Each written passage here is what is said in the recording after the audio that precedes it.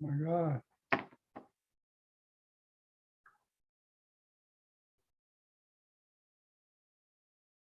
Hello, Oleg. Are you there?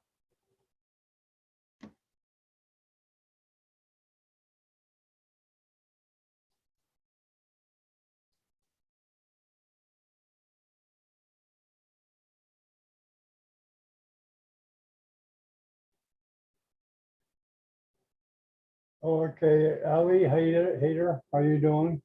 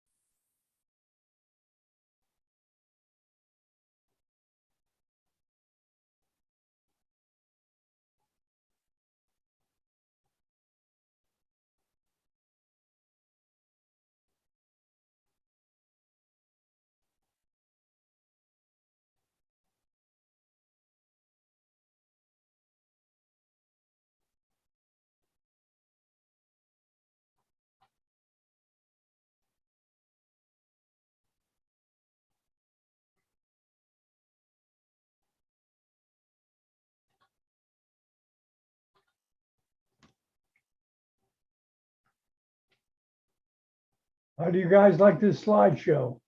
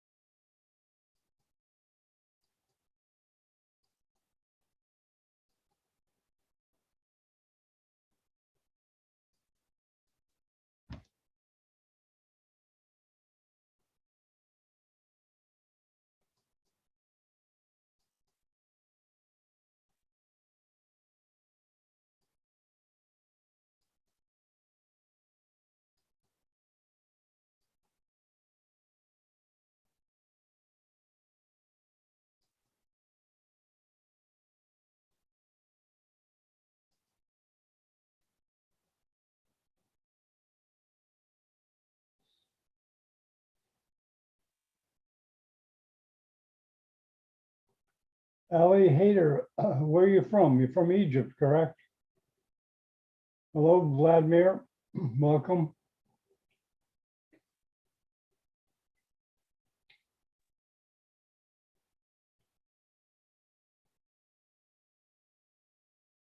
Oh, Pakistan. You've been here before many times, correct?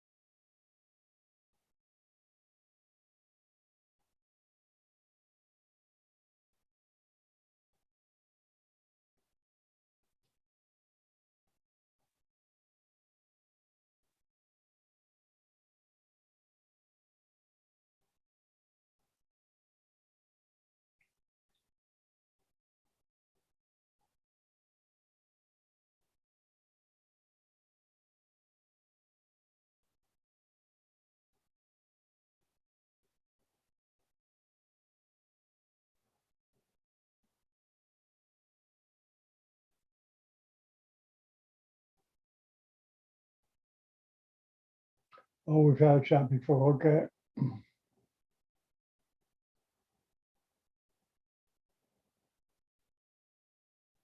Boy, Martin, you like these webcasts. We got to get you a camera.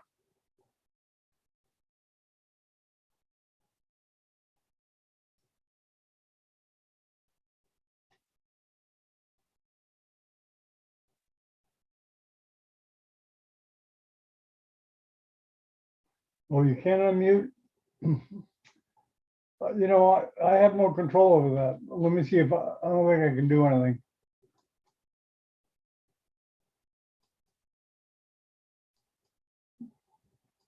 Oh, there you go. I unmuted you. Maybe you can talk now. Yeah, I just unmuted you, Martin. Did you see that?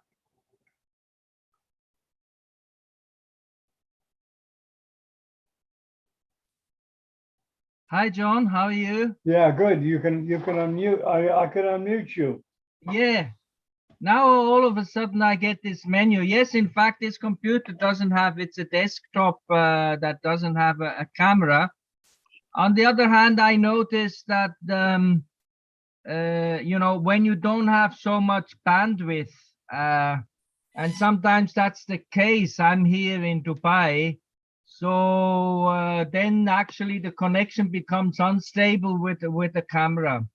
Oh, okay. Excuse me, Martin. Hello, Yes. hello, Yemen. How you doing? Let me put my face there. But maybe I could just broadcast a face or a picture or something. I don't quite know how to do that. Oh, okay. Well, you don't know how to put the camera on? Because it would be nice for you to participate. Sure, sure. Because you have something to say. Oh, well, thank you. There are lots of great participants, you know, we really have to, it is amazing how much knowledge is out there. And yesterday you had this great idea. I heard you talking about, you know, getting these major American universities involved. And I think they have a lot to say too. And so that would be great if they come out and do more and participate. You know, my experience with universities is so hard to deal with because there are so many levels of bureaucracy. True. Before a decision can be made. True. It's very frustrating unless you have an inside connection, Yeah. you know someone, then it may happen. But if you don't, forget it. Yeah, I've you're right. up. And I've given up. Yeah. I actually also feel, you know, there is something we can call professional jealousy. And that is very, you know, the whole thing about who is doing how many publications and publish and or die and all this kind of thing. They don't enjoy other people being good. So if Yeah. you bring somebody from the Republic of Congo and he's telling us great stuff, you know, they might be saying, yeah, but Well, the they field cannot of education, get my point, no.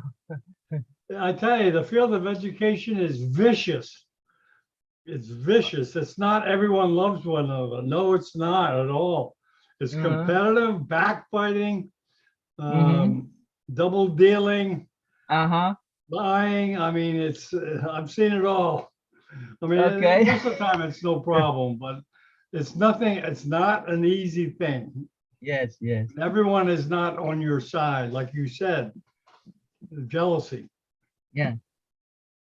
It's a kind of a sick jealousy in a way, but let me say this, you know, I would like to tease out of these very accomplished surgeons that we all know, and I spoke to a few of them a little bit more to make comments for the younger generation on how they actually operate. You know, we all know this, you know, okay, here's a big complicated tumor and here's the post-op picture, and now that's how we approach it. But how the nitty-gritty detail, I would like to you know, be the one who asks, well, what instrument are you using, and what's important to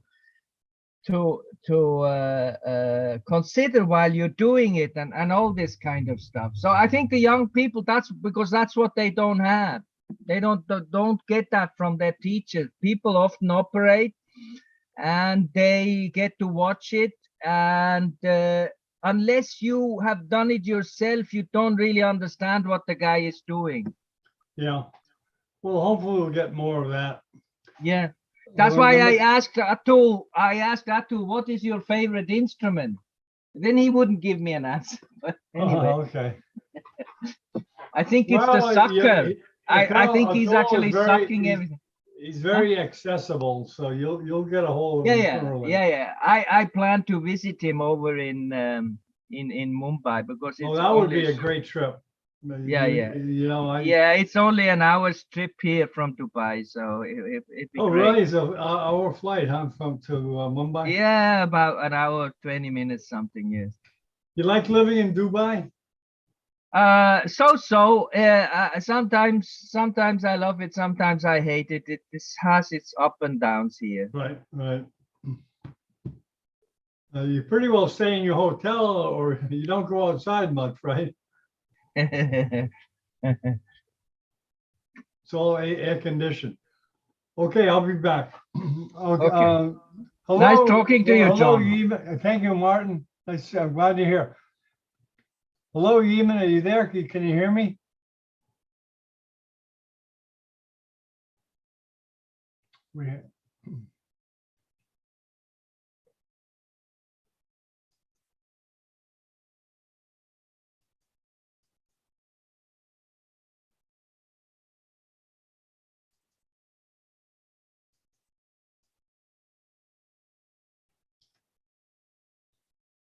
Oh, nothing is set up. Okay.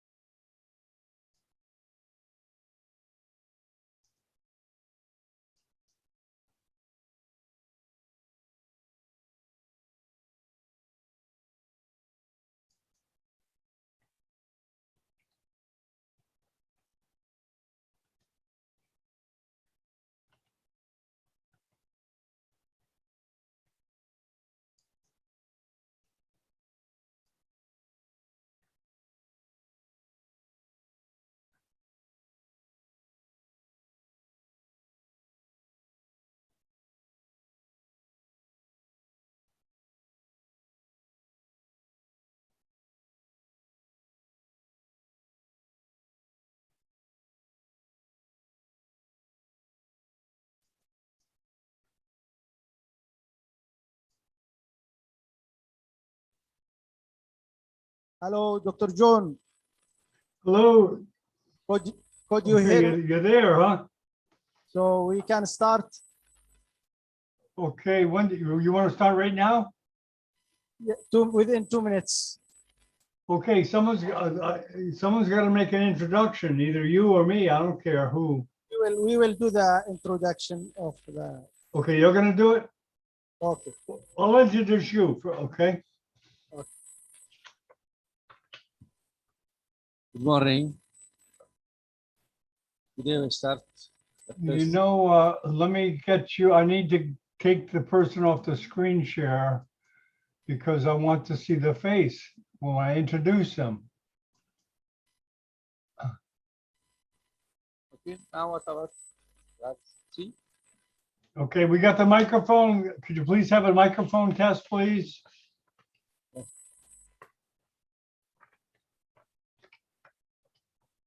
Hello, I need a microphone test. Microphone. Microphone. I need the microphone test. That the speaker is going to use.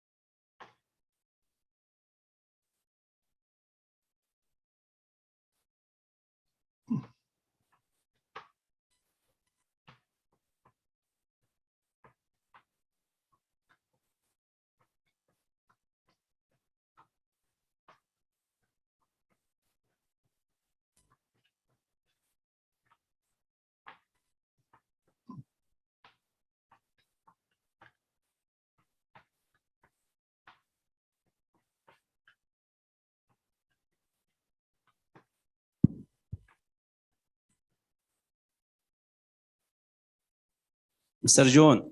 Oh, good, good. It works. It works. Okay. Okay, listen.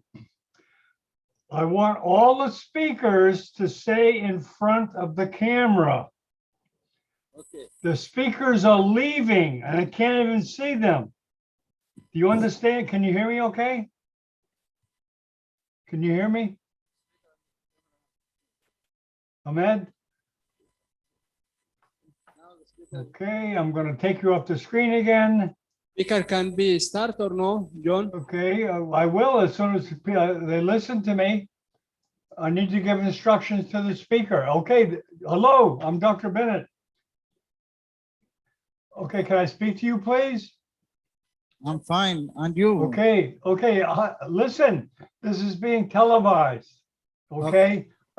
So please keep that in mind. You have to stay in front of the camera as well as address the auditorium. Do you know what I mean? Okay. Okay, because yesterday, a lot the speakers tended to go off the screen, so I can't see them. Okay. The audience of more than 1,000 people, they can't see you. We want to see you also, you know? Okay. Okay, and after we introduce you, then you can put your PowerPoint up, okay? Okay, are you ready, Ahmed? Maybe start. Yeah, hold on. Ahmed, are you ready?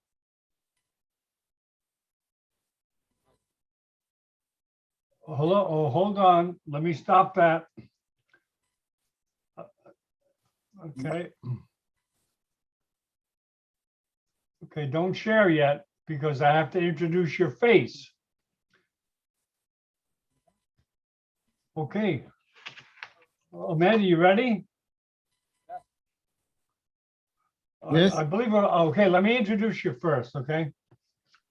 Ahmed, we need a moderator. Who's going to be the moderator? Ahmed? Okay. Ahmed? Hello? Hello, Ahmed? Who's going to moderate? Hello? Hello, hello, Dr. John. Good morning, everybody. The first lecture will be by No, hold on. We haven't started yet. Ahmed, who's going to moderate? Should I introduce you, Ahmed? start. No. We're not going to start until I understand what's going on. Who is going to moderate? Me, Dr. Idris. Okay, I'll introduce you first, Ahmed, okay? Okay, here we go. Now we're going to take him off the screen because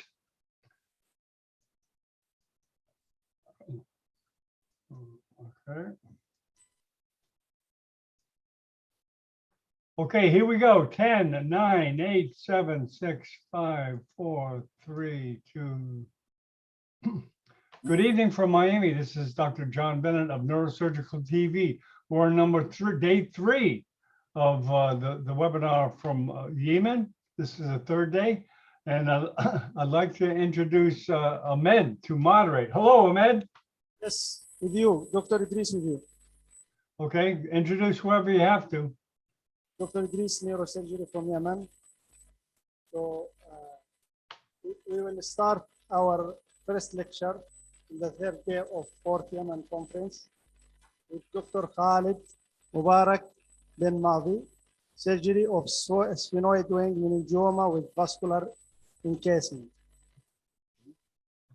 Please, you can start, Dr. Khalid. Maybe start. Yes. Good morning for all. Today, my presentation, surgery of sphenoid wing meningioma with vascular encasement in Hadramaut University, Al-Burj Hospital. Before we start my presentation, I will see with you 4 pictures to compare between 2 centers. I need advice from my professor here and from Professor John, what we decide before, after that.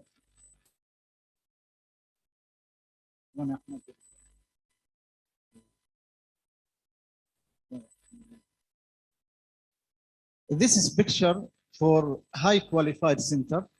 This is named Brain Suite or Brain Lab or equipment of neurosurgery inside this room. Another picture also, this is inside Brain Suite. I hope this in Yemen. This is also for instrument for navigation, Dr. Abdulghani. This some instrument for pointer, manual pointer, laser pointer, reference frame, and stereotaxis. This is frameless stereotaxis biopsy. And this is one registration for brain. And this is doctor and to start his operation. One compare with another center. This is my team. I loving them so much. But what is your decision? When you are start in high qualified center, then change to low qualified center, did you to continue, decide to continue or stop work? What's your advice for me? This answer I need from you when I finish my presentation. Let us go to my presentation today. Introduction.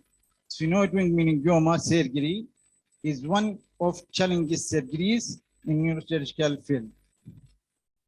Either for a vascular encasement or tumor invasion to the optic canal and cavernous sinus.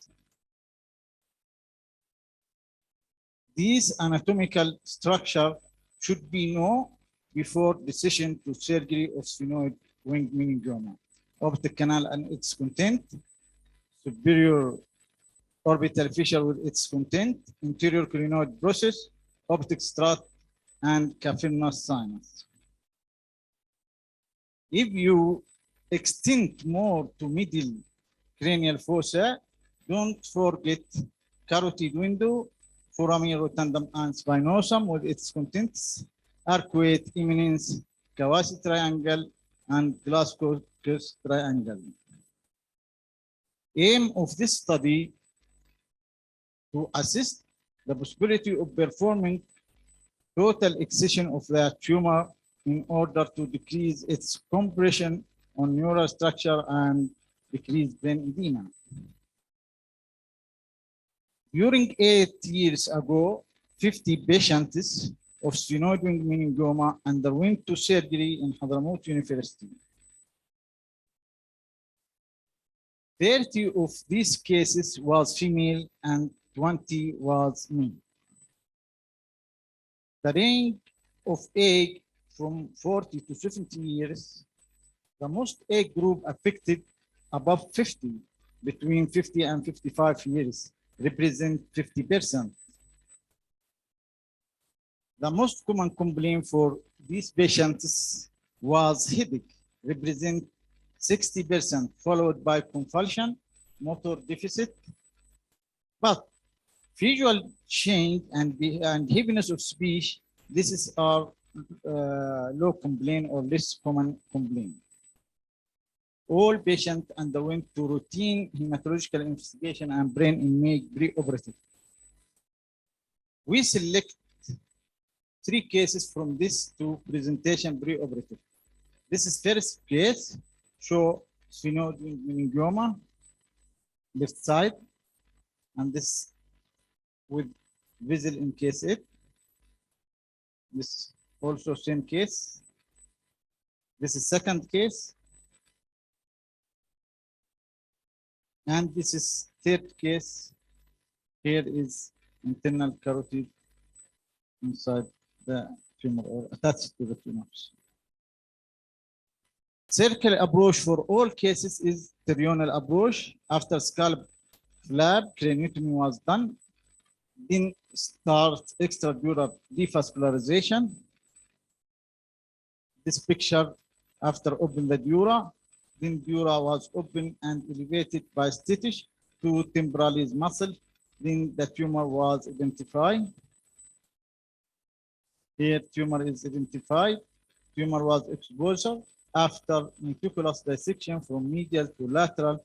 Then arachnoid here will peeling to identify line of cleavage. This is frontal and this is temporal. From here is line of cleavage. To separate normal brain tissue from tumor by the teeth. Here we'll start separation and dissection of the tumor of brain tissue from the tumor, superficial to the deep. This is white color is capsule, and this arachnoid. Then between this is line of cleavage. Here tumor was excision completely without an injury to surrounding neural tissue or vessels. This is first case, and this is tumor for another case or second case. This is artery, middle cerebral artery, and this is surgical bed after excision of the tumor. Here is some bleeding. Hemostasis was cured by Sergicel and fibrillar. This is reaction for hemostasis material. This is also another case not from illustrated here, and this another case also. This is post-operative MRI for first case, and this post-operative for second case, and this is for third case. Here is small remnant from tumor here, still to avoid injury to vessels. This patient in our clinic patient for follow-up, we are routinely follow up for patient every 3 months for 1 year if patient is stable. The second, my complication in this study, we record 2 cases complicated from 50. First case, aphasia and right side weakness. Second case, right lower limb weakness. Aphasia was improved to say words within 6 weeks. Follow up for 2 years, she was still dysarthria. But right side weakness, lower limb improved within 6 weeks also to grade 5. But upper limb is still weak and follow up for and grade 2 to 3 till now not improved. Distal mainly. This is post MRI, post-operative MRI. This is cause of complications, infarction here. Second case, right lower limb weakness was completely improved within 1 month to grade 5. But in this case, no any pathological detected, only I think for complication, maybe from brain edema or hemostatic material with compression on the structures. Tumor was excision totally in 35 cases, but subtotal excision in 15 cases. Leave thin segment of tumors which attach to blood vessels in 7 cases, and for 3 cases in cavernous sinus, and 5 cases in optic canal. This is histopathological for all cases. Mainly 43 cases was grade 1 meningioma, and 7 cases grade 2. Discussion. The main complaint of our patient in this study was headache. But when compared with other studies, the cognitive state, or cognitive change and visual deficit were main complaint in these studies. The most age group was affected above 50 years. In this study, between 55 to 59 years, represent 50%. This study correlated with other studies, the main meningioma above 50. In tumor extension to the optic canal and cavernous sinus, clinoidectomy was described in many literature, but we did not use this approach during surgery for our patients. Conclusion, sphenoid wing meningioma surgery is very difficult and is associated with many risks and complications. To avoid that, leave thin segment of the tumor's capsule on the important vascular structure and vascular structure. This surgical strategy we are learned from our teachers, but was against from other professors of neurosurgery. Thank you for all. Thank you very much, Dr. Khaled, for nice presentation. And we will open now for any question, please. Question? Dr. Ghani?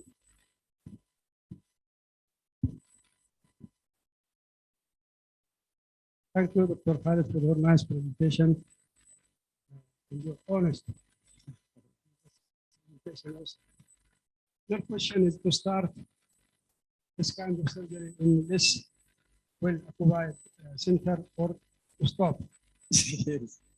Yes, it is very difficult for everyone of us because of our condition, of our Yemeni whole country conditions. All of our centers are not well occupied. You will find in some hospital microscope, in another you will not find. Endoscope it is available only in one hospital, and this one is not good state also. But patients, we have a patient, we have a big number of patients who cannot travel, who cannot do this kind of surgery in well-occupied hospitals, specialist hospitals. So, knowledge is very important. Knowledge of anatomy, knowledge of approach, experience also. Read before surgery, read the anatomy again, revise everything before surgery, prepare the patient well. then you have to be patient inside surgery. You don't have to be hurry. The first issue, you don't have to be hurry, and you don't have in your plan in this day of surgery. If you have a big surgery, don't put a lot of surgery in that day. The other thing, inside surgery also you have to respect everything, as we yesterday heard from our professors, the surgeons and others. We have to respect everything from the arachnoid layers to every vein and every artery. The third thing, you don't have to remove the tumor in bulk. You don't have to remove it. Better to decompress the tumor from inside to make you deal with the surrounding structure and to avoid compression to the healthy brain structures. So if you decompress the tumor from inside, you will get good space for selection of the tumor from the other normal structure. Of course, microscope is very important. Yes, it's very important. Yes. Navigation is not too much important, but if it is available, also it is your friend. It will tell you every time and every moment where you are located. You are near the neurovascular structures. You remove the tumor totally. A lot of things, but it is not important like a microscope. Or if you have experience, endoscope also in some cases will help you. The main thing is experience, which will be built in knowledge and revising everything before surgery, and to read more before any kind of surgery will do. Thank you. Thank you. Your question, I think, for why debulking from internal tumor debulking, or in some cases when there is easy to take tumor, all this is better. But if tumor is attached to bones or to neural structure, inside debulking is better. When there is decreased bulk of tumor, then capsule will remove it easily. Dr. Khalid, Hello, doctor. your opinion regarding meningioma in plaque? Brachio. This is meningioma brachio.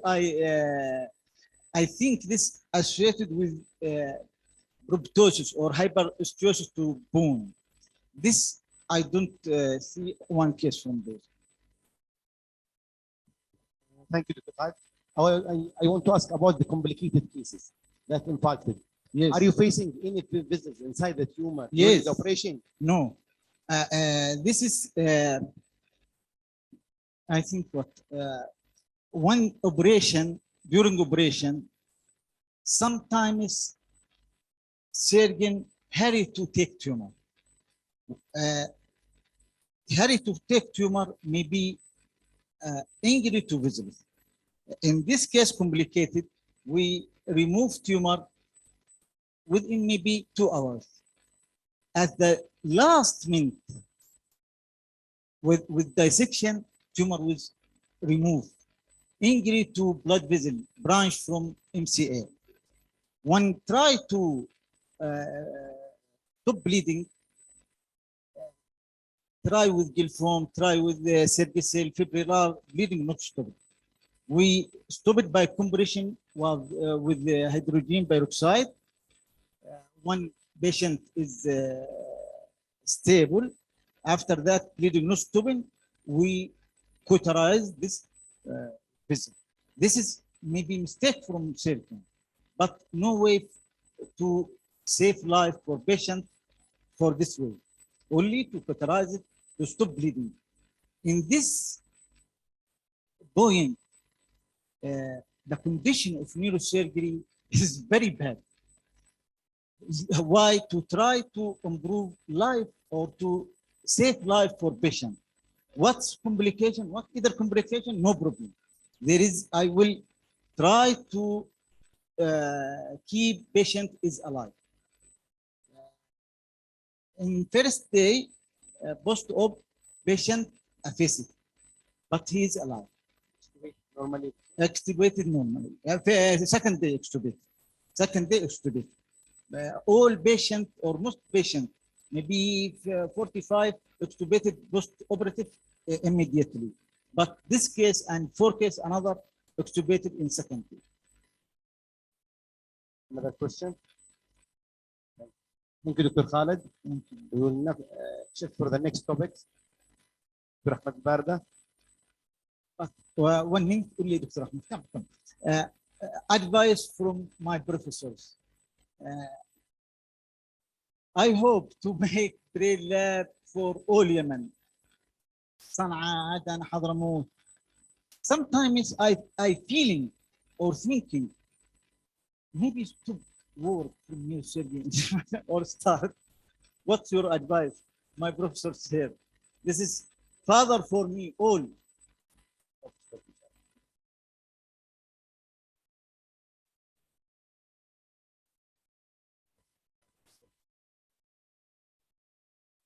Professor Ahmed Al-Barda, Professor of Psychology.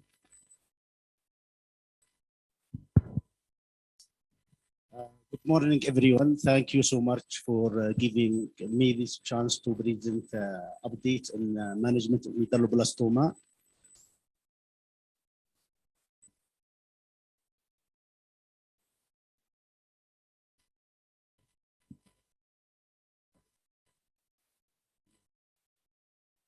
طبعا الوقت الآن. I need 20 minutes, please. Okay, thank you so much.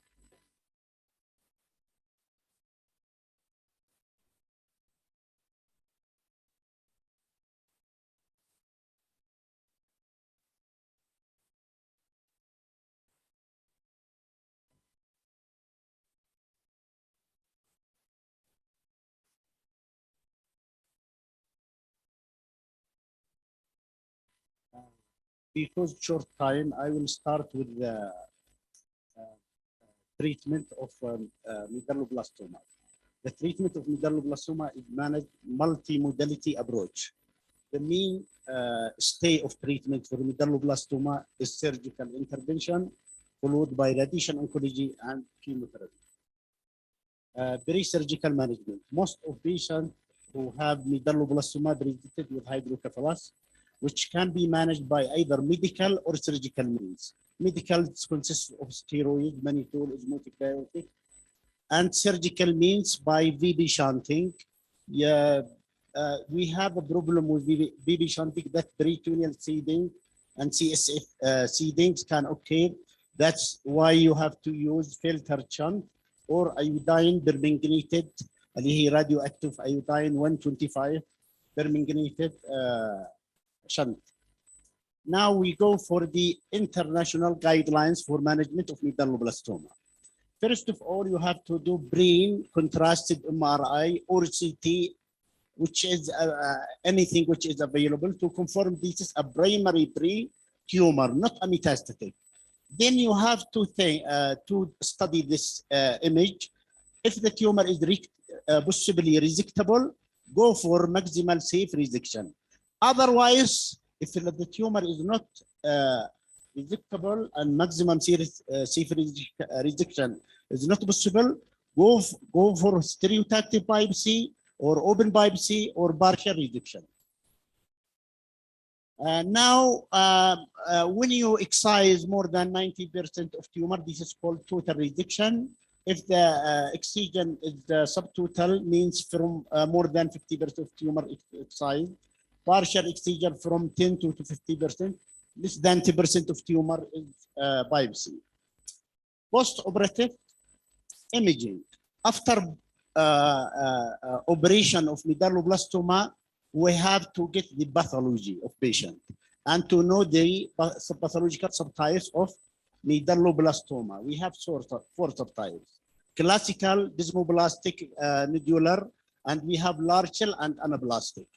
Classical and desmoplastic are favorable. Large cell and anaplastic are unfavorable. Why this pathology? We need to categorize our patient into either high risk or standard risk medulloblastoma. So we have to do post-operative MRI within 24 to 48 hours to assess the amount of tumor which has been resected. Okay, very important to know the change staging system and to categorize your patient into high risk or low risk. Second, we have to do whole spinal axis MRI within 2 or 3 weeks post-surgery, but sometimes it's better to do it prior to surgery to know if there is a gross disease in the spine. The second is to do CSF cytology post-operatively 2 or 3 weeks post-operation to know if there is a positive cytological or CSF. Sometimes the CSF is microscopic. You need to do LB and CSF cytology to know. Also, we ask for full metastatic workup sometimes. You know, medulloblastoma is the only brain tumor. Sometimes it can lead to distant metastasis. So you need PET scan, CT, chest, abdomen, etc. Now we have the after operation, you have to do staging. And staging could be pre-operatively T staging. This is the only brain tumor in which we do TM staging, not TNM staging, okay? T1, T2, T3, according to tumor size and extension to aqueduct of Sylvius or brainstem, or extension downwards to the foramen of magnum. Or M staging. M0, that means there is no distant metastasis. M1 microscopic metastasis in the spine. M1 microscopic metastasis in the CSF. M2 gross disease intracranially, okay? Or M3 gross disease in the spine. M4 distant metastasis. Why this staging and MRI post-operatively and staging workup? In order to go for adjuvant treatment. Now, patient should be classified into high risk and low risk according to the residual tumor. If the residual tumor is less than 1.5 centimeter cross-sectional, no metastasis, age more than 3 years or equal to 3 years. Why this age? I will tell you regarding radiation therapy, because we don't prefer to give craniospinal in infants.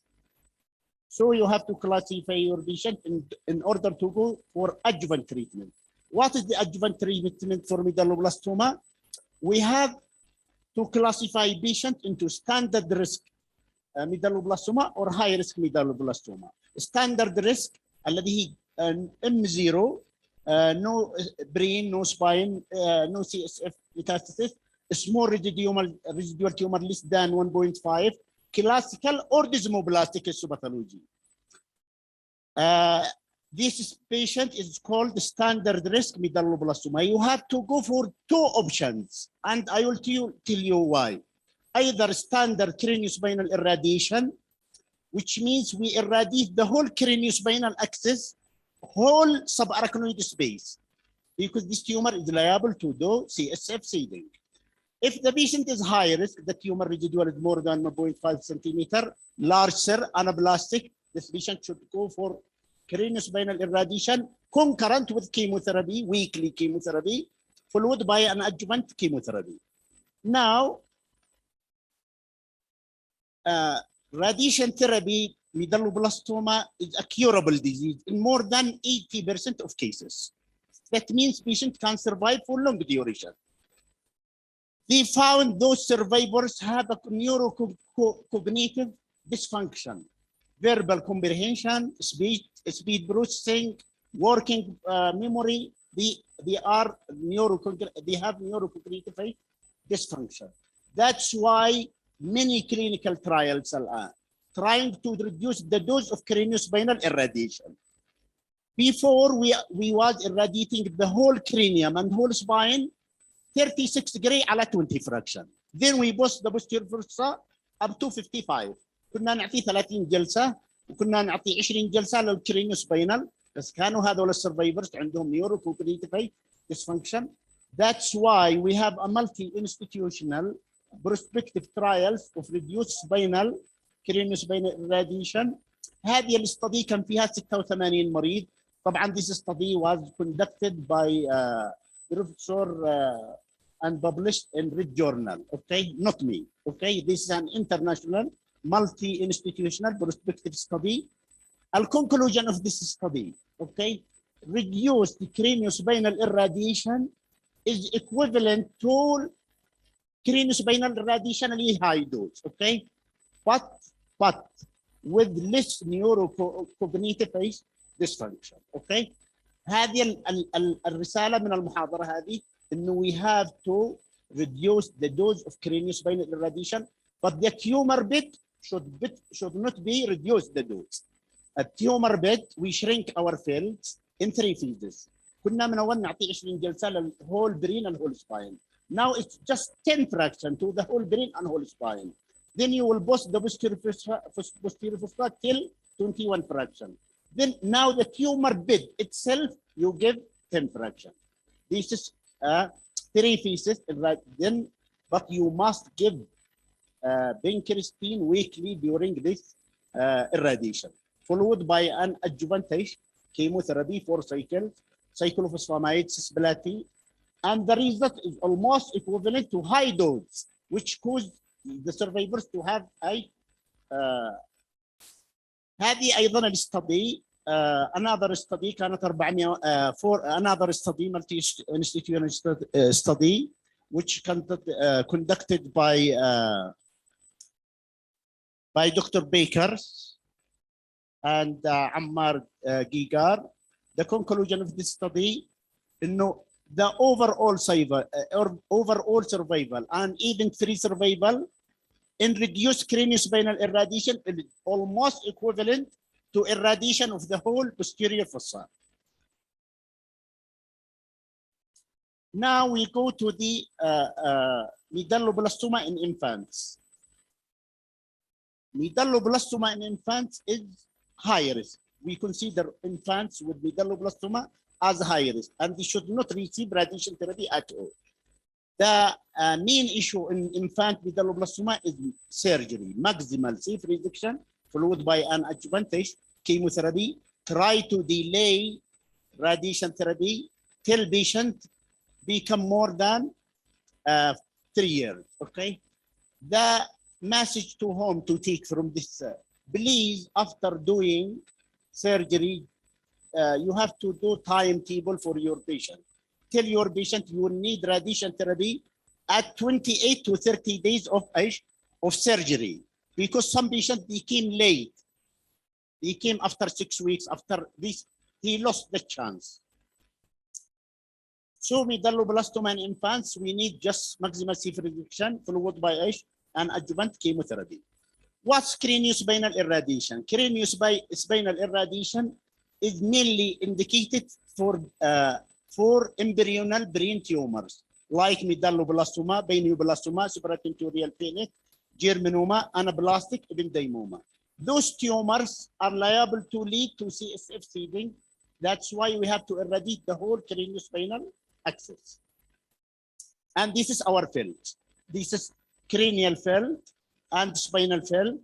If there is spinal metastasis, you can boost the spinal metastasis to higher doses. And this is the technique. We give right lateral field. 5 minutes. Okay. We have to give cranial field, right lateral and left lateral, upper and lower spine. Take care from overlap of the fields. طبعا follow-up of patient. Patient who has been cured from medulloblastoma needs regular follow-up. 3 monthly for 2 years, then 6 monthly for life. Okay, you have to do MRI, CT scan, PET CT scan. Sometimes we found the cases post-operatively, post-radiation therapy, post-chemotherapy who developed bony metastasis. Now I have patients who have distant bony metastasis.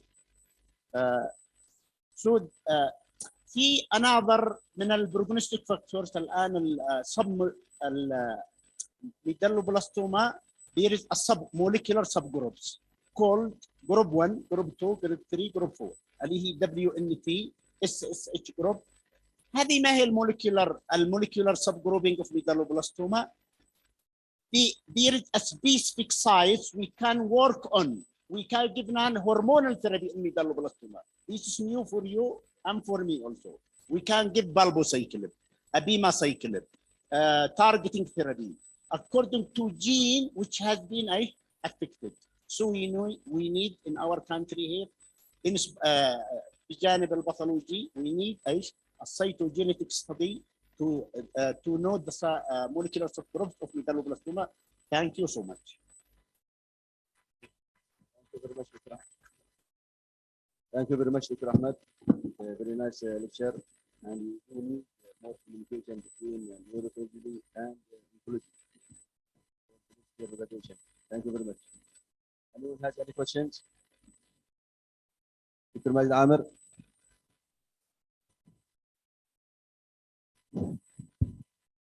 Thank you very much, Dr. Ahmed. It's nice and full presentation. Thank you for telling us in our conference.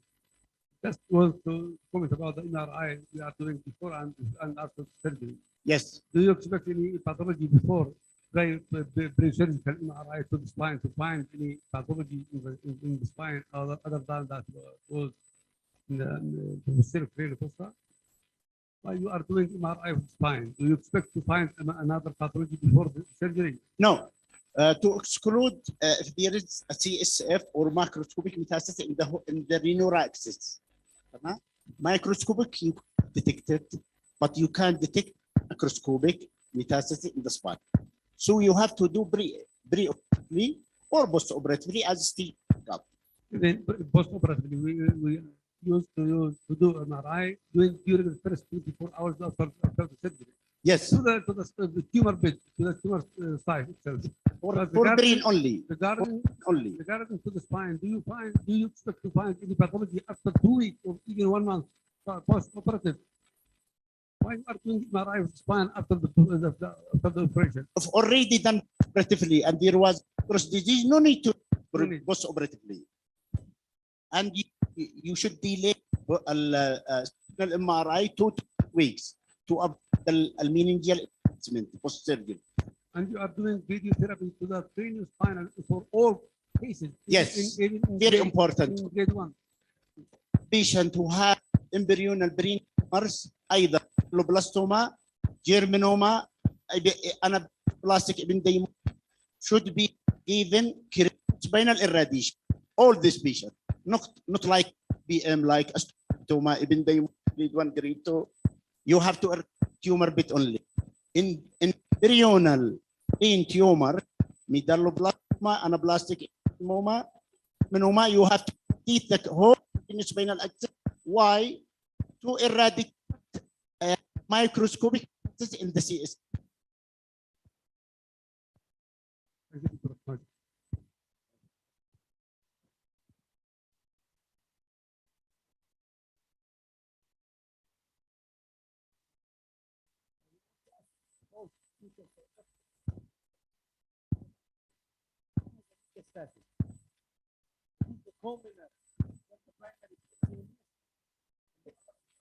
Is it what?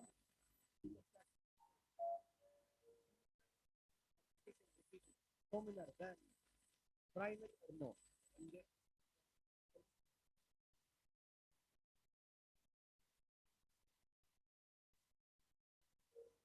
Metastasis is commoner.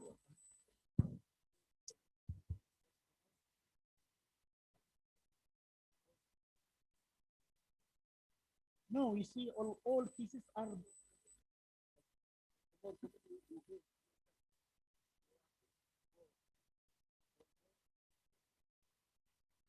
We see a lot of primary cases. Okay? More common is primary cases. You mean primary medulloblastoma or all neuro-oncology? All neuro-oncology. I don't have data, statistical data, but I think brain metastasis is more common. Okay, because many patients present with lung, we have brain metastasis, renal, breast. Okay, I think metastatic brain cancer is more common than primary. Yes, in literature, that's what we read. But Yeah. in our practice, for Yeah. us, we see more primary than secondary in our practice. Yes, So we are curious if you that's in if you have the same problem or if you see the same thing in your I practice. don't have statistical data till now, okay, but we saw a lot of cases of secondary brain metastasis. Secondary brain metastasis. The metastasis is more commoner than the primary in the same. Yes. This is for our students.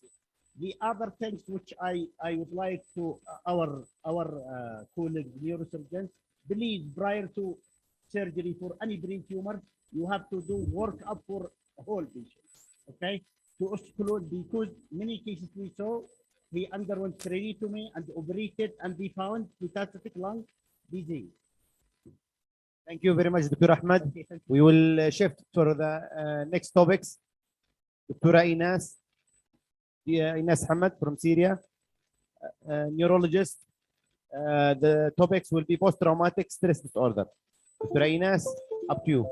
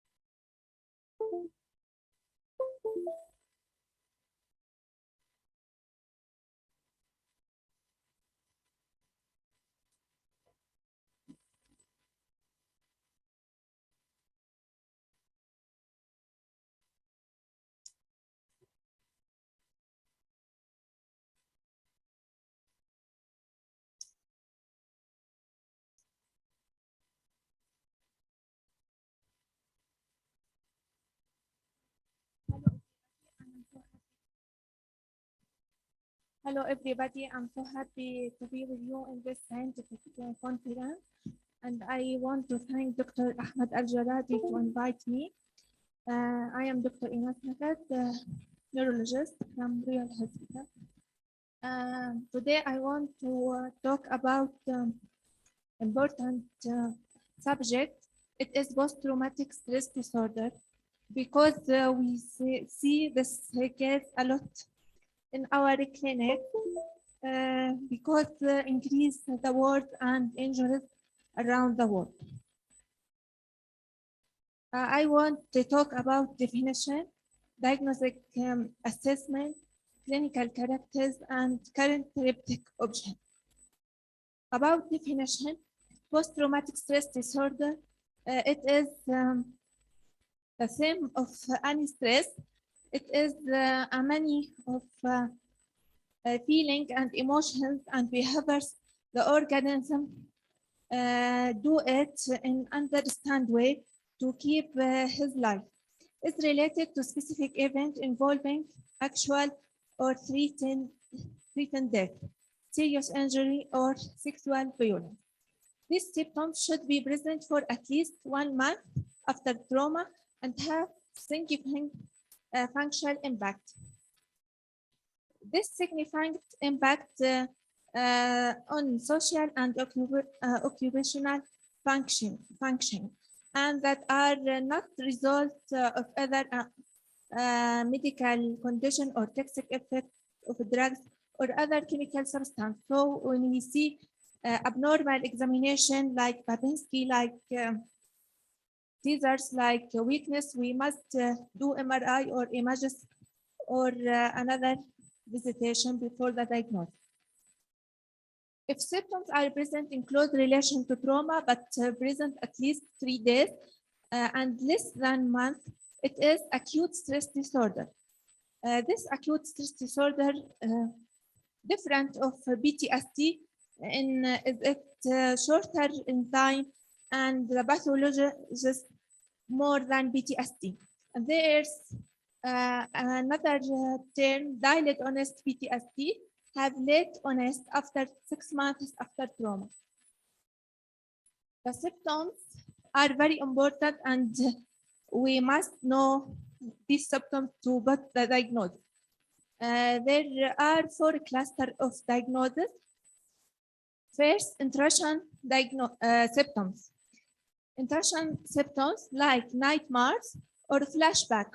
Flashbacks mean the patient feels that he exposure to experience right now. Aerosol symptoms, hypervigilance and irritability. Hypervigilance, that means the patient is very carefully and he is stimulating at any stimulate. Irritability, he is always angry and maybe harm himself and another people. Negative emotions like shame or guilt, shame himself or another people about the accident. Estrangement, he far away from his family and friends. Avoidance symptoms like memories about the accident and quickly remember the accident.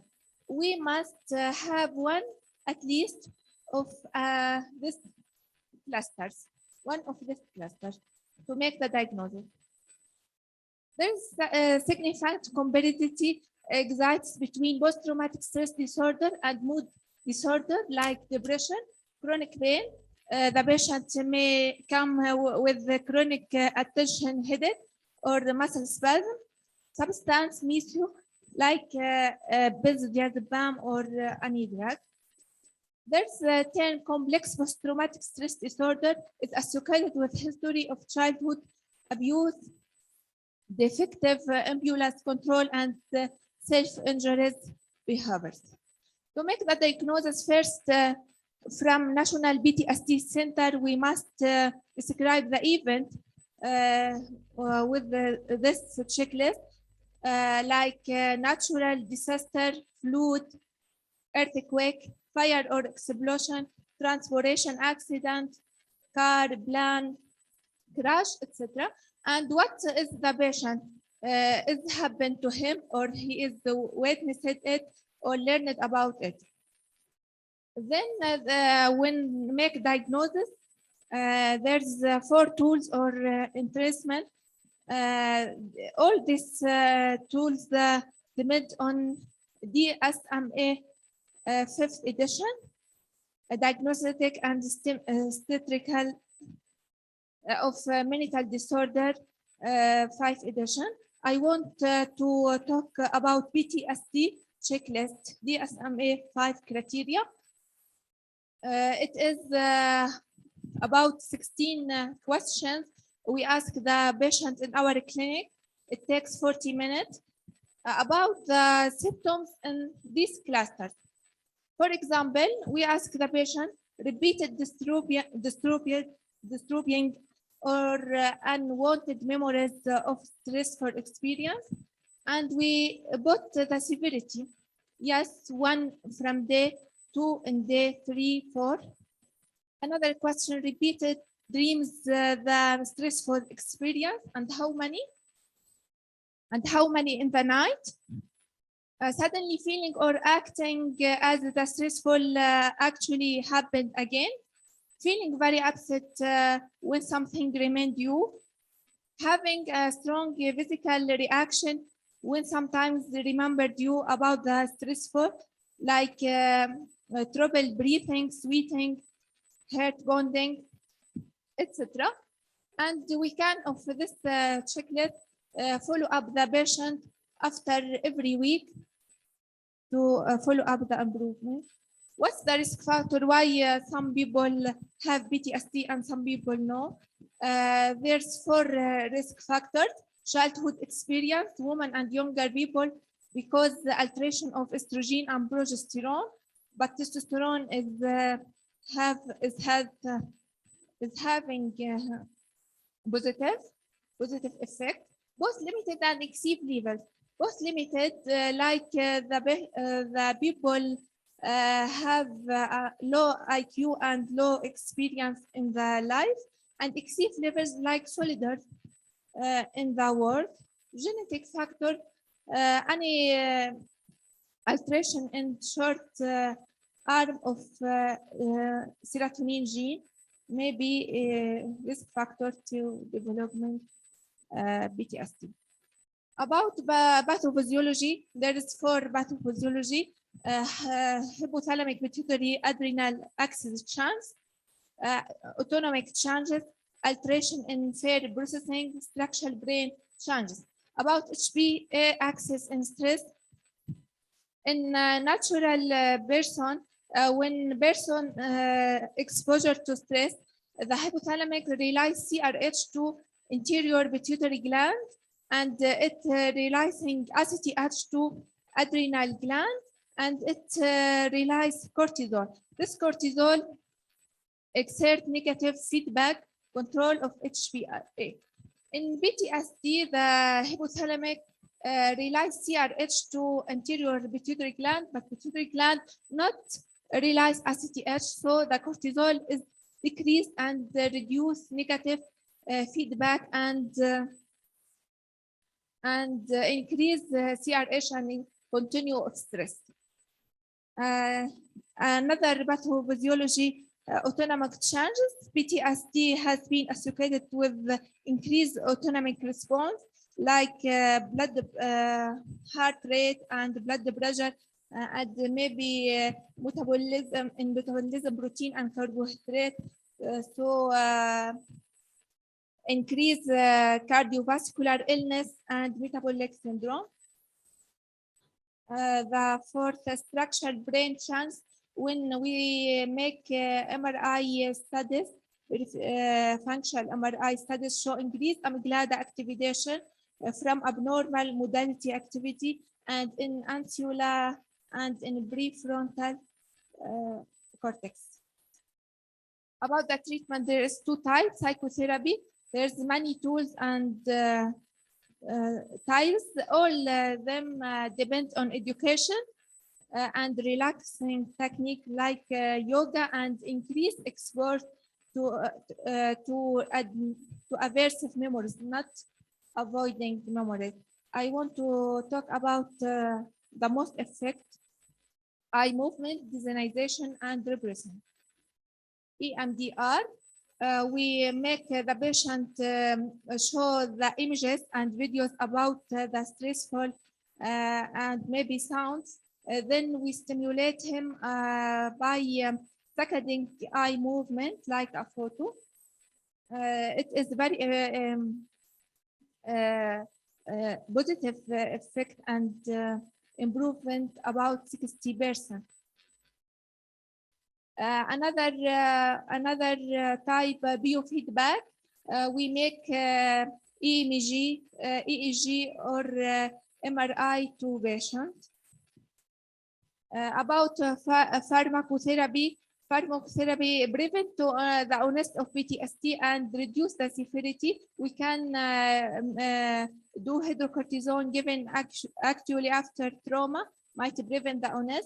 We can use all the kinds of antidepressants like selective serotonin reuptake and the first choice sertraline 50 to 200 milligram per day. Serotonin, norepinephrine, tricyclic antidepressant, beta blocker, أيضا propranolol, clonidine, mood stabilizer, valproic acid, lithium, carbamazepine, antipsychotic, benzodiazepam, alprazolam, clonazepam. Coniculation PTSD is the most frequent psychiatric condition affected approximately 1/4 of world population sometimes during their life. PTSD, the severity of it depends on stressful life situation and the severe of trauma. Patient PTSD show only modest therapeutic, medical and physical, and we have need more knowledge of the pathophysiology of disorder to make effective treatment. Thank you. Thank you very much, Dr. Inas. Anyone have any questions for Dr. Inas?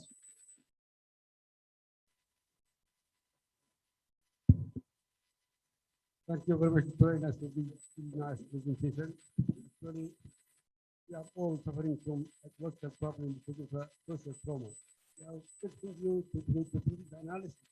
Do you have any research regarding the cases of post-traumatic ecological disorder?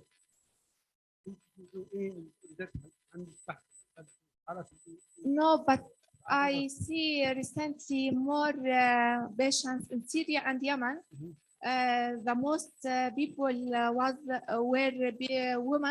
women, accident car, and the men was soldiers in Yemen and Syria. Many a lot. Thank you very much. Thank you, Dr. Inas. Now we have Professor Adnan Awadi, consultant neurosurgeon from Matawra Hospital.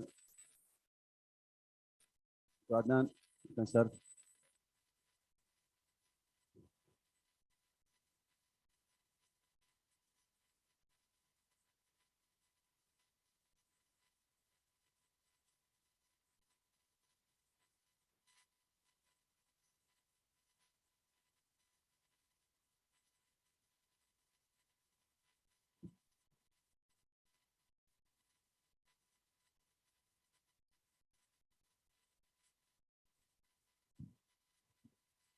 Good morning, everyone.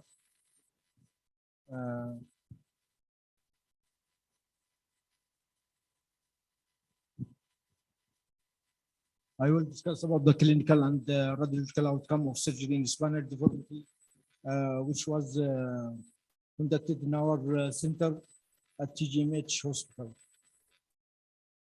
First of all, we have no declaration, okay, an introduction. As we have short time, we will go through to the results. We will talk about the spinal deformities, about scoliosis, kyphosis, and kyphosis alone. We have two types of deformity: primary deformity, which are either neurogenic or congenital, early onset, and neuromuscular. We have also secondary spinal deformity, post-infection or post-trauma or post-TB infection. This one example for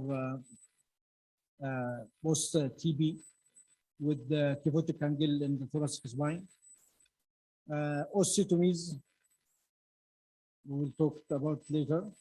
Our objective for the study is to determine overall clinical and radiological outcome and complication, and to determine the rates of readmission, reoperation, and 30 days mortality, and to identify the relation of diagnosis, type of deformity, preoperative Cobb angle, degree of correction, fused segment length, osteotomy, and time of operation, age, gender, to late complication and reoperation, admission, and mortality.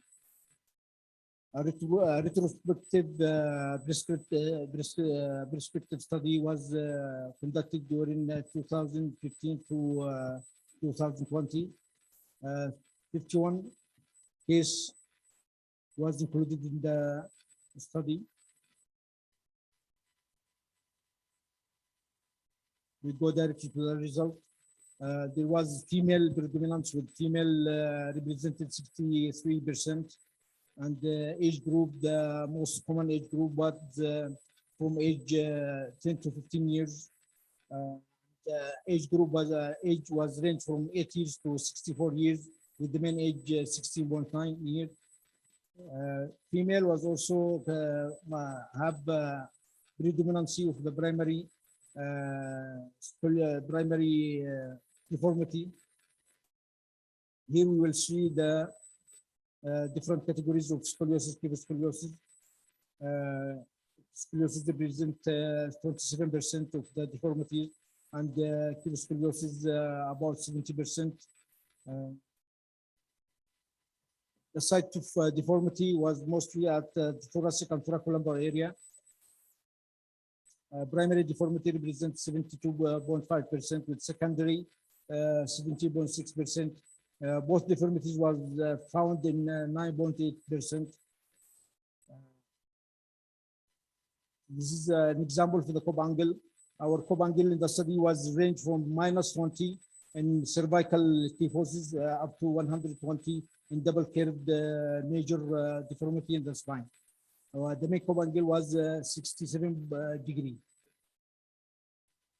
The degree of severity, we have 3 degrees of severity. Mild degree of severity, which represent about 10 to 20 degree increasement of the sagittal or coronal abnormality in the angle of the spine.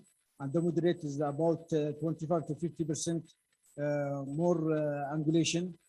And in severe deformity, this angulation more than 50% of the normal angle.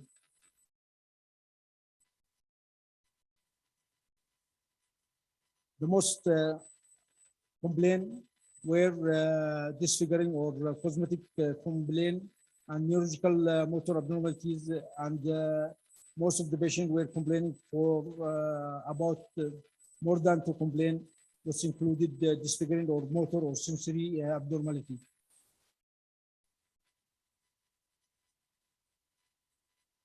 The motor power preoperative, 43% were of normal power strength preoperative. Our degree of correction was ranged from 0 to 100% correction, with mean correction degree was 63.5% correction. Surgical approach, posterior approach was the commonest approach with transventricular screw fixation. And time of operation was classified to 3 to 5 hours, 6 to 12 hours, and more than 12 hours. Our osteotomies, most are facetectomy or Smith-Peterson osteotomy, or conducted more than the other osteotomies. Fuse segment length, that's range from 5 to 16 level, with the main 11 fuse segment. Intraoperative complication, pleural injury, vascular injury, and massive bleeding, with 39 cases would have any complication.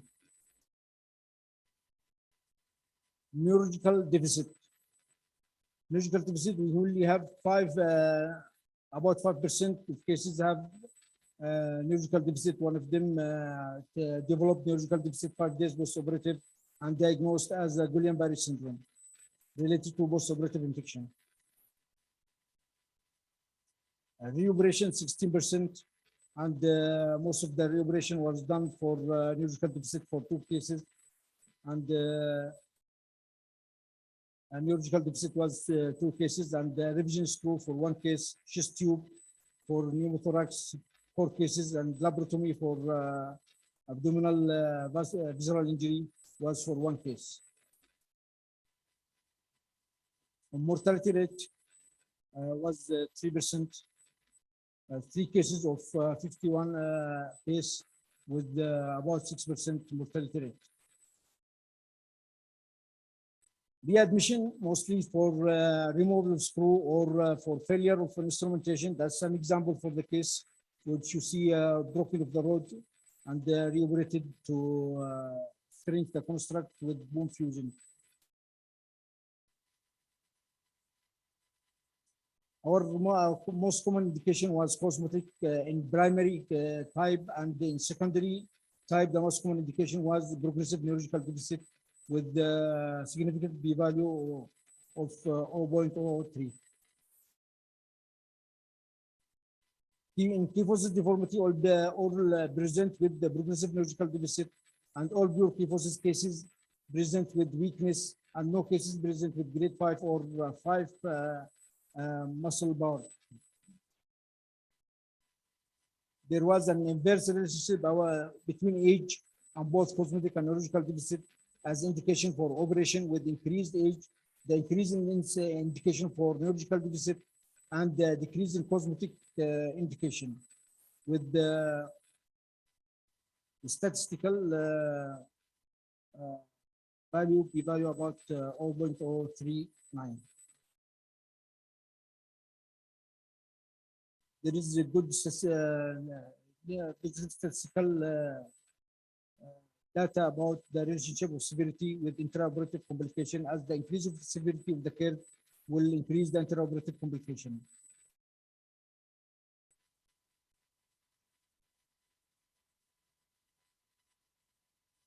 Kyphosis scoliosis associated with mortality rate of 18% p-value, significant p-value.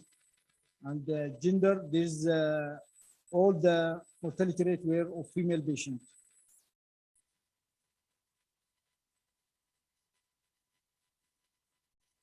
There is also a relationship of the primary cause of deformity with the post-operative complication with the statistical value.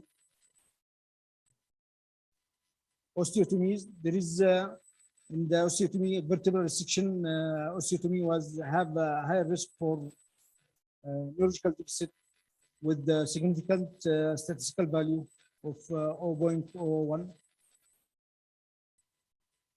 Also operative time. As the operative time increased from 5 to 6 hours, there is about 86 of cases will have no complication, but all cases will who operated more than 12 hours have intraoperative complication. Few segment level increase the rate of intraoperative complication, with only about 55% of more than 12 fuse segment cases have had no intraoperative complication. On the other hand, short fuse segment 48 level had about 82% without intraoperative complication with the significant statistical value. Summary and conclusion. The Cobb angle, in our Cobb angle, it was range from the minus 20 to 120 degree, with make Cobb angle of 67. Degree of correction range from 0 to 100% correction, with the main correction percentage of 63.5. Fuse segment length was 5 to 16 level, with the main 11 level, 16% reoperation rate, 63% success rate without any complication. There is a significant statistical value in relation to of osteotomy and operative time and the severity of the curve to the postoperative complication.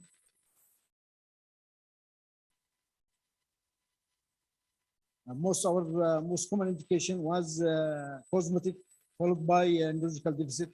Kyphosis deformity was with progressive neurological deficit and have no muscle power greater than 3. There is inverse relation of age to both cosmetic and neurological deficit.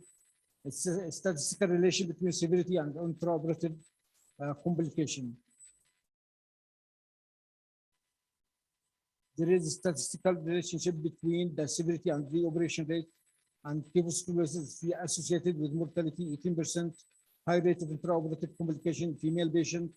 There is a relation between primary type with post-operative complication with p-value, significant p-value, 6% mortality rate, 4% overall neurological deficit, 2% permanent deficit, and the other was mild neurological deficit.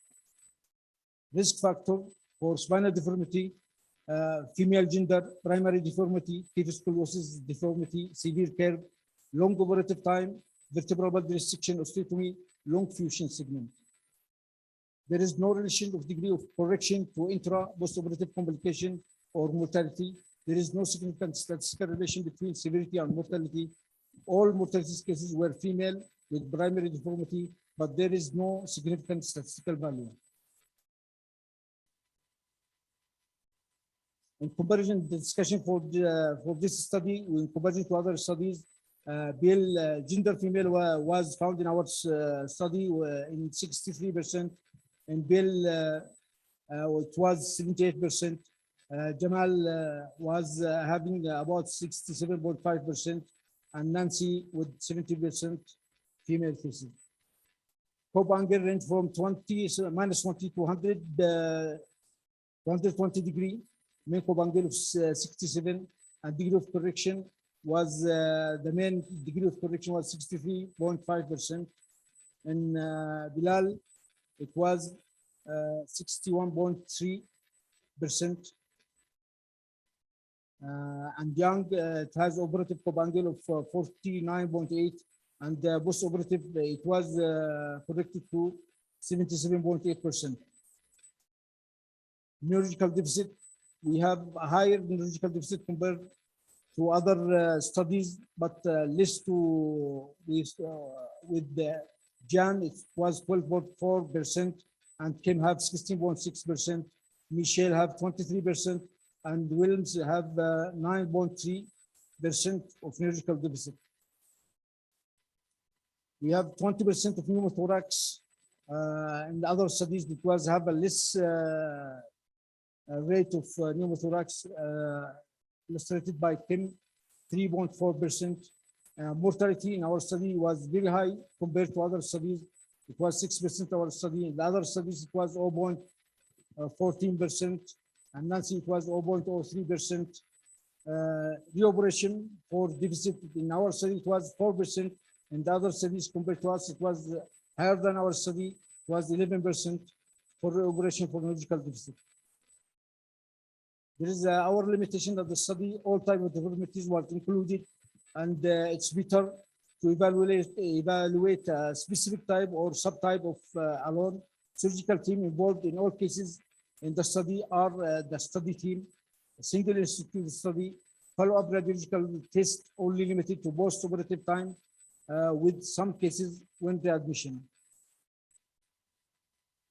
Recommendation: multi-center study, selective deformity subgroup study, prospective study, encourage neurosurgeon and orthopedic surgeon to improve their skill to deal with such cases. Health authorities should prepare a full orthopedic center for all types of spinal deformity patient. Public education for long-term effect of spinal deformity in patient psychological and general health condition. We have some case preview. At this case, we have mild to moderate to severe deformity. First operation was done, and 6 months later, we returned back with broken road, operation again with the strength of our reconstruct with the allograft by BMB. Second case is a post-TB with kyphotic angle deformity and collapse of the vertebra, spinal cord injury, done for a posterior lateral approach with the intervertebral cage, expandable cage, and transvertebral screw. The other case is moderate spinal deformity with double curve, thoracic and lumbar. Both of them are more than 30 degree double major curve. This is the intraoperative post correction with the good result. The other cases was very difficult cases which developed, have an angle of 88 scoliosis and about 78 kyphosis deformity, have a big hump in the back, operated first time, and post-operative he developed neurological deficit. 1 hour post-operative, we retake the patient to operation and decrease the correction level, and he improved with the full neurological state post-operative. So another example for mild spinal deformity of idiopathic scoliosis, which was corrected in a female patient, 14 years old. This also another example for intraoperative marking of the pedicle screw by bends and correction by transpedicular screw and primary rod correction with the dilatation. This is another example for female patient with 66 foot angle scoliosis preoperative and 28-degree correction postoperative. Thank you. Thank you very much, Dr. Adnan. Very nice lecture, very nice presentation. And I think you are one of the few surgeons in Yemen who do these cases. And I think also you have the most case bulk for this scoliosis cases.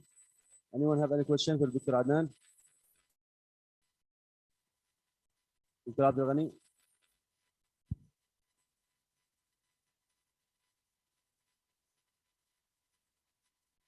Thank you, Dr. Adnan. Do you think intraoperative neuro monitoring is essential in post-life surgery? Yes, it's very important neuromonitoring to be in operation room, but there is it's not it will not prevent neurological deficit. And there is some studies that indicated there is 23% of intraoperative abnormal test and about 20% postoperative neurological deficit. Also, waking test conducted in all patients our study. So we awake the patient before closing the skin and do motor test for the patient, ask him to move his lower limb.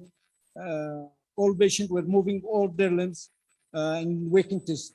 And only one case, post-operative, have neurological deficit with waking test. Post-correction. Is necessary or not? What? It is necessary to be that. It's better to be there. It's better to be. If there is no, if you don't have neuromonitor intraoperative, you can use the waking test as instead of intraoperative neuromonitoring. But in the intraoperative neuromonitoring will decrease your time for reoperation, and you can deal with the abnormal neurological test intraoperatively and to see where is the lesion in the screw, or there is a hyper correction or more correction of the spine that lead to kinking or neurological compromising of the cord. All facilities can improve your job as neuronavigation and monitoring, neuromonitoring. If there is neuronavigation, can be improved, implement the screw more or no in this cases. This may be hard job. You did a hard job. Yes, it's a it will facilitate. It will facilitate your job to become easier. But we also CR, we only use the AB view to localize the pedicle. Sometimes we only use the freehand technique and opening small holes for in the lamina to detect the pedicle and go directly inserting the screw. Thank you, Dr. Adnan. Thank you. Thank you, Dr. Adnan. I have one question also. Thanks to Dr. Adnan for this fantastic lecture. Regarding the case which you illustrate for the broken rod, what could be the cause of this broken rod? Is it the bad instrumentation, types of instrumentation which you use, or it is the cross-link? This has relation to this. No, it's the gap between the length of the free screw construct, the apex of the deformity, and there was no strengthening screw that would shorter the construct. So it was a long construct without enforcement and cross-link, and bone fusion was not enough. We only used the autologous bone graft, so the rod broke easily after 6 months. Thank you very much, Dr. Adnan. Cross-link. We are running out of time. Thank you very much. Now we have Dr. Prakash Kafli from Nepal. Dr. Prakash, are you there? Yeah, I'm here. Dr. Prakash is an associate professor and the head of department of neurosurgery department at Noble Medical Teaching Hospital at Great Nagar, Nepal. Dr. Prakash. Yeah. Yeah, good morning, Dr. Ahmed. Let me share my screen, okay? Am I audible there?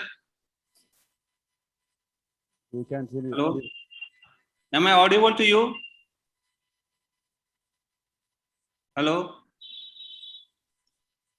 Am I audible to you, Ahmed? Yes, yes, we can hear you now. Yeah, just a minute. Let me share the screen. Okay. Please allow me to share the screen. Yes, you can share directly. You are a panelist. Just a minute. Okay.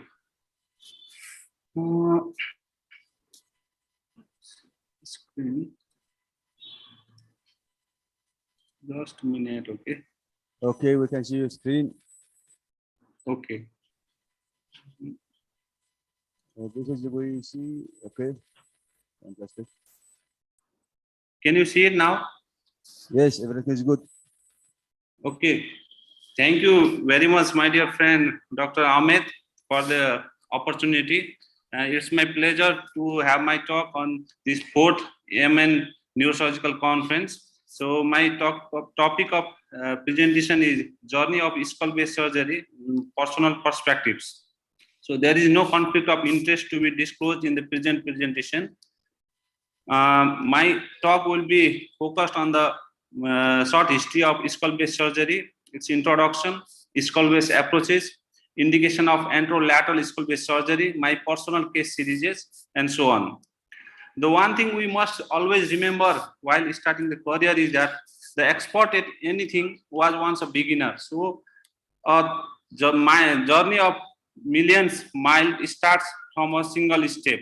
So this is my working station. So this is Nobel Medical College, which is located in the eastern part of the Nepal, and it covers more than around 100,000 people around this area, and it is one of the largest tertiary care center with 750 bedded bed and with around 90 beds dedicated for neurosurgery, 24 hours service. And this is my in operative operation theater with intraoperative MRI, and this is only the institute in Nepal having intraoperative MRI. And this is a neuronavigation system. This is endoscopic set. This is the ultrasonic aspirator systems. This is the O-arm. This is the door to the intraoperative MRI. We have a outdoor system of intraoperative MRI. So going to the history of skull-based surgery, the pioneers peoples like Scoffers, Cushings, and Horst were the first to enter the cranial vault through the transnasal approach. And in 1941, Dendy performed the orbital tumor and entering through the transcranial area, and he performed the surgery through anterior cranial fossa approach. And in 1954, it was Cloves, Smith, and William who made an article and set a landmark on skull-based surgery. And in 1961, William House and John B. Doyle, they combinedly joined and formed one of the prestigious skull-based surgery team. And in 1961, Jacobson and Soares and Nakame and colleague, they formed a team. They were a plastic surgery team, and they developed a method of covering the cranial defect by creating different types of flap, which further aided the standard of neurosurgery. And we cannot forget the contribution of Laligam Sekhar and his colleagues, Parkinson's, Dolens, Almefti, Smith, and Professor Goel, who nicely described the anatomy of cavernous sinus and its area, which aided which made us easy understanding of cavernous sinus, which once was thought to be Pandora's box.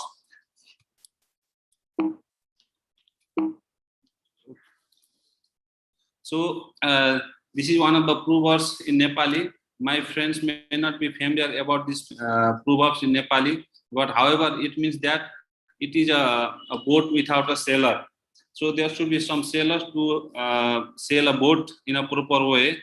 In the same way, in my career, in this huge ocean of skull-based surgery, there are my best sellers, and it's my fortune to have these people in my beginning of careers. He is Professor Mohan Raj Sharma, who is an immediate past president of Nepalese Society of Neurosurgeons. He is Professor Sushil Krishna Silpakar, and he is Dr. Gopal Sedai. He is a Professor Jua, harness near me, with whom I had an opportunity to do this microvascular skull-based surgery training. And his Professor Win, who was a visiting professor at my residency, during my residency in my institute, and he is Dr. Cherian, with whom I was working, and I am still working with him. And coming to the introduction of skull-based surgery, any surgery we perform either from this minimal invasive procedure or through the open skull-based surgery, either from anterior part or lateral part or from the posterior.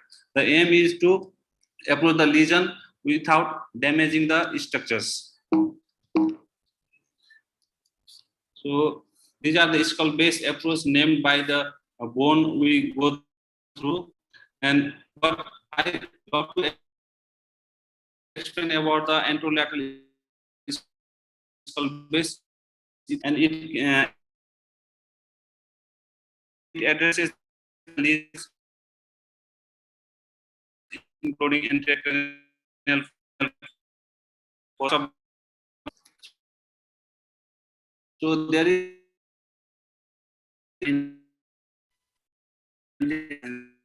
this by this unlocking an elegant procedure. Emphasize that everyone should learn this procedure so that the surgery will be easy and the corridor becomes more easier. So this is the of this manual band. This is a left-sided craniotomy where most of the spinal part have been removed, and there is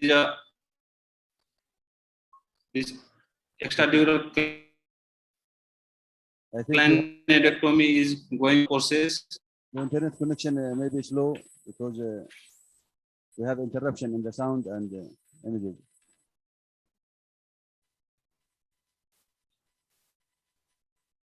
Are you able to hear clearly?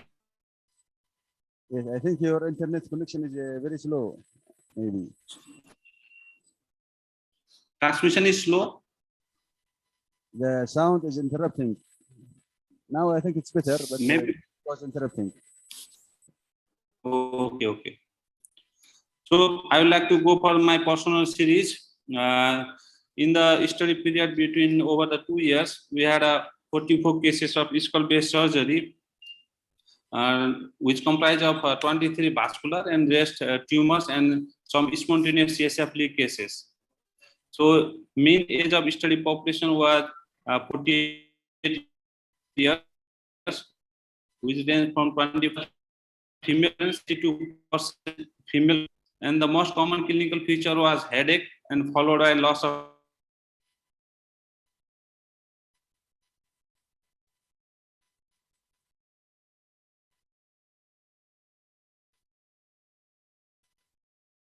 Mr. Prakash, we can't hear you.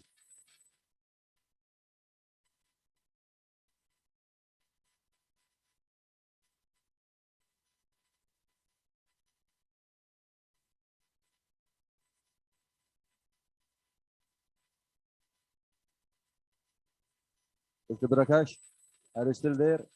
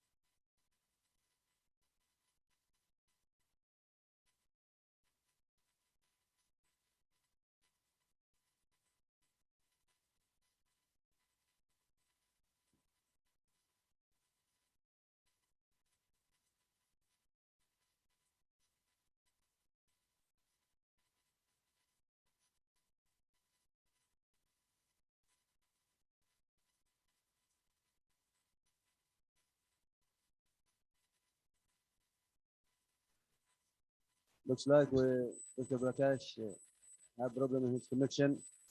So we will have to move on to the next speaker. Dr. Adashi will introduce him. We are going for the next talk with Dr. Salah Mustafa Hamada. Dr. Salah Hamada is a professor of neurosurgery in Ain Shams University. He is a member of the Epilepsy Surgery Group in Ain Shams University. So please, Dr. Salah, will you start? Thank you, Dr. Muhammad. Can you hear me? I hear you. Please share your please.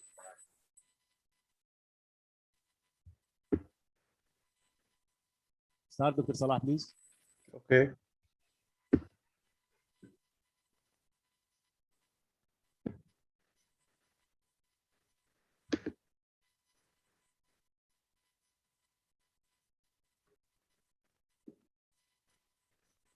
Do you have my screen clear? Yes, it's okay. Okay. First of all, I would like to thank you, Dr. Muhammad, and thank all your esteemed colleagues and all the panel and all the Yemeni community of neurosurgery and all our esteemed colleagues attending for this kind invitation and for my chance to participate in your well-reputed conference. I hope I can summarize the current practice in Egypt for epilepsy surgery. In 20 minutes, it's a big issue, but I'll try to summarize and take a quick glimpse of everything we try to do at the current time. My talk is about the current practice. The team in Egypt at Ain Shams University consists of my dear colleague, Dr. Ahmed Darwish, and myself, Salah Hamada. We are professors of neurosurgery at Ain Shams University. Let's go into detail immediately, taking an overview. 1 of 1,000 people in the population are epileptic. 20% of these are intractable or drug resistant, as we like to call them. 60% of the epileptics suffer from focal epilepsies, most of which are originating from the temporal lobe. 20 to 30% of the refractory cases are refractory to medical treatments. So how can we, as neurosurgeons, select patients who are drug-resistant epilepsy and who need to be evaluated for the possibility of epilepsy surgery or any curative form of management? We start first by the definition of drug-resistant epilepsy. This was the old definition, which was persistent seizure despite trials of 3 or more anti-epileptic drugs alone or in combination for 1 year. But this has completely changed. We don't have to wait for a whole year for the patient to have drug-resistant epilepsy, then to decide if he is not going to continue for medication and he needs to go for surgery. The new definition gives us a chance to try just 2 types of regimens. So the failure of adequate trials of 2 tolerated and appropriately chosen and used anti-epileptic drugs schedules, whether in monotherapy or in combination, to achieve sustained seizure freedom without giving a time frame to decide the intractability. And some of the pathologies are intractable by just definition, like Rasmussen encephalopathy in children. This is an overview of the workup a patient with drug-resistant epilepsy should have. Every medical problem should always start by a detailed medical history and neurological examination, which details the seizure semiology the patient is having. Moving on to the high-quality EEG. Probably we do a video ictal EEG to capture 1, 2, and 3 seizures to determine the exact location of the neurophysiological aberrations that occur in the EEG. And of course, a good quality structural neuroimaging MRI, 1.3 Tesla or 3 Tesla at the minimum. Half a Tesla and 1 Tesla are not enough as evaluating tools for epileptogenic cortical lesions. this is what we call a phase 1 evaluation. A phase 1 evaluation may suffice in maybe 60 to 70% of cases with drug-resistant epilepsy to determine the exact location of our pathology that we aim to remove. Sorry. If phase 1 is not adequate for proper localization, we move on to phase 2. Phase 2 has a PET, positron emission tomography, functional MRI, SPECT, and a lot of other investigations that we don't have the time to go through now. But the proper MRI is the most important for us as neurosurgeons, because this is like a basic tool to determine the exact focus of pathology we are addressing. All of this, we aim to define what we call the epileptogenic zone, which is the minimal area of cortex that must be resected or completely deactivated or inactivated to produce seizure freedom. Returning back to the 3 pillars of assessment, as we said, the clinical seizure semiology, which is part of the neurohistory and examination and neurophysiology, the radiological data and the electrophysiological data. We hope that these 3 pillars all come to a concordant point that they are overlapping each other, not directed at different locations. If we can achieve this concordance, then we have a very good favorable outcome, especially if it comes on a place that we know it has a bad reputation for epilepsy, like a hippocampus, for example. Sometimes this doesn't happen. Sometimes we get the clinical seizure semiology pointing to a place where the MRI is negative, pointing to a place where the EEG is, for example, bilateral or frontotemporal, taking a wide area. So sometimes we do not get the concordance that we aim. For resective surgical procedures, the extent of surgical resection has always challenges. One of the main challenges of this complete resection to achieve seizure freedom is the co-location with the eloquent cortex. Either co-location as they are neighboring each other and we have to decide how much we can remove, or if it is invading or sitting on the eloquent cortex. So we have to properly localize intraoperatively the presumed epileptogenic zone with proper anatomical localization. Sometimes we use navigation for confirmation and electrophysiological bimotor stimulation and ECOG. Continuing to determine the co-location with the eloquent cortex, the clinically bifunctional deficit zone, sometimes when the patient gets Todd's paralysis or post-ictal weakness, we can determine that it is close to the functional zone of whatever speech arrest or movement arrest. Electrophysiology by phase reversible, as we said, intraoperatively, and radiologically by the fMRI, functional MRI, and the tractography. What pathological substrates do we face that are amenable for surgical resection? Of course, brain tumors, but not talking about the high-grade glioblastoma, for example, because glioblastoma are treated for oncological purposes immediately. But we are talking about the other types of the slow-growing tumors that we can watch and wait from an oncological point of view. But when we talk about the epileptogenic point of view, we might have a different perspective. The frequency of epilepsy in patients with brain tumors is somehow from 30 to 100% according to the tumor type.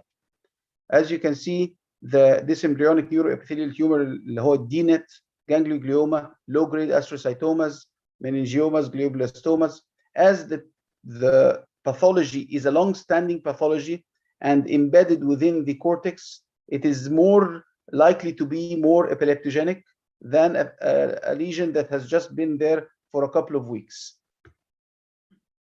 So we are talking about the low-grade intrinsic brain tumors. Not from the oncological perspective at this lecture, but from the epilepsy management perspective. If the patient is oncologically untreated, I mean to say that we are not going to treat a low-grade glioma because it is deep-seated, it is eloquent cortex, it is not amenable for surgery at the time. So we chose the path to just wait and see and follow up. 12.7% at the time of the diagnosis are presented by epilepsy that would be drug resistant. And by about 33 months follow-up, which is about maybe almost 3 years, almost 40% will be drug resistant. And the epileptogenicity and the resistance progresses as time progresses.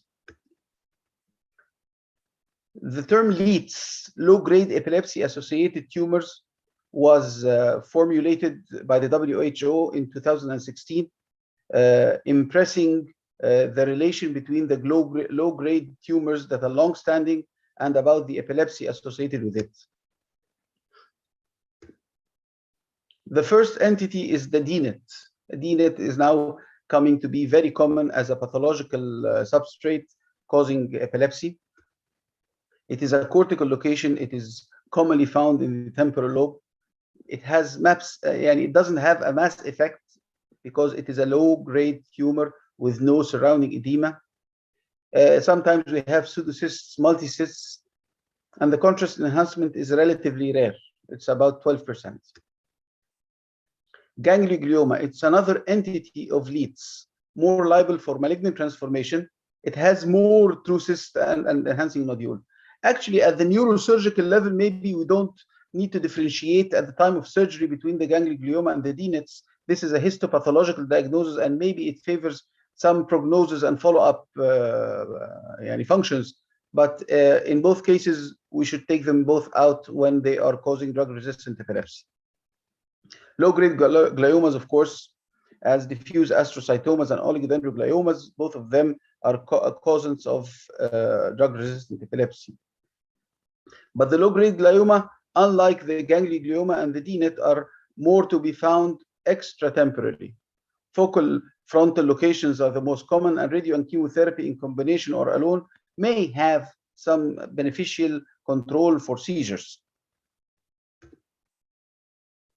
This is our team. This is myself, and this is Dr. Ahmed Darwish. We chose to work together since 2014, and we are keeping ourselves as a team.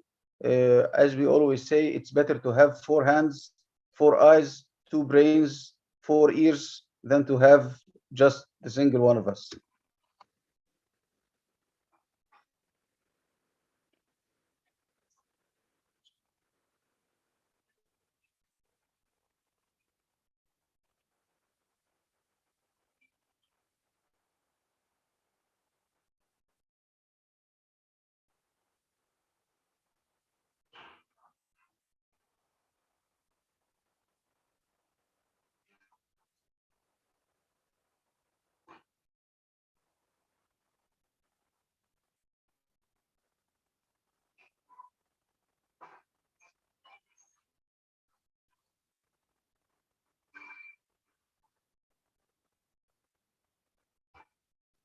These were some examples of our patients who were extremely afraid from opening brain surgery for just epilepsy, for fear of motor deficits, for language deficits.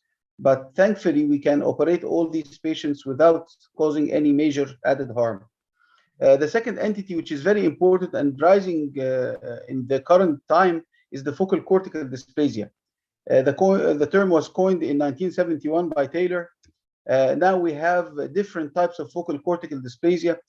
Actually, we don't have to go into the histopathological spectrum of focal cortical dysplasia now, but the most important thing is to say that we have some types of real focal cortical dysplasia, and sometimes they are part of a more diffuse pathology. So the actual challenge in focal cortical dysplasia is to determine the exact size and the exact extent of the pathology that is causing the epilepsy. It's not just about what we see in the MRI or what we can localize intraoperatively. It's about what we can take out and control seizures. So it has a very early seizure onset.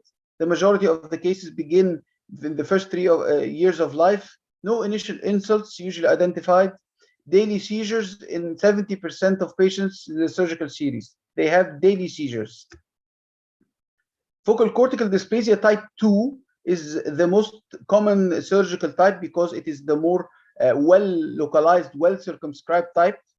It has a focal pattern in EEG, and it has a focal pattern in MRI. Yani, let me just.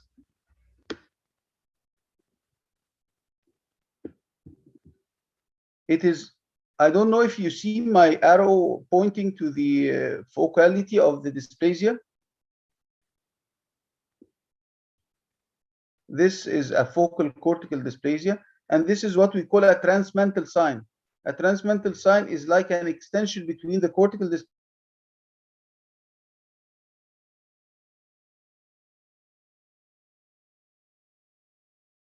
dysplasia and the ventricle, which is pathognomonic for focal cortical dysplasia type 2.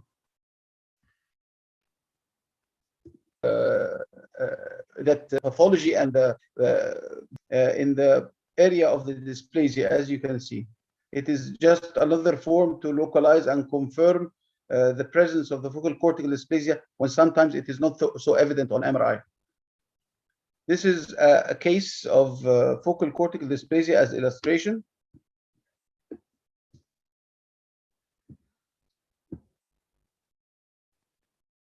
This is a 10-year-old right-handed patient who started with her seizures at the age of 2. She has left faciobrachial fits that were always there, almost going into epilepsy partialis continua. She has seizures, maybe attacks 3 or 4 per day, and tried all her anti-epileptic drugs, but with no response. Her EEG confirms the locality of the origin of the focus, and her MRI shows the pathology on the right in a deep sulcus on the right parietal area, just behind the motor area. This is another close-up video. This is her MRI, and this is her pathology. As you can see, it is almost zero, zero distance between the pathology and the motor strip. This is another coronal view showing the dysplastic cortex, thickening of the cortex, and there are like microcysts within the cortex at the base of the sulcus. We applied this paradigm to her case when the clinical seizure semiology and the radiology and the electrophysiology, and they were all concordant to the same point that you can see on the MRI. So our job was to take it out and to take it out safely.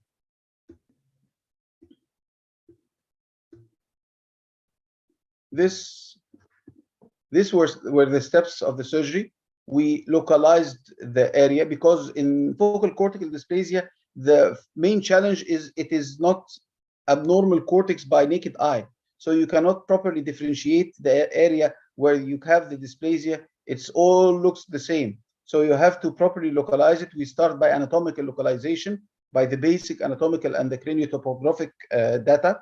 And then we confirm by neuronavigation to confirm that this is the site. We start by excision of the lesion. And we confirm again by the neuronavigation that we have reached the point that we have ensured complete excision.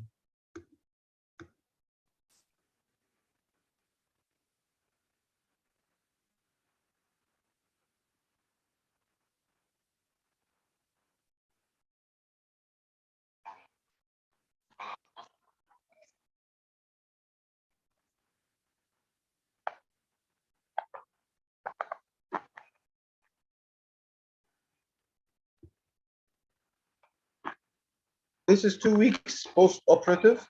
The initial mild weakness has greatly improved, almost normal.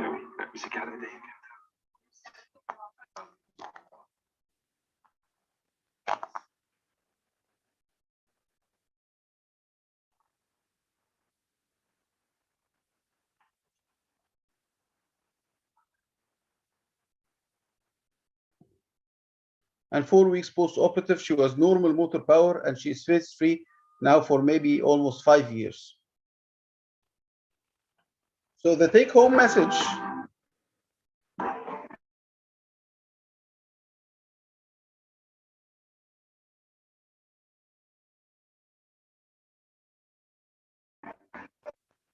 is that we need proper anatomical understanding and proper correlation between different evaluations to achieve this without having a good team. I hope I have been at this, so I wish to thank you so much, and I can receive any questions from any of the guests.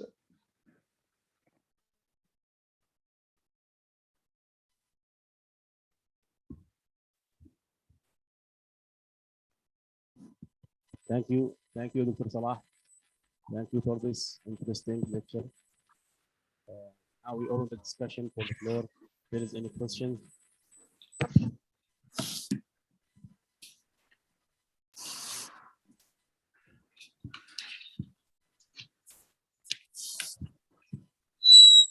Thank you, Doctor, for the lecture. I have a question. Do you use an invasive?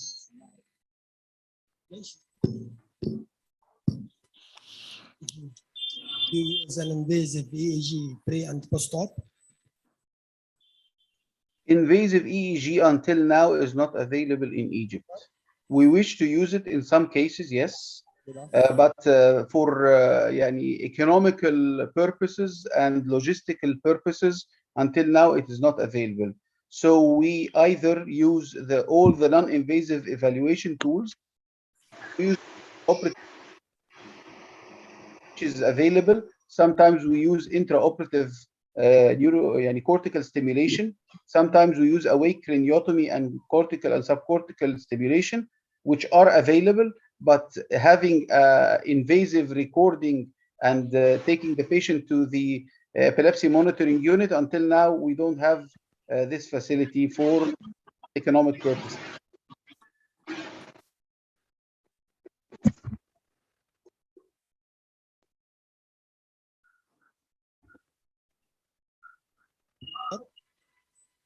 Can you hear me? Functional MRI. Functional MRI, yes, we use functional MRI when the lesion is suspected to be in a co-location with the functional eloquent cortices, but we don't use it as routine in all cases. Dr. Abdul has a question.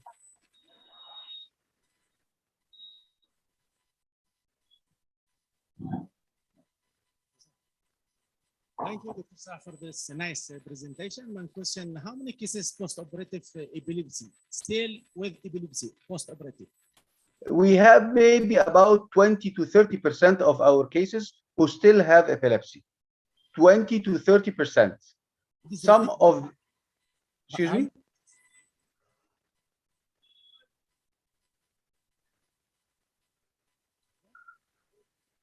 Uh, 20 to 30%.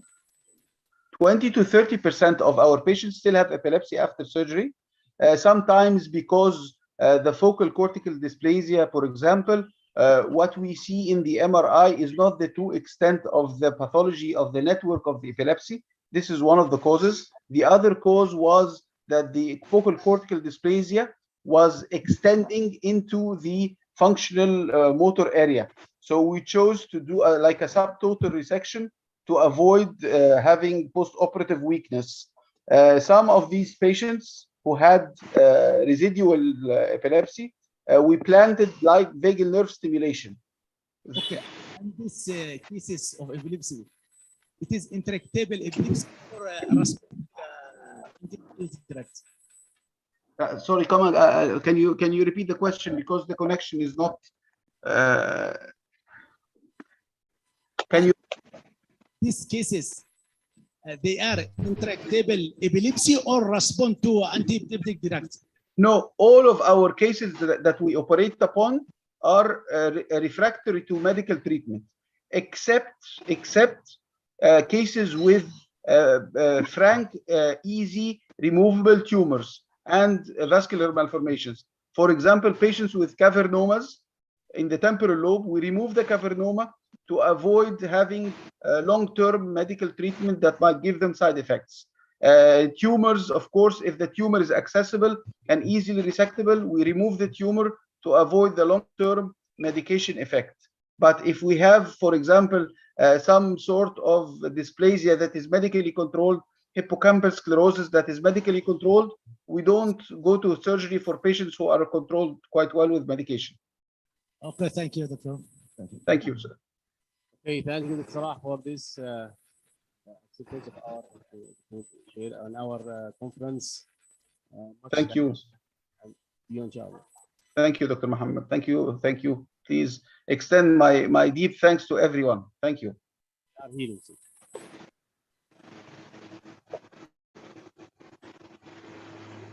Thank you, Dr. Salah. Thank you. Very good lecture. Now we'll come back to Dr. Prakash to finish his presentation. Dr. Prakash, are you there? Yeah, I'm here. Okay, you have 10 minutes. Yeah. Am I audible now? Yes, you are on now.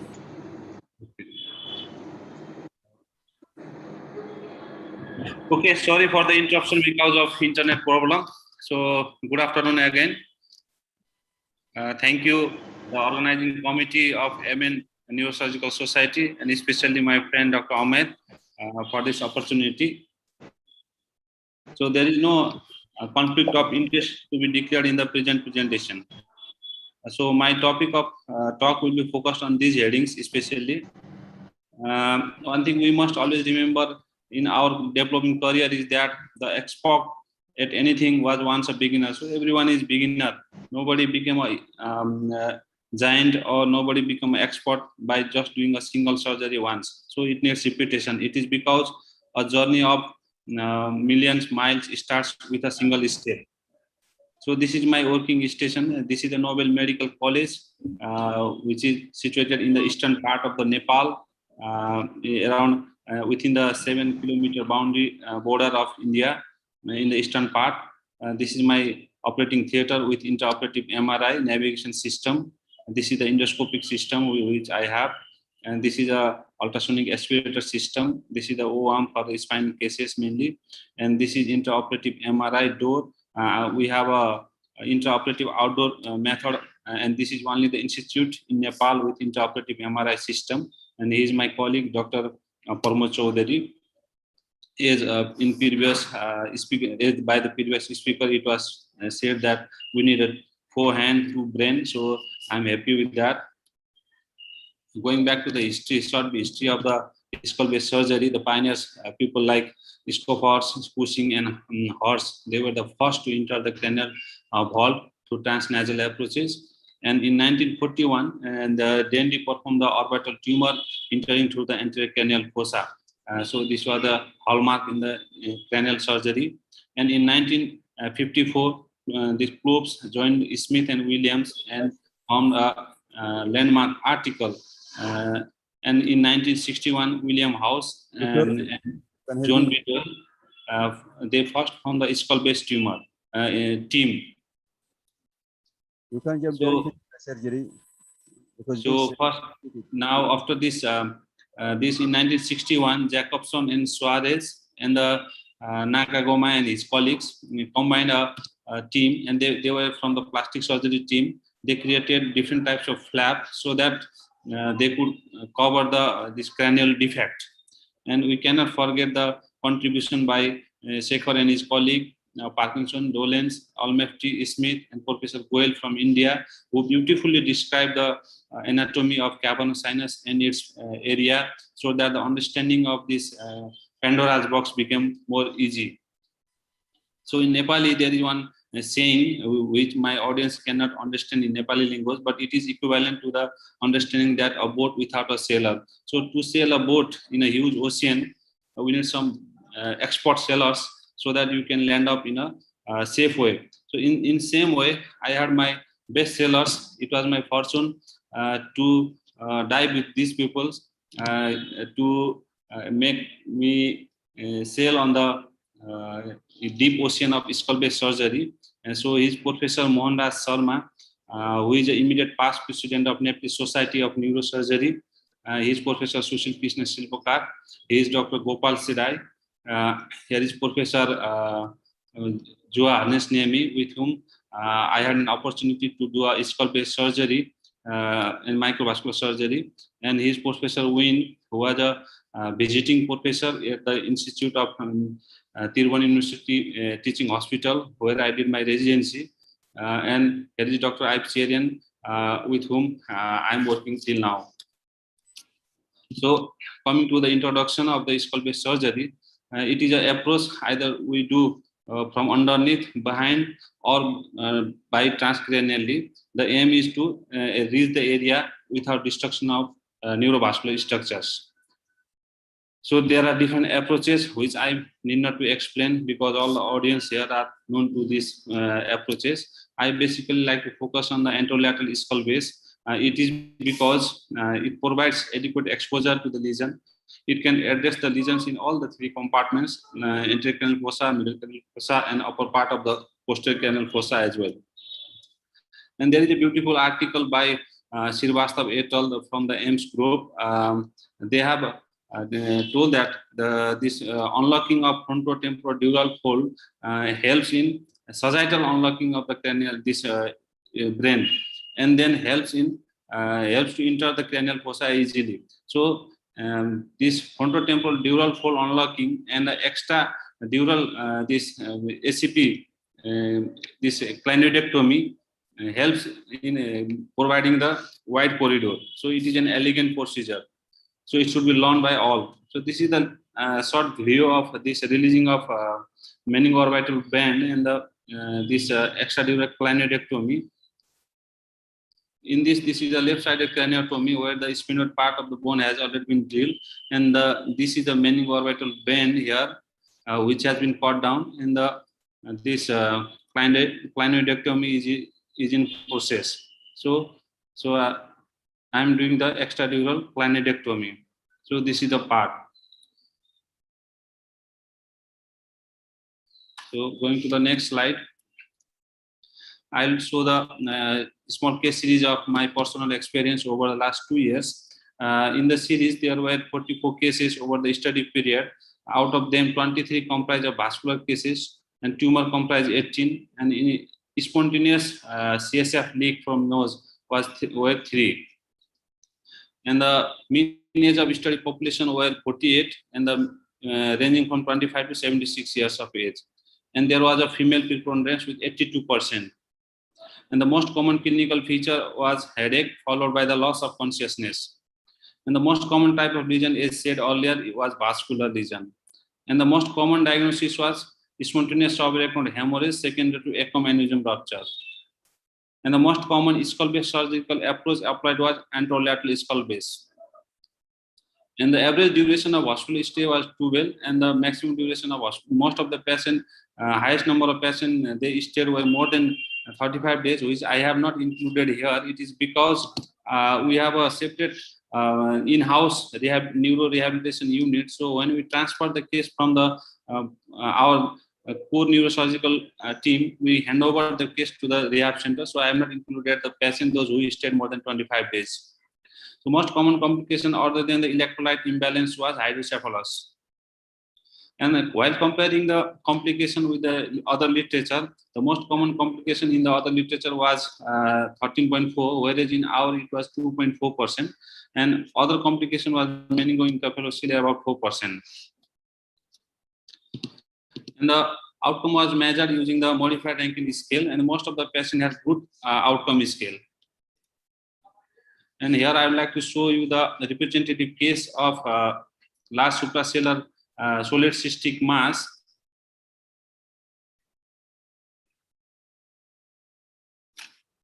And this 18 years child presented in emergency in the middle of night, and he presented in the state of intubation, and he was intubated at other center because of loss of consciousness, and presented to my center in the middle of night, and had to operate in the same night. So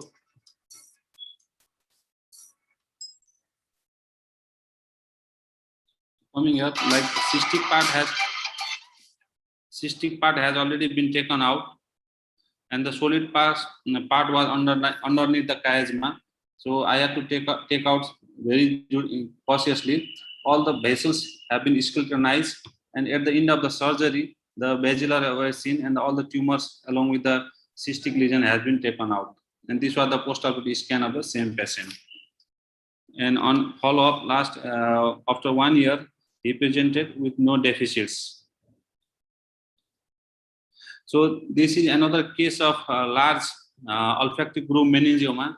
Many of the surgeons in the auditorium would advise for the bifrontal craniotomy through bicoronal flap, but I wish to go all these cases through anterolateral skull base, which provides adequate exposure. So this is this perioperative pictures showing large olfactory groove meningioma. So initially, after opening the dura, this devascularization and the decompression process goes on, and all these fogs have been seen. And after decompressing the tumors on the ipsilateral side, the contralateral and subfalcine part has been entered, and both the A1 were engulfed within the tumor, and this is the left A1. And the beauty of this meningioma is that though they engulf this tumor, but it is not invaginated into the vessel. So the judicious dissection helps to dissect the tumor completely, because as Professor Goel says that this meningioma always respect to the arachnoid. So it has not entered into the vessels, so it becomes easy. So this is again, I am dissecting the contralateral A1.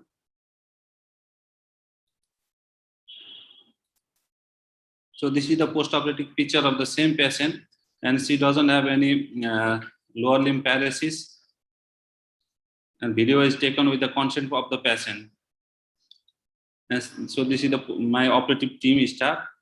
So this is another case of spontaneous subarachnoid hemorrhage who presented with the due to the large basilar top aneurysm rupture. In the modern era of this endovascular treatment, anyone would offer endovascular coiling, but despite giving the options for the coiling, this patient wished to go for the this open surgical microsurgical clipping, because endovascular treatment is not available in all the centers because of the cost factor, as you all of you know this thing.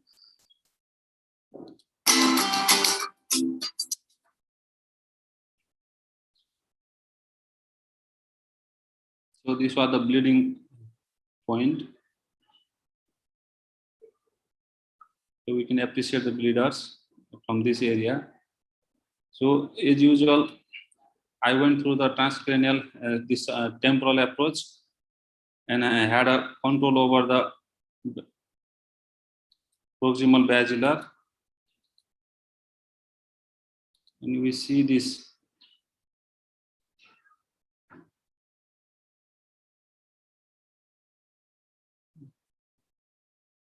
And this was the intraoperative angio of the same patient.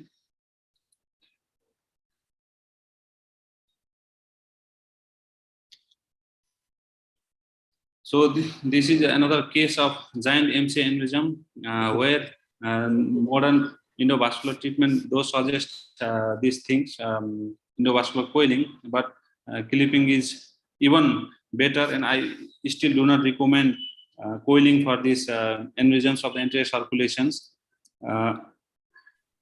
So there was giant aneurysm with one trunk coming out from the dome. So this was the intraoperative picture, intraoperative video. So after doing the cystonostomy and release of the CSF, the brain became lax. So after controlling the ICA,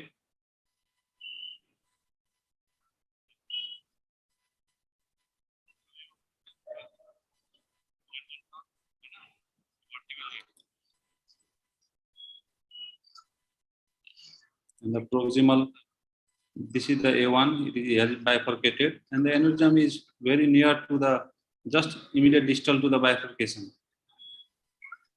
So this is the bifurcation area here. The A1 is going this way. And I applied a temporary clip over the M1.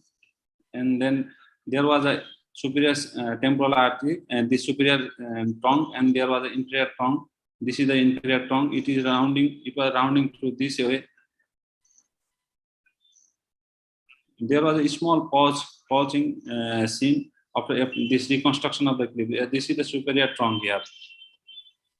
This is the superior trunk.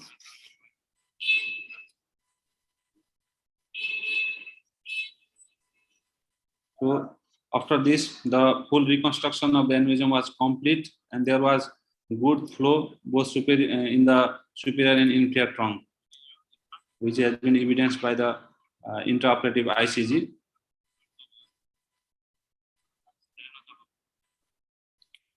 So intraoperative ICG confirms flow in both the superior and inferior trunk.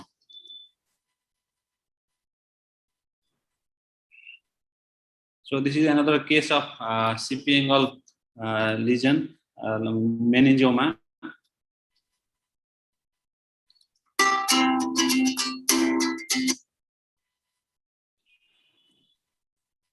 So this was a large CP angle meningioma of about 4.5 centimeter. In our setup, all the tumors they present at the late stage. We rarely get the tumors of size less than 3 centimeter at our center. So immediately we started the decompression of the tumor. So decompression goes on. So and finally the 7/8 complex has been seen. The 5 is somewhere here, and the lower cranial knobs are here. We see under the arachnoid. So all the tumors have been dissected.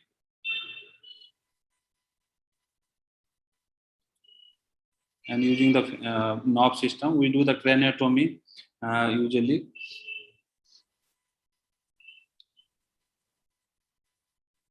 So this was another case of petroclival meningioma, where we went through the subtemporal approach. In this case, after cutting this dura tent, at the end of the surgery, I had some bleeding from the tumor bed, and it was a small perforators from the PCA. So here I had at the end of at the end of the surgery. So this is the basilar. You see, this is the basilar, and there was a small tweet, small bleeding from the P1 segment. So I had to apply a small clip here. However, everything went well, and the tumor was completely taken out. So this was the post-operative pictures of the same patient. So this is another case of large CP angle tumor, and this is the post-operative picture of the same patient taken after patient consent. There is no facial, no palsy, and patient is happy. And this is the case of large jugular foramen tumor, this meningioma. And this is the interdural part of the tumor. And the foramen has already been eroded. And we did a far lateral approach in this case and partial transcondylectomy. In the picture, we see clearly the 5th, 7th, 8th complex and the lower cranial knobs here after the tumor removal. So this is the postoperative picture of the same patient. In the postoperative period, she had the 7th palsy, which was recovering on our third post-op this follow-up. So this is the tubulous child who presented with headache and vomiting and nystagmus, and he had a large posterior fossa membrane tumor. So here we did a talovelar approach. Thank you, Professor Prakash. Yeah. Please, can jump to. Okay, just 2 minutes now. Okay. So I went through the talovelar approach. And the thing was that on the right side of the patient, the pica was completely involved. So I had a challenging time to dissect this pica. And I was able to completely save the pica and dissect the tumor. And so this was at the end of the dissection. end of the dissection, we can see the aqueduct here and the floor of the fourth ventricle, and the tumor was completely excised.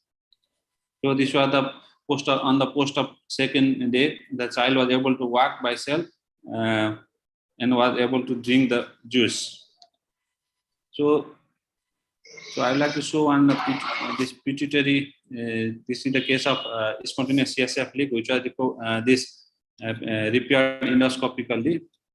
So there is a time limitation. I am not able to show all the videos. So I would like to show one last video to you. So this is a pituitary tumor. We did it endoscopically under navigation guidance. So on the left side of the bone was eroded and the tumor was almost popping out. And on the left side, the bone was so thin. And once we drill out and define the anatomy with all the recess, this tumor was taken out by this. After the use of Doppler, we confirmed that there were no vessels, and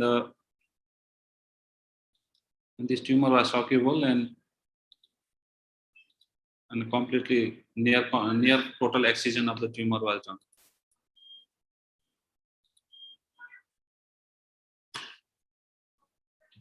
So this is at the end of the closure of the defect using fat and fibrin glue. This is the post-operative scan of the same patient, and this is the fat patch in the area. So coming to the summary, skull-based surgery is an amenable complex surgery, and the pre-operative radiological evaluation is of paramount importance. And the modern gadgets are not the supplementary to one's knowledge and skill. And innovation of new equipment should not innovate new unnecessary indication of surgery. And skull-based surgery is a skill to be learned over day. It cannot be learned in a day or night.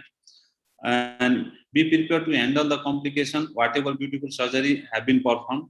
And remember that no surgery is simple surgery. A surgery becomes simple only when your colleague or someone operates it. So if you operate the case, it is always a big surgery. So we have to take the case seriously. So every patient with similar pathology will have different faith. So all the surgery is not just a surgery. So one has to be prepared with the potential complication. So thank you everyone, and thank you Dr. Amit for your kind invitation.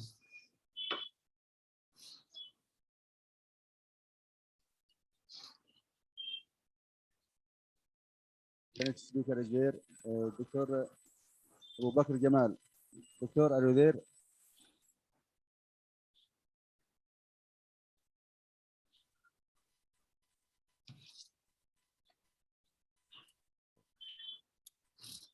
Okay, until he comes, we can take a few questions from Dr. Prakash. Anyone have any questions for Dr. Prakash?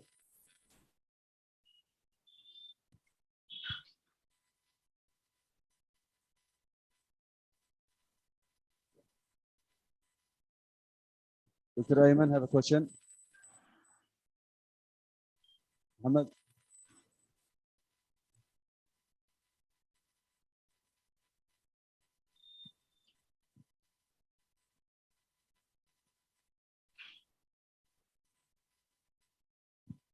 Thank you, Dr. Prakash, for your nice presentation. I want to ask you about that transsphenoidal endoscopic hypophyseectomy, about the nuances of preserving the stalk on the pituitary gland. How to preserve? I mean, how to preserve?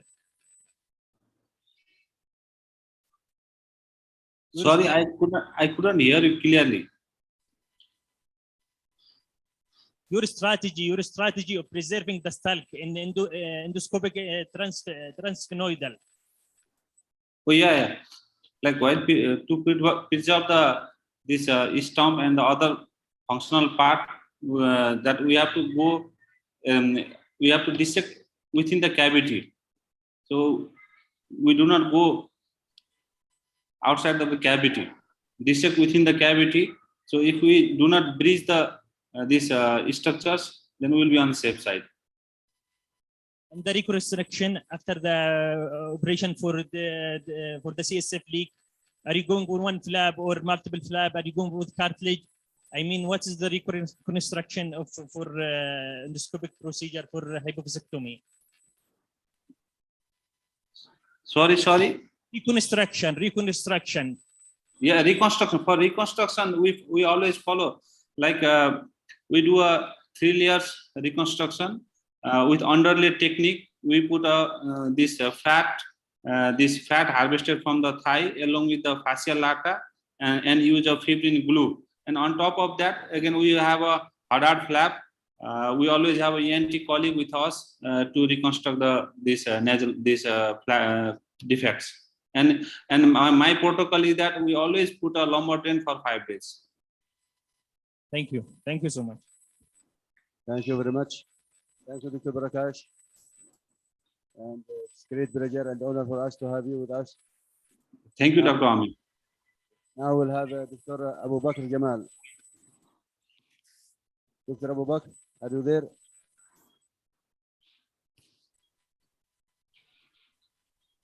Doctor, can you hear me?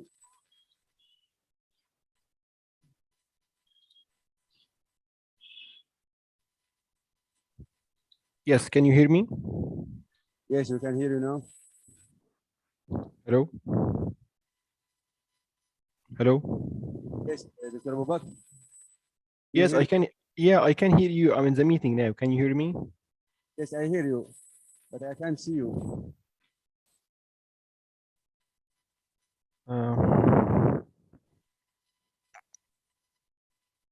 You can share your screen, please, Doctor. Yeah, I'm trying to do it now. Okay.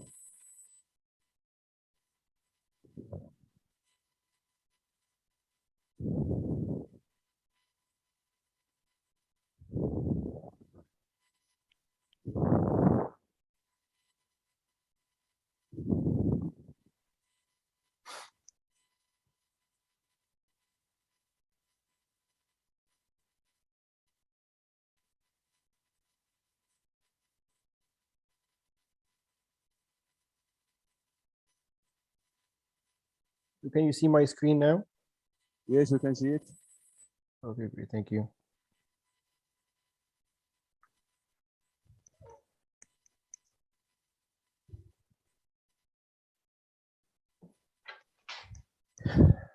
Okay.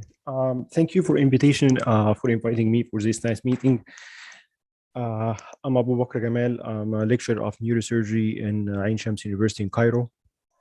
And currently I'm working in Dalhousie University in Canada. So today we'll be talking about the importance of the sagittal balance and different kind of osteotomies that we do to restore the sagittal balance. So the importance of the sagittal balance came from that sometimes it's not taken care of during taking care of our different patients. And I think sometimes it's a solution of why you do some patients and like you do fusion and decompression, and after surgery, the patient is not doing well. However, you do an MRI and everything is decompressed, nerve roots and spinal cord is decompressed. Your screws looks perfect on the CAT scan. However, the patient is doing poorly after surgery. And sometimes it's a problem with sagittal balance that's making the patient not doing well after surgery. So the picture here on the screen, it's called the cone of economy by Dupuisat. It's very popular image if you go through the literature. So these pictures say that every one of us has a cone of economy if you are standing, to make sure that you are standing up straight and have a nice horizontal gaze.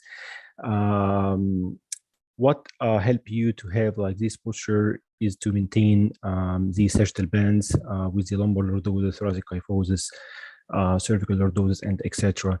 So once you are standing in the center of economy, so you can stand up straight with nice horizontal gaze, with the least energy expenditure. Anytime you are shifting at the periphery of the gait, you start up using the compensatory mechanism to maintain the horizontal gaze that need more energy expenditure and hence more muscle pain. And you can see here that the main goal from the sagittal balance is to maintain your head centered on your shoulders, centered on the pelvis, and centered on your feet. Anytime you move outside the cone of economy, you will end up having a cane like this guy here. That's why you will read many times on the literature that life is kyphosing event. So anytime you're outside this cone, you will end up having a cane or any kind of support to make sure that you won't fall. So I'll go quickly through the different nomenclature of the sagittal bands, and we'll go to the osteotomy, which is the main topic of this lecture here. So to assess the spinal alignment, you need to assess some regional parameter, which is the lumbar lordosis, thoracic kyphosis, cervical lordosis, and the thoracolumbar area.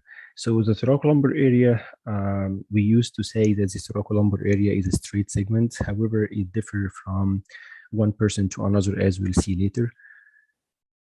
The other parameter is the global parameter, which is the SVA, central vertical venous vertical axis, sagittal vertical axis, and T1 pelvic angle, and the T1 sagittal tilt, and the pelvic parameter, which is the pelvic incidence, pelvic tilt, and sacral slope. So how can we measure those?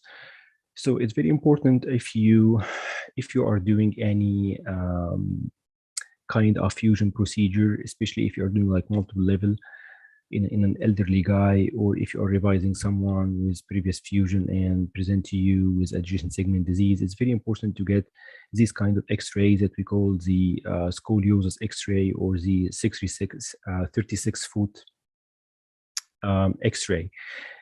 This kind of X-ray will show you the whole spine with the head of the femurs and the sacrum, which is all what you need to measure the regional and global sagittal balance.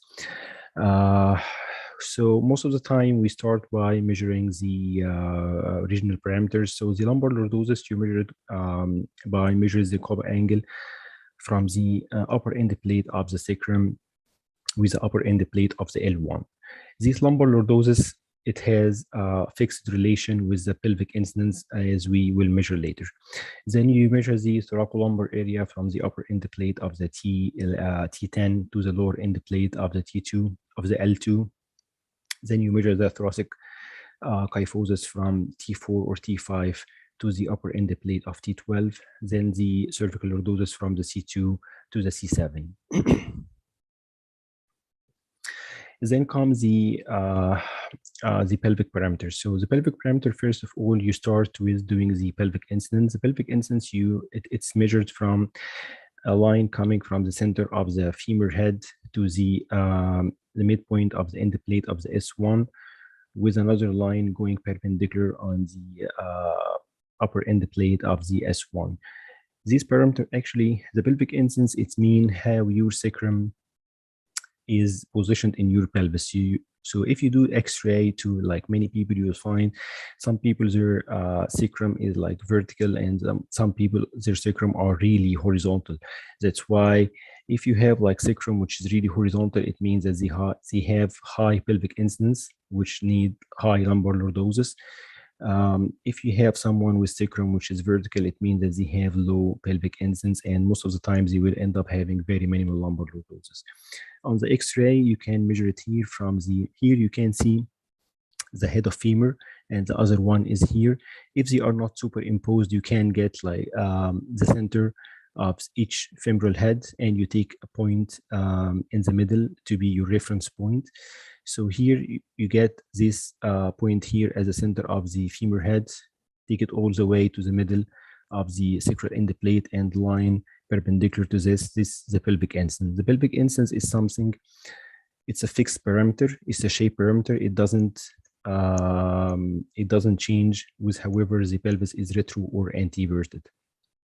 The other important parameter is the pelvic tilt. The pelvic tilt is a positional measurement that can differ with different position of the pelvis.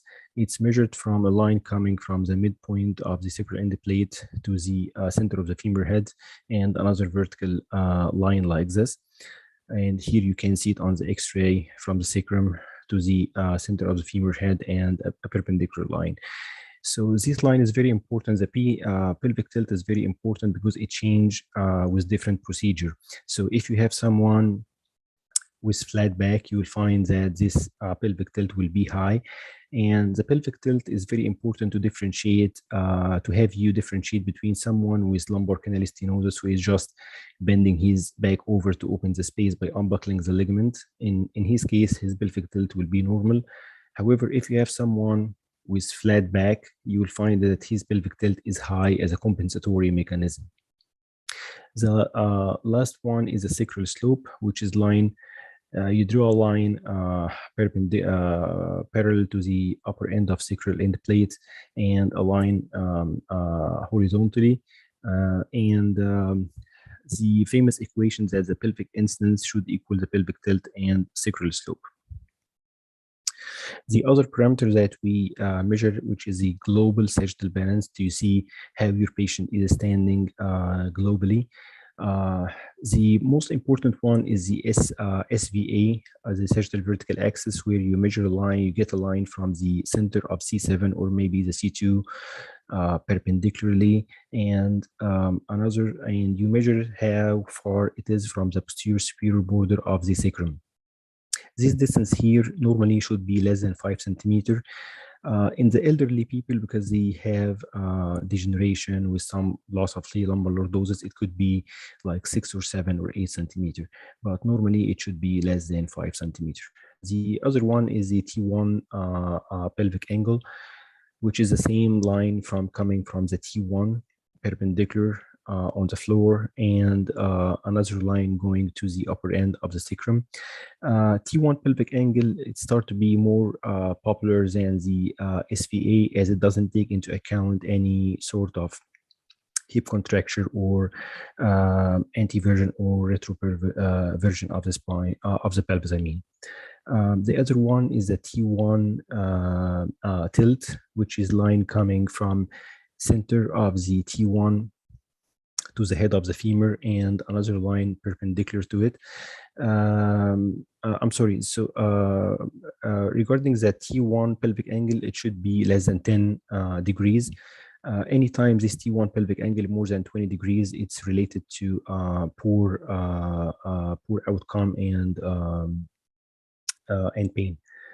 The T1 tilt, it should be a line coming from the center of the T1 centered on the femur head, and another line perpendicular to vertical to the floor. It should be 0 degrees, and as long when the greater this angle is, the more poorly the patient will be doing. So as we said before, the main goal of sagittal balance is to have you stand up straight, having nice horizontal gaze. Anytime you start to lose your lumbar lordosis, you will start to start up some compensatory mechanism to maintain your horizontal gaze. And after this compensatory mechanism fail, you will be having lordosis, losing your, you'll be having kyphosis, losing your horizontal gaze, and using a crutch or cane. So what is the compensatory mechanism that you should be looking for when you are examining your patient to make sure that if he's balanced, or if he's balanced using a compensatory mechanism or not? So anytime, normally we have here, as we said, the lumbar lordosis, which is related to how the pelvic incidence is. Anytime you lose your lumbar lordosis, the body starts to compensate for this by extending the nearby segment. So the upper lumbar area will start to be kyphotic, and you start to see here how you can see a retrolysis and hyperextension of degenerated disc. And the thoracic spine start to be hypokyphotic. Cervical lordosis will be hyper lordosis, to make sure that you can get a horizontal gaze, and patient starts to retroverse his pelvis. 5 minutes. Yeah, Mohammed. Hello?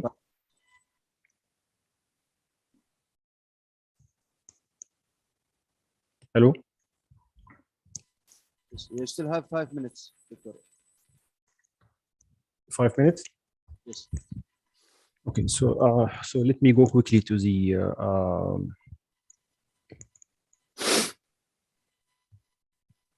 So should we start with osteotomy now? Yes, please. Okay, so here's the different kind of spinal osteotomy. It's Schwab grading, type 1, type 2, which is Smith P, or Ponti osteotomy, which is facet resection. Then the PSO, which is wedge resection, and extended PSO that includes the disc space and the VCR. First one is the Smith P, or the Ponti osteotomy, which is actually removing the spinous process, the lamina, and the inferior articular process. So this one, usually I do it in surgery by taking the spinous process out and taking the high-speed drills where you can cut from pars to pars. Then you can, with an osteotome or gouge, you can take the whole lamina out, and then you close it. A very important part in doing this osteotomy is to make sure that you take the superior facet of the inferior level. Otherwise, when you are closing the osteotomy, you will be compressing the external nerve root. This kind of osteotomy, it's mainly done if you have like a harmonious curve, like if you are doing like a Scheuermann disease. Like this patient here, you can cut multiple SPOs, and when you compress it, when you close it, you will get like 5 or 10 degrees, mostly like 5 degrees correction per level. Next one is the Pedicles Abstraction osteotomy, which is resecting a wedge of bone. Most of the time, you started by doing putting the screws 3 level above and 3 level below, or whatever you plan your fusion. Then afterward, you take the transverse process. You start to dissect the psoas muscle from the lateral border of the vertebral body.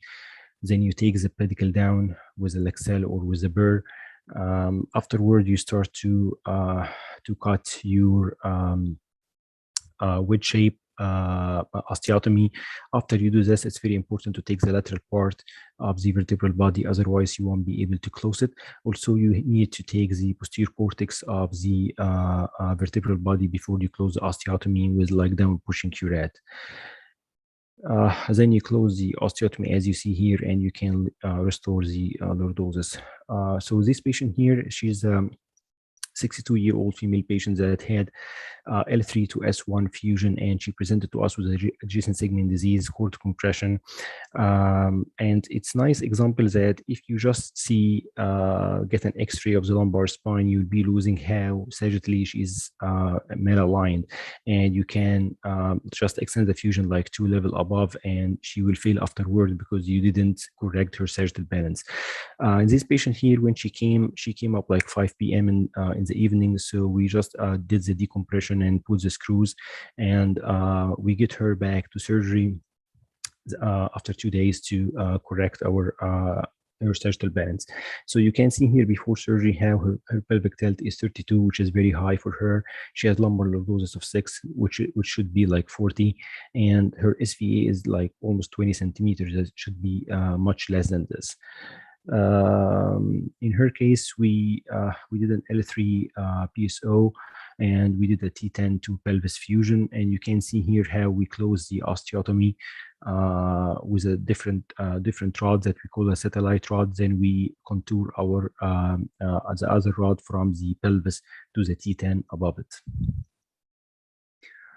Also, the SPO, the PSO could be done in the cervical spine. Here you can see that it could be done at C7 if you have like someone with ankylosing spondylitis and they have like chin.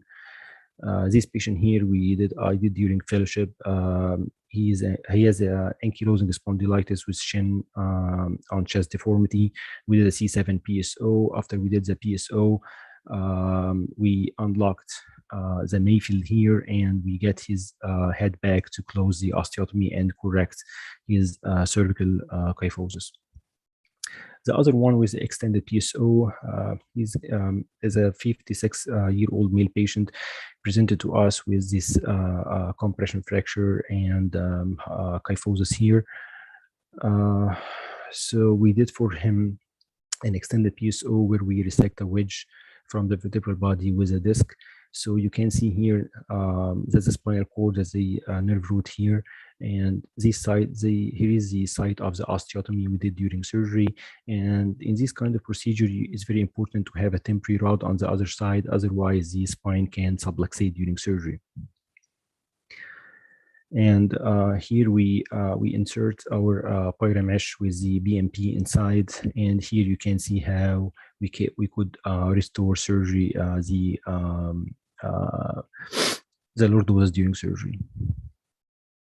The last one is a vertebral column resection, where you actually take the whole vertebral body out. I'll show you an example here. So that's a lady presented to us with T4, thoracic 4 and 5 spondylodiscitis and compression fracture. The main goal of the vertebral column resection is to take the whole vertebral body out and the disc space above and below and put a spacer there. And here an intraoperative picture of what we did during surgery. The same, we have a temporary rod here. So we did a bilateral extracavitary approach. We resected the rib from both sides. Then we dissected the lateral border of the vertebral body from the pleura. And then we took the vertebral body from the both sides. We took two vertebral body here. Then we inserted our cage and screws from T1 to T8. Usually the restoring kyphosis during surgery could be done by either using compression, or you can use the in situ benders. And if you're doing in the lumbar spine, you can close the osteotomy by just elevating the legs. So closing the osteotomy, it's very important during closing the osteotomy to have the temporary rod. As I said, it's very important to be done under neuromonitoring. When you close the osteotomy, the dura will buckle. Sometimes it can be compressed against the proximal and distal lamina. So it's very important to do laminectomy for the proximal and distal osteotomy.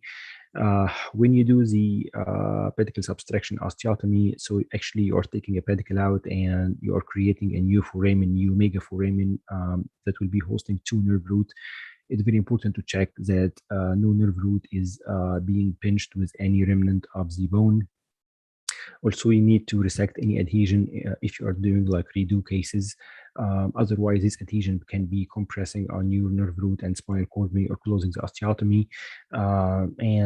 If you're doing big osteotomy, two rods won't be enough, and it will be subjected to a lot of stress. So it's very important to close the osteotomy with a like satellite rod.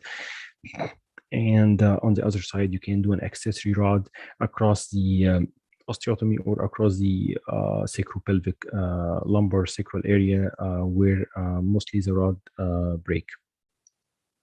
So my take-home message here is operating on the spine to decompress the compression and stabilize the instability is a very deficient statement. It's very important to make sure that you maintain and restore the spinal balance during surgery. Please conclude. Time. Conclude. Am I done with time? 2 minutes. Conclude in 2 minutes, please.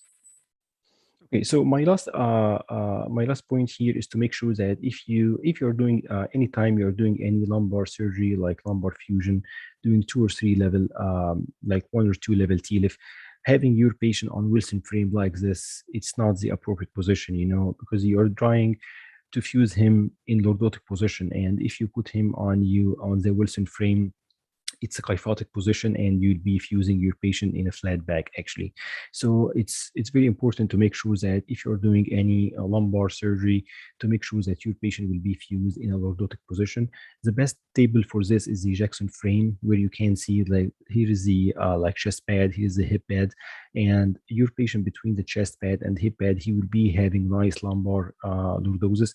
And the Jackson frame is a very nice frame for the spine surgery, especially that it doesn't have anything here, so you can take AP and lateral shot whenever you need. And thank you.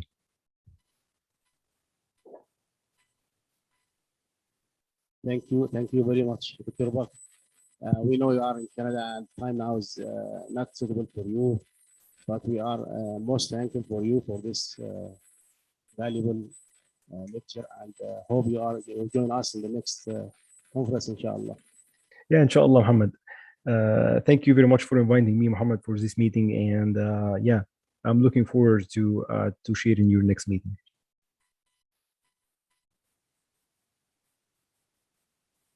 Thank you. Thank you. It was great presentation. Now we'll have Dr. Nawal Rosan from Jordan. Dr. Nawal, are you with us? Hello. Hello. صباح الخير، السلام عليكم. السلام. ما بعرف صوتي واصل. Yes, we can hear you. صوتك كويس. اوكي. السلام عليكم، صباح الخير جميعا. شكرا لدعوتكم للمشاركة بهذا المؤتمر، مؤتمر اليمني الرابع.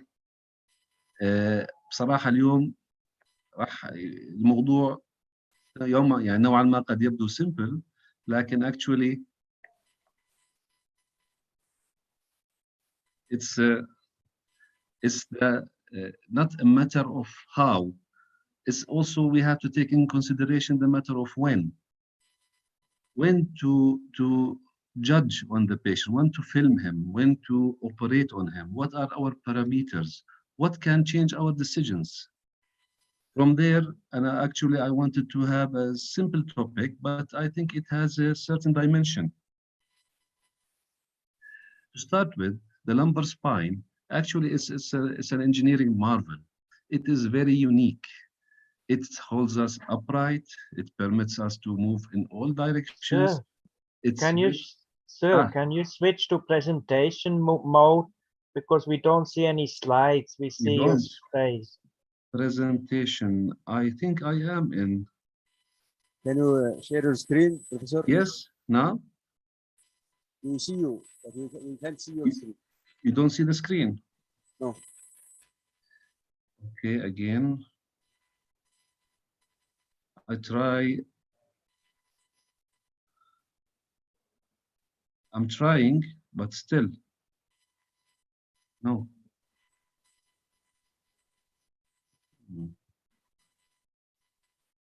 We only see you. Do you now? How about now? Still the same.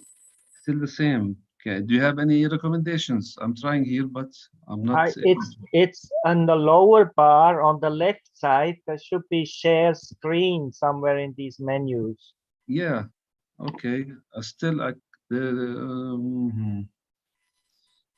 no. Unfortunately, no. You try, Doctor, to press share screen is green. It's a green button. Yeah. Let me try again. If not, you can log out and log in again. Okay, I will try again. Okay.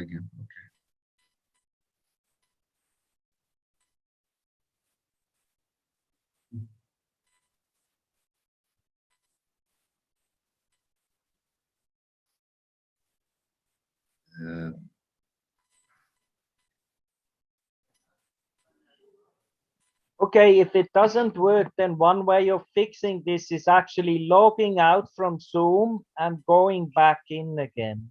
Now, let me try one last time. Okay, now share.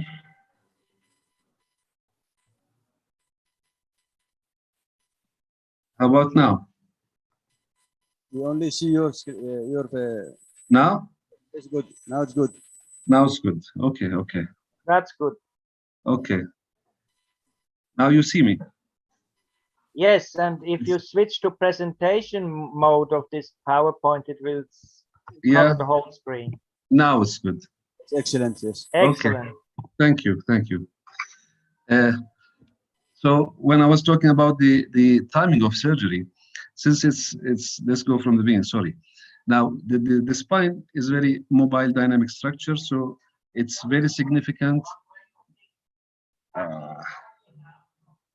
Still. One last time.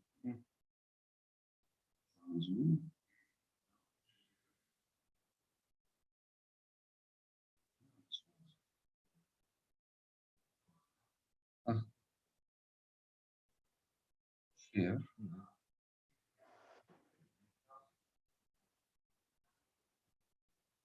Now?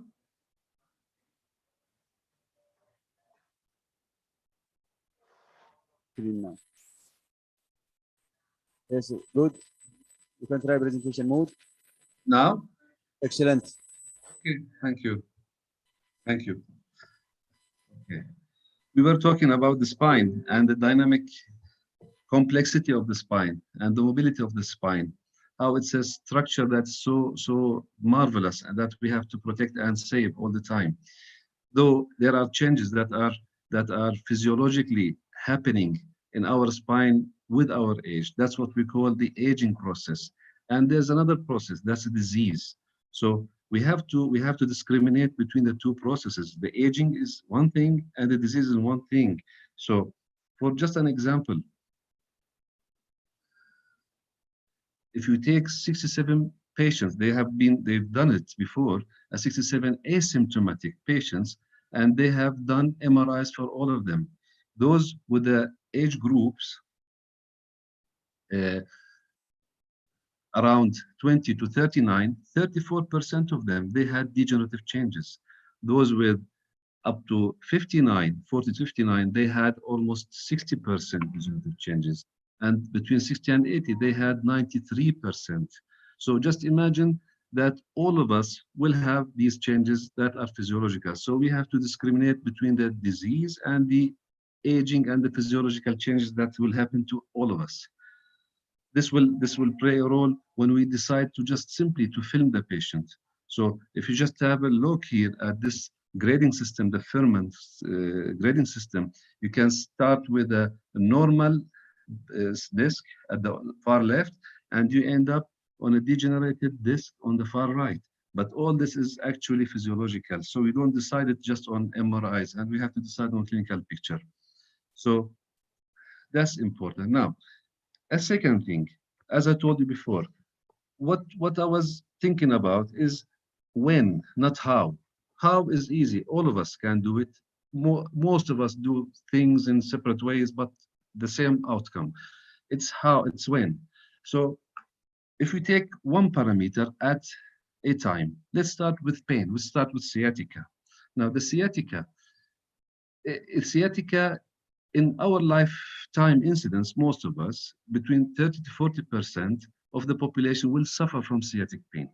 That's caused by a herniation of the nucleus pulposus.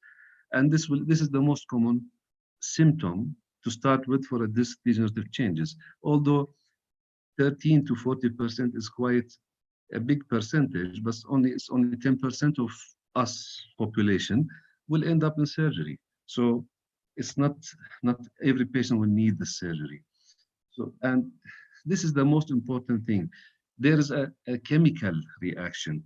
There are proliferation of the nerve endings around the annulus where the tear happens, and that area will be vascularized, and there will be granulation tissue, and there will be increased sensitivity to the inflammatory mediators such as the interleukin and the prostaglandin. That will induce the pain actually. So this is the main mechanism of pain. But another thing that's very important is when there is a noxious stimulus that is prolonged. This will lead to changes in the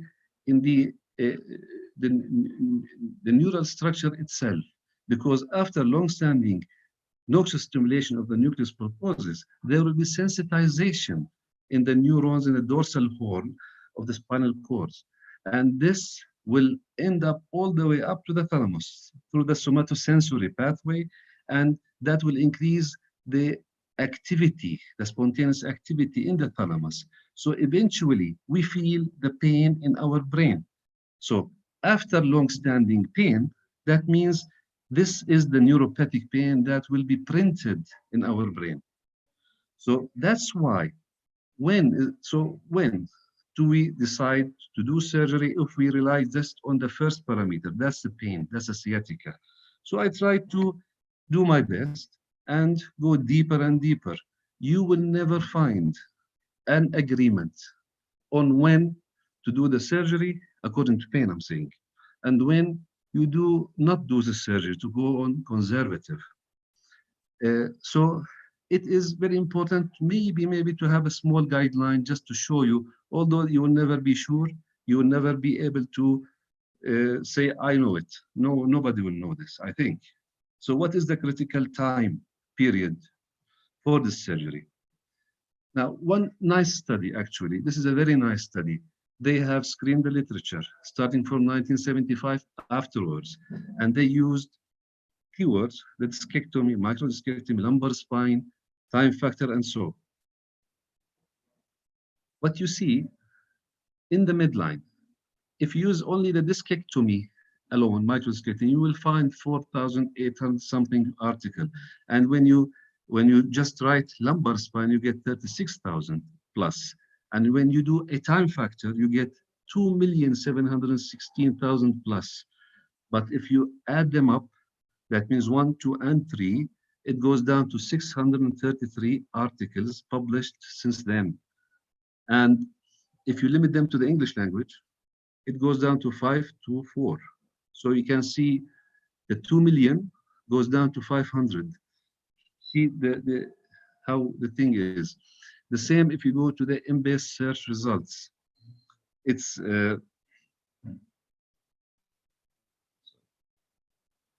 you can see at this search engine, if you write down discectomy, you get 7,000 plus articles published. If you write lumbar spine, you get 117,000. But if you say time factor, you get 3 million plus.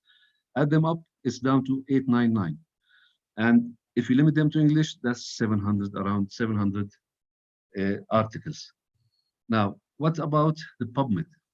The PubMed also, you can see 1, 2, and 3. If you add them up, is 198. So you can see how this thing, this topic has been studied, actually not much for the last 50 years. So just in a summary, only 14 out of the 524 articles that were found at the beginning, at the midline, had met the inclusion and the exclusion criteria. Only 16 out of 700 plus articles found in the M-base met the inclusion and the exclusion criteria, and only 2, imagine, of the 198 articles that have been published in PubMed met the criteria. And if you add them up together, they make around 32. Let's see how there is a crossover between them, meaning the same article published, mentioned here and there.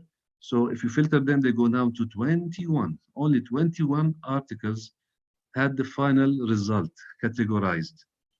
And for one,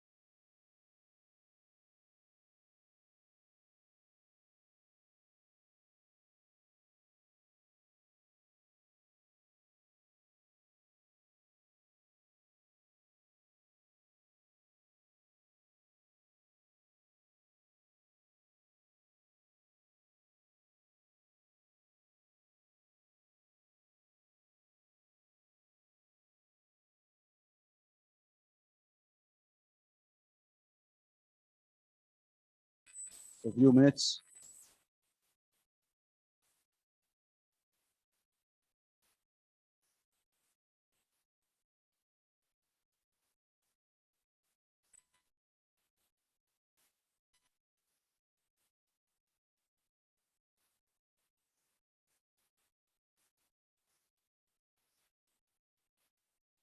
Dr. Nidal, I think we lost Dr. Nidal. He has maybe some internet issues. We can wait for him for a few minutes. Otherwise, we will be moving to the next speaker.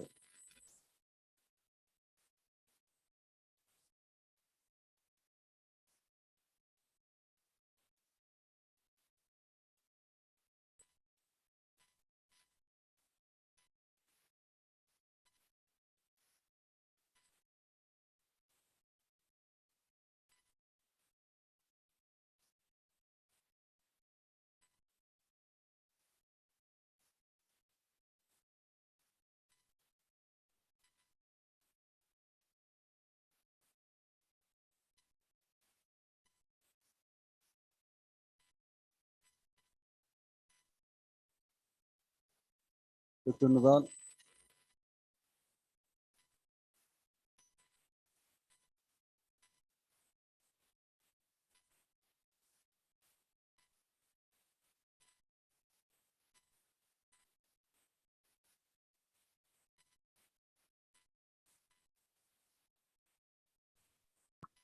I think we lost him.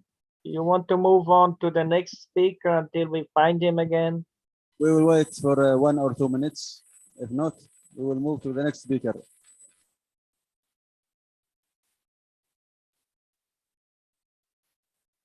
Dr. Muhammad.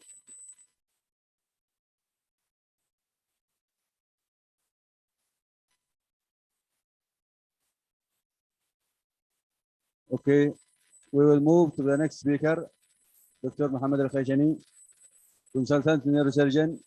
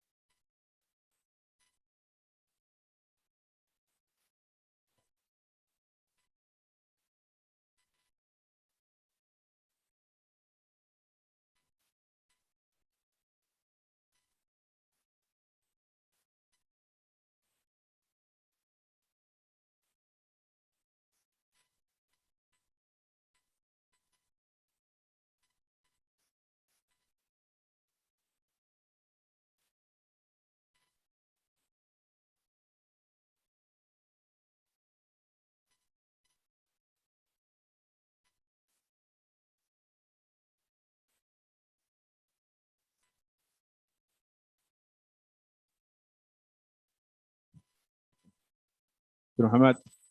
Muhammad Al-Khayjani, start, please. Then we will reconnect with Dr. Nadal after Dr. Muhammad finished his lecture. Now, Dr. Muhammad Al-Khayjani, look at Dr. Nadal.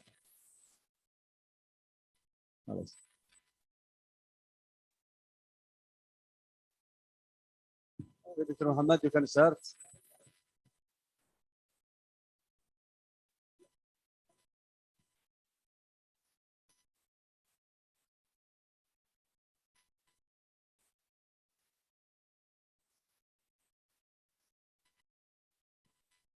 السلام عليكم. You have 15 minutes.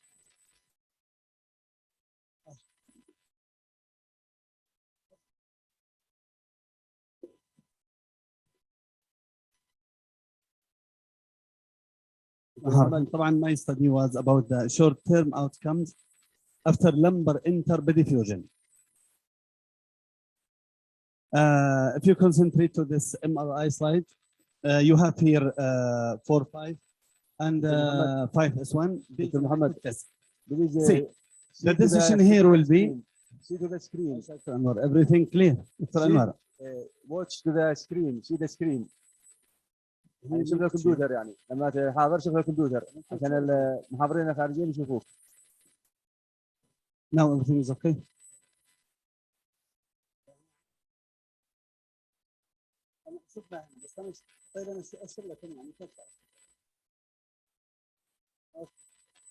Like this, يعني good. The decision here will be, for example, to make transducer fixation here and here and here. Correct? See, with this decision or this type of surgery, you fix the spinal column posteriorly, but this disc space already it is diseased or sick disc. So there is no support here. Still patient during bending, there will be some compression here, some source of pain posteriorly and anteriorly. Anteriorly because the diseased disc or ill disc, and posteriorly because there is no the load will be on the ligaments here. Here also you can see this is all the spinal fixation somewhere. They have make for him 4, 5 fixation, but still he will need screws up and down, but down not enough to make transducer screws TBF. You must remove this sick disc and make interbody fusion. Otherwise, compression will be, I mean, it will be a source of uncomfortability for the patient. So for that, developed what has been called interbody fusion. We have many types. Either you have to come from the anterior, then Aleph, anterior lumbar interbody fusion. Delef, that is direct lateral interbody fusion. Telef, that is transforaminal interbody fusion. Or Pelef posterior, or axial in some special circumstances.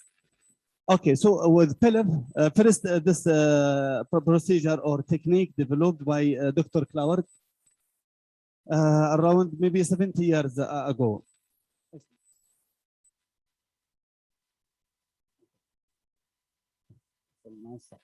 Okay, so you can see here, this is fracture 4-5, and he has made for it interbody fusion. That means he supported this disc. So the load will not be only on the screws posteriorly, but this will help in stability. I hope it's clear. Here also in this example, you have here spondylolisthesis. If you fix posteriorly, all the load will be in the screws. Even if you make posterolateral fusion, not enough. So you have to support with disc here. This is a type of, for example, in my study, I concentrated on Pelef and Telef that I am doing now in Yemen. So this is the Pelef cages. 2 cages, we are inserting 1 on every side.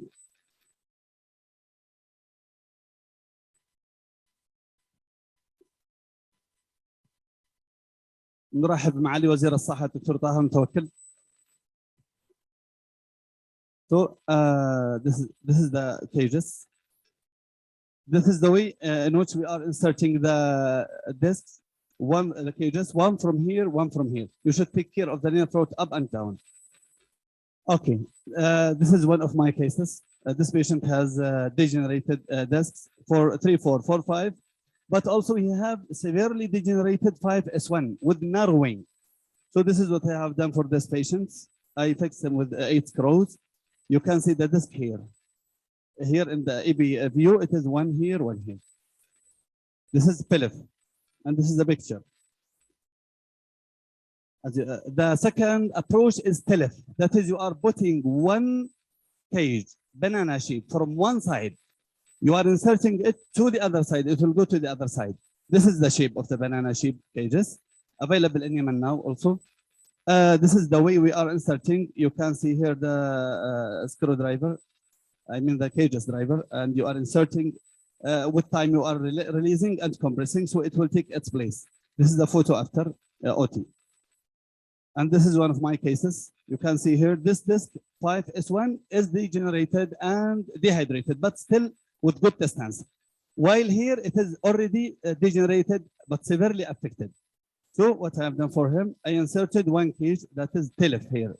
This is the EP view. Okay, Pelef or Telef alone is not enough. You have to augment by TPF posteriorly. Dr. Lewis by Minta developed the approach what is called XLF, extreme lateral or direct lateral approach. So a patient will be in the lateral position. You will go directly from here, from the lateral, you will go into inside the disc space. Concentrate with me here, please. We are going through the psoas muscle, through it.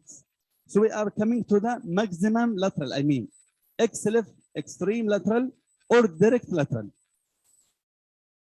This is the photo after OT. This is for one patient done. I don't know, I take it from net. You have here, they make XLF for him without fixation, which I'm not going with this. And you have to add 2 screws because this segment is not stable at all. You have 3 segments fixed down and you have to lift only up. It is not enough.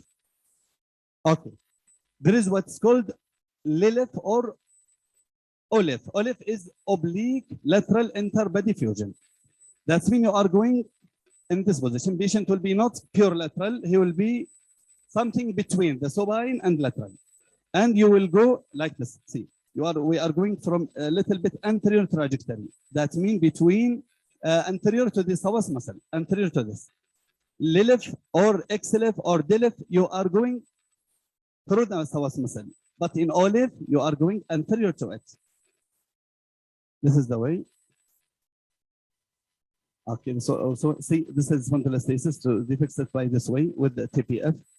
Okay, Aleph is, that's meaning you come anteriorly, pure anterior. It is very nice way to fix between L1 and L5.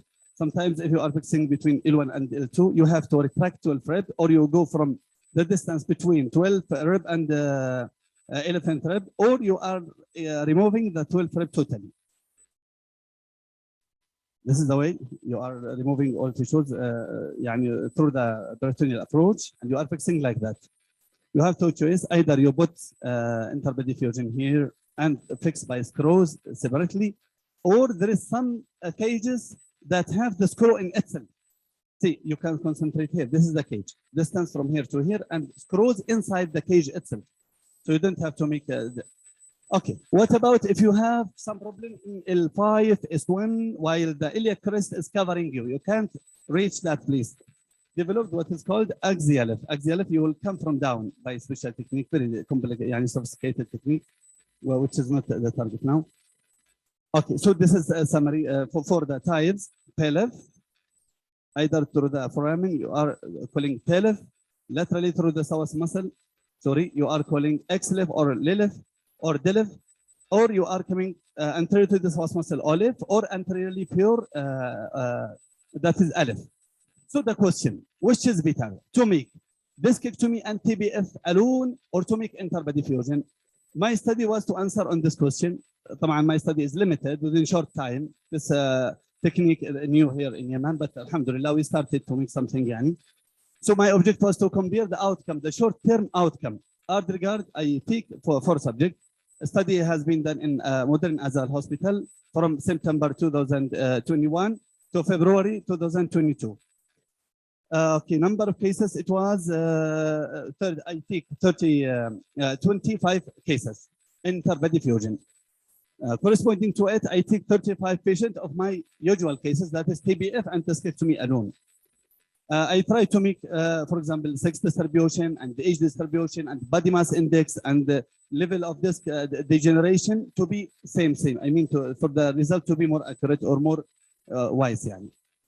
So total cases like this, you know that there is no big difference in the mean distribution or sex distribution or age. So the outcome was I concentrated on pain management need after surgery, 1. Second is functional status of the patient on the post-op day 1 and 2. Third, after 2 months of the surgery, the bending ability of the patient and the tenderness, local tenderness, that many patients coming to you telling I have tenderness in the back. You are making MRI, you are making X-ray, nothing to explain that. So these 4 points that I take in consideration. Okay, the result was like that. No statistical significant difference in age, sex, body mass index, or number of discs involved. So surgical indications were different, but with the interbody fusion group, I concentrated on the ages, I mean on the type of patients that he has severely degenerated disc. Okay, increased duration of operation. I mean intraoperatively, there was no difference, no big difference. Time for interbody fusion more than classical discectomy and TBF was from half an hour to 1 hour. So average was 45 minutes. And blood loss, there is no market difference. Only there was increase by 20 cc, 50 cc maximum. There is no, it was bloodless work inside the disc. Okay, the result was like the following. Total administration of pain medications post-operatively was less with this group than typical or than classic TBF and discectomy. Second, functional assessment on post-operative D1 and 2 demonstrate high function and better early mobility of the patient. As regard to that, freedom during movement and the distance walked by the patient. Third one is the bending ability after 2 months. It was better, more easy with this group than the classic type. I will finish. Only 2 minutes. I know myself. Wallah al-azim, I know. Local and the local back tenderness also, it was less. Okay, I know. Okay, so conclusion, lumbar interbody fusion and transpersonal fixation increases functional mobility, bending ability, and decrease the usage of post-operative pain management, yani medications, and the pain or the difficulty during. Previous study there was done by Dr. just some change in 2012, but he compared interpedifusion TLIF and TLIF in comparison with minimally invasive TLIF. But my study was to compare, as you know, between interpedifusion and the other. Hope future hope الحاجة اللي احنا إن شاء الله نأمل فيها في اليمن إنها نبدأها اللي هي المينيمالي انفيزيف. الآن لما يعني الناس كلهم بيدوروا على المينيمالي انفيزيف سيرجري. يعني كنا في القاهرة قبل شهرين، واحد من البروفs from America what he said إنه neither I do any open surgery now. يعني الآن ما عاد يعملوا أي open surgery. التلف كل البروسيجر بتعمل minimally invasive. أحيانا under local anesthesia. He will remove the disc. He will make artificial disc. Everything under local anesthesia. I hope that يعني إن شاء الله we will start. Thank you very much.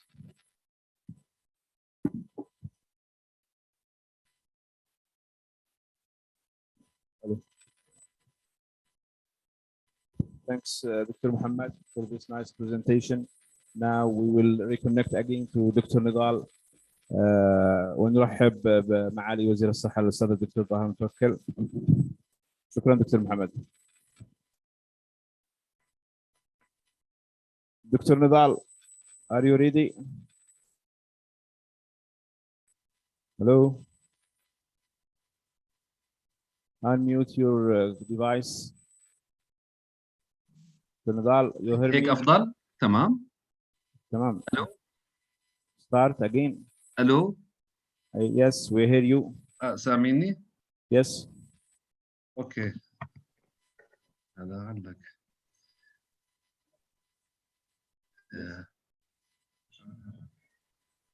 Make your voice loudly, Dr. Nidal. أنا سام Yeah, it's تمام. okay. Now it's okay. أوكي الآن. تمام. أنا آسف جدا، أعتذر على اللي صار بس خارج. السلام عليكم. Good to hear you again. Yes. السلام عليكم. Minister of Health, Dr. طه متوكل. دكتور طه، أهلا وسهلا معك. أهلا وسهلا يا دكتور. أنا بصراحة just to summarize, you know, the paper was going through the search engines looking for the topic of the timing of the surgery in relation to pain, only to pain, nothing else now. Later on, we'll see other parameters. Now the parameter of pain, and we found that the number of papers that were accepted according to the criteria were 21 in all. Although thousands and millions of papers are there, but only this small number was found, the 21 articles. And the 21 articles were given each of them scores على كل شيء معين, depending if it's a randomized control study, if it's a prospective, it's a retrospective, the number of patients, percentage of drops, follow-ups, everything was given a number. And the maximum number would be 110. Now, out of these 21 papers, they were given marks. A means it is the highest score. The highest score was above 66. B, moderate level of evidence. The score was between 33 and 66. And C, the score was poor level of evidence, let's say, below 33.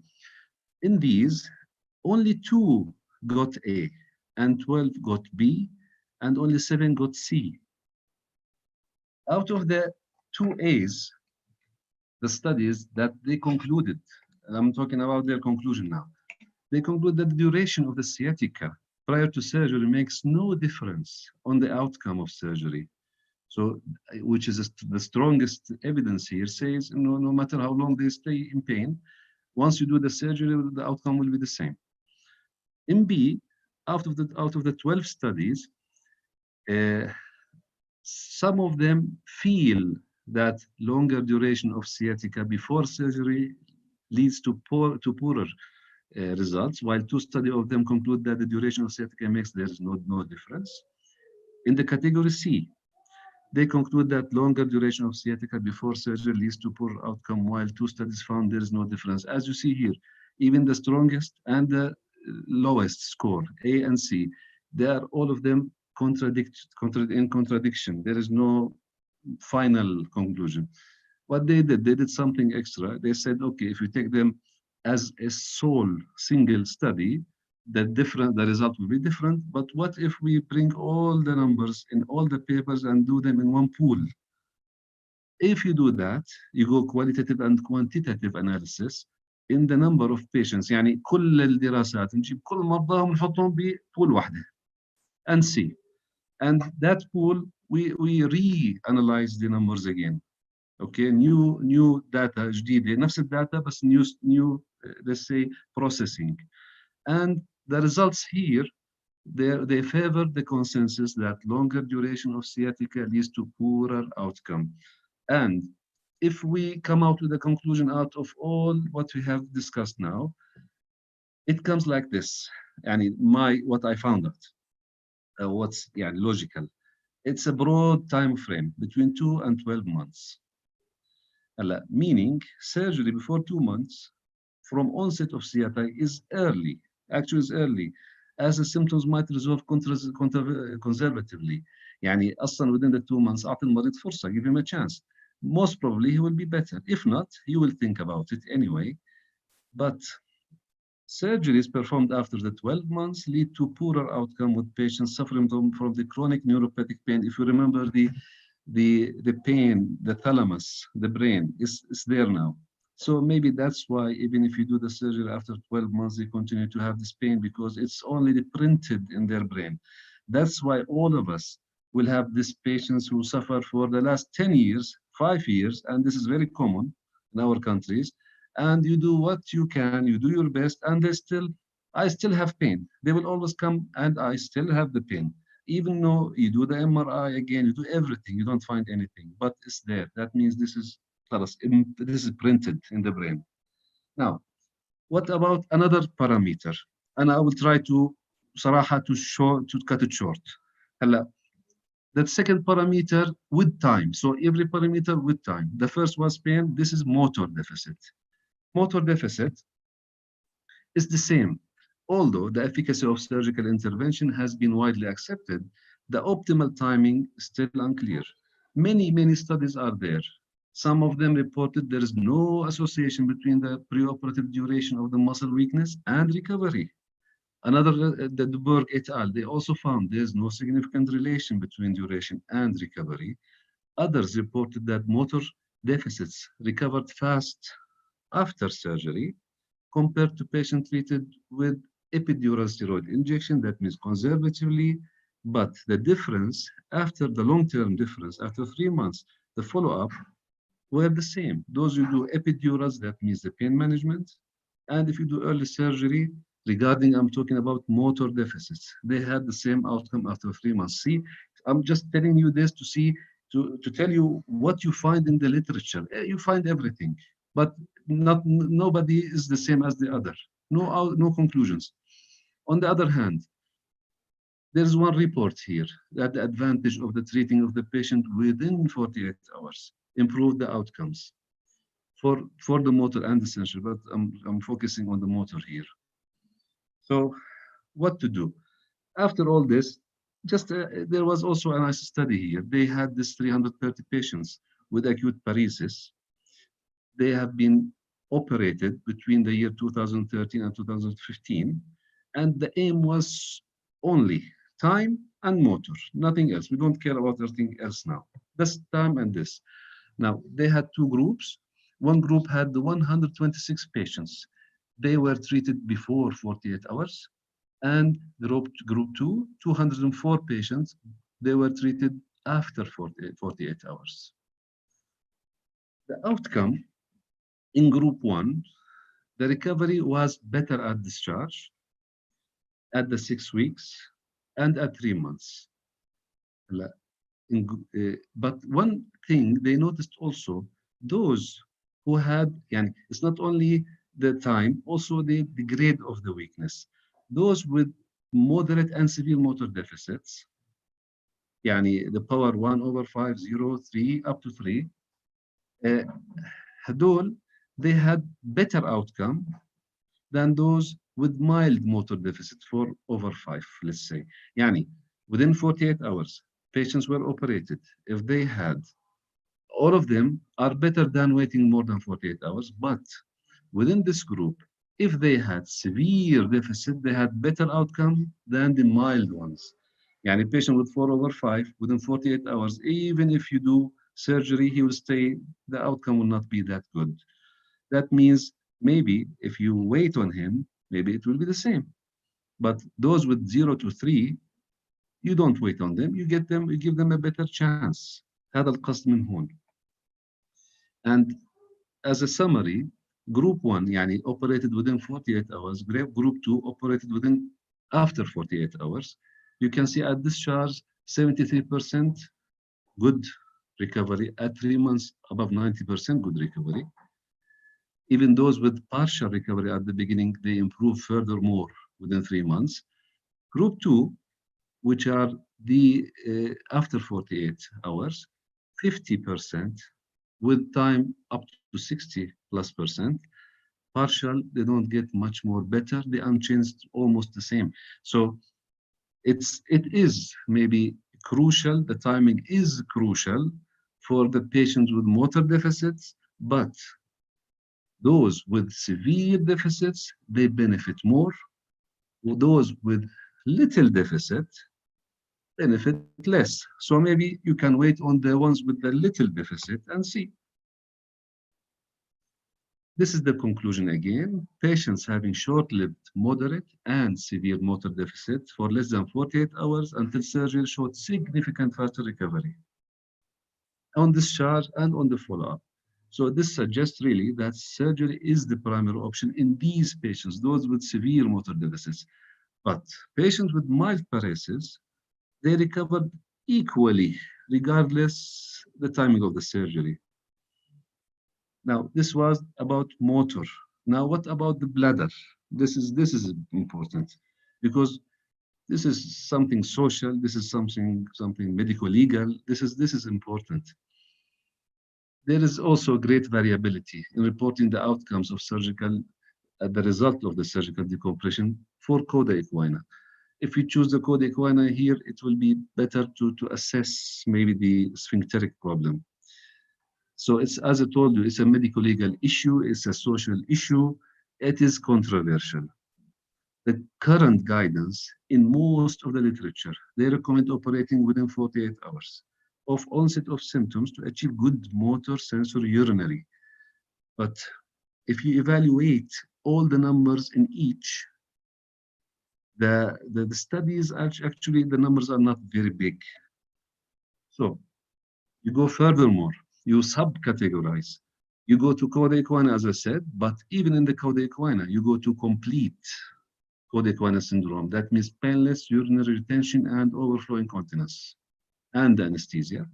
And you have another entity, that's an incomplete coda equina syndrome. There's loss of desire to void, but it's altered sensation, but still he can feel it. The anesthesia is partial. So if you go into complete and incomplete, this will be easier to assess the patient. The meaning, what I mean here, what will you say to the patient? What will you tell him? He's in your clinic now, he's in the ER now, and he's asking you. And what will you answer? Better answer if you depend on complete or incomplete. So you will have better answers for him. Here we have this analysis, a very nice one. This is the biggest you can get. You do not find a larger study than this in the literature. In here we have 200 patients and 139 cases had incomplete. The 61 cases were the complete. Okay, and they were operated accordingly. The 36 incomplete operated within 24 hours. Out of them, 32 had normal bladder at follow-up, but 4 did not improve. 103 cases, more than 24 hours, yeah, between 24 and 48 hours. You can see only 48 of them had the dysfunction, the others improved, يعني هون 50%. So 24 hours أحسن من between 24 to 48 hours, better. If you go down to the 61 cases that had complete coda equina syndrome, part of them operated at 24 hours, part of them operated 48 hours, maybe 72 hours. All of them were the same. Yani the patient comes to you to the clinic, comes to the ER, he has complete cold-equina syndrome, you better tell him. You will not improve. This is better than give him any promises, I think. Few points within the study which are also notable. Patients with incomplete cold-equina syndrome who underwent surgical decompression within 24 hours are 2 times more likely to have normal bladder than those operated between 24 and 48 hours. Yani, the sooner the better, فعلا. Patients with incomplete, I'm talking about incomplete cold-equina syndrome who underwent decompressive surgery in less than 24 hours were 5 times more likely to have normal bladder than those operated after 48 hours. As you see, as hours go by, that means the gap grows up. But those who come with the complete, regardless of the timing, it's the same. Nothing will change. Maybe are there factors that affect these outcomes, in either sensory, either motor, either. It's all in the physiology. Look, reversibility depends not only on removing the mechanical obstruction. It's not only you remove the disc material will help, but there's ischemia and there's venous congestion. These has to improve. Compression causing degeneration will reduce the chances of the regeneration. This is physiology. Also, one thing, the spinal roots are more susceptible to compression and mechanical deformation. And ليش؟ لأنه the peripheral nerves, they have perineurium, but the spinal rootlets, they don't have the perineurium and poorly developed epineurium. That makes them more vulnerable. So, and this makes them difficult to repair. That's why a peripheral nerves may be better, will have better outcome than a cold-equina syndrome. And one thing also, the blood supply to the lumbosacral plexus, the nerve roots, come from the distal and the proximal radicular vessels, and they flow towards anastomosis found in the proximal third of the nerve root. This is actually a hypovascularity. It's a watershed zone in the cold-equina, and this might also decrease the ability to recover, actually. So one last sentence. So the timing is the only factor that can be influenced by us. Actually, there's no other thing we can influence more than timing. But even when we choose the time, we have to have some idea what can we promise the patient. And that's why I thought maybe having such a talk, searching for such a topic, it's not how. Everybody knows how. It's when, starting from the patient when he enters from the door to your clinic until he gets out of the hospital after his surgery. That's very important because the answer is there. The answer is in the time. It's not in how. Okay, you can do it laminectomy, you can do it microdiscectomy, you can do it endoscopic, but it's done. Now the outcome is actually related to the time. Thank you.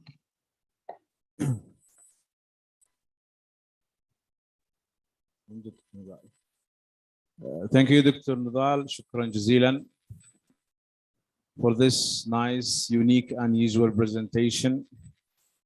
ونرحب مرة أخرى. وكان ختامه مسك مع الأستاذ الدكتور نضال الروسان، أستاذنا طبعا من المملكة الأردنية الهاشمية. نرحب مرة أخرى بمعالي وزير الصحة الأستاذ الدكتور ظاهر متوكل، ومعالي وزير التعليم العالي الأستاذ حسين حازب.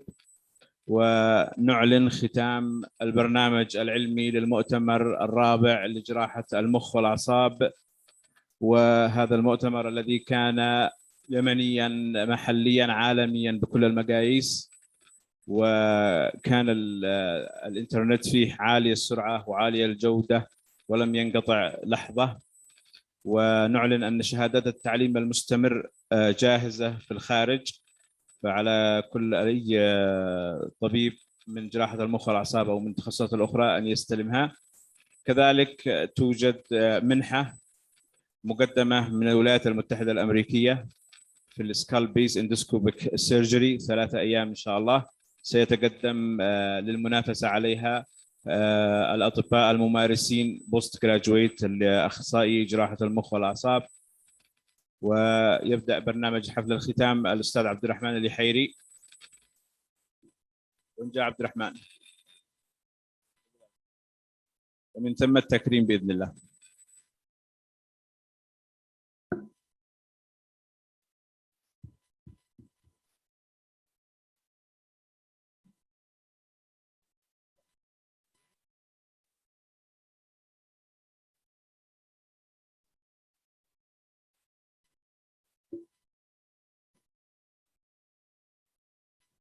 السلام عليكم ورحمة الله وبركاته. بسم الله الرحمن الرحيم. الحمد لله رب العالمين، والصلاة والسلام على أشرف خلق الله أجمعين، محمد بن عبد الله مخرج الناس من الظلمات إلى النور، وعلى آله الطيبين الطاهرين قادة الهدى، وارض اللهم عن صحابته الغر المنتجبين من يومنا هذا إلى يوم الدين. معالي وزير الصحة العامة والسكان الأستاذ الدكتور طه أحمد المتوكل، معالي وزير التعليم العالي والبحث العلمي الأستاذ حسين حازم، الأخوة، الأخ رئيس المؤتمر، رئيس الجمعية، أمين عام الجمعية، رئيس جامعة 21 سبتمبر، الأخوة الحضور جميعا كل باسمه وصفته، السلام عليكم ورحمة الله وبركاته. ها نحن بعد 3 أيام مثمرة في حدث استثنائي كبير بكبر وعظم هذا الوطن، وبعظم هذه المناسبة التي تتزامن معها إقامة هذا الحفل وهذه الفعالية وهذا المؤتمر وهذا الحضور في يومه النهائي وفي يومه الختامي، إنما يدل دلالة واضحة وجلية أن هذا المؤتمر استطاع أن يقول أن اليمن قادر على أن يصنع المستحيل ما دام فيه أمثالكم. هذا المؤتمر الرابع في جراحة المخ والأعصاب والعمود الفقري، الذي اشترك فيه نخبة كبيرة من الأطباء والاستشاريين والباحثين والأكاديميين من داخل اليمن وخارجه على المستوى المحلي والإقليمي والدولي. حفلنا الاختتامي خير ما نستهل به آيات بينات من الذكر الحكيم. أعوذ بالله من الشيطان الرجيم، بسم الله الرحمن الرحيم.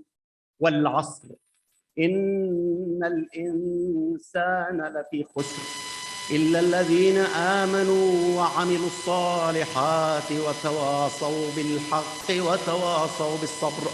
صدق الله العظيم. الآن نقف وإياكم لنردد جميعا رددي أيتها الدنيا نشيدي.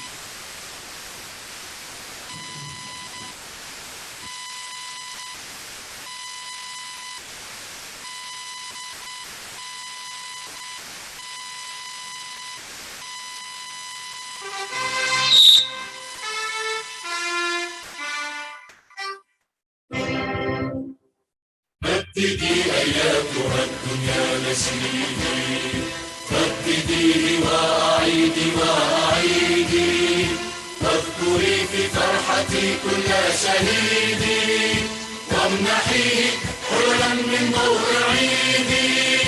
رددي أيتها الدنيا نشيدي، رددي أيتها الدنيا نشيدي. وحدتي وحدتي يا نشيدا رائعا يملأ نفسي، أنت عهد عالق في كل ذمة. رايتي رايتي يا نسيجا حكته من كل شمس، اخلدي خفيقة في كل قمة. أمتي أمتي امنحي للبأس يا مصدر بأسي، واغفريني لك يا أكرم أمة. عشت إيماني وحبي أممية، ومسيري فوق دربي عربية، وسيبقى نبض قلبي يمنية. لن ترى الدنيا على أرضي وصية.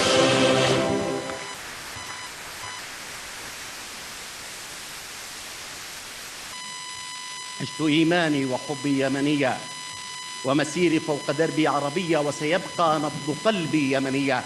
لن ترى الدنيا على أرضي وصية.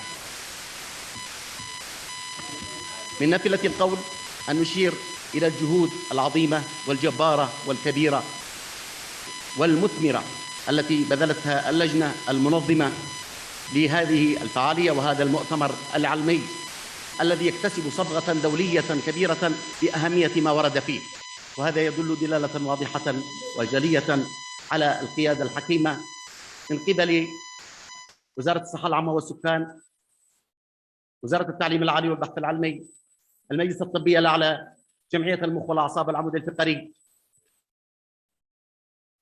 والرعاية الكريمة من قبل فخامة المشير مهدي النشاط رئيس المجلس السياسي الأعلى وقيادة الحكومة وقيادة الوزارات، فألف تحية لكل هؤلاء على هذا الإنجاز.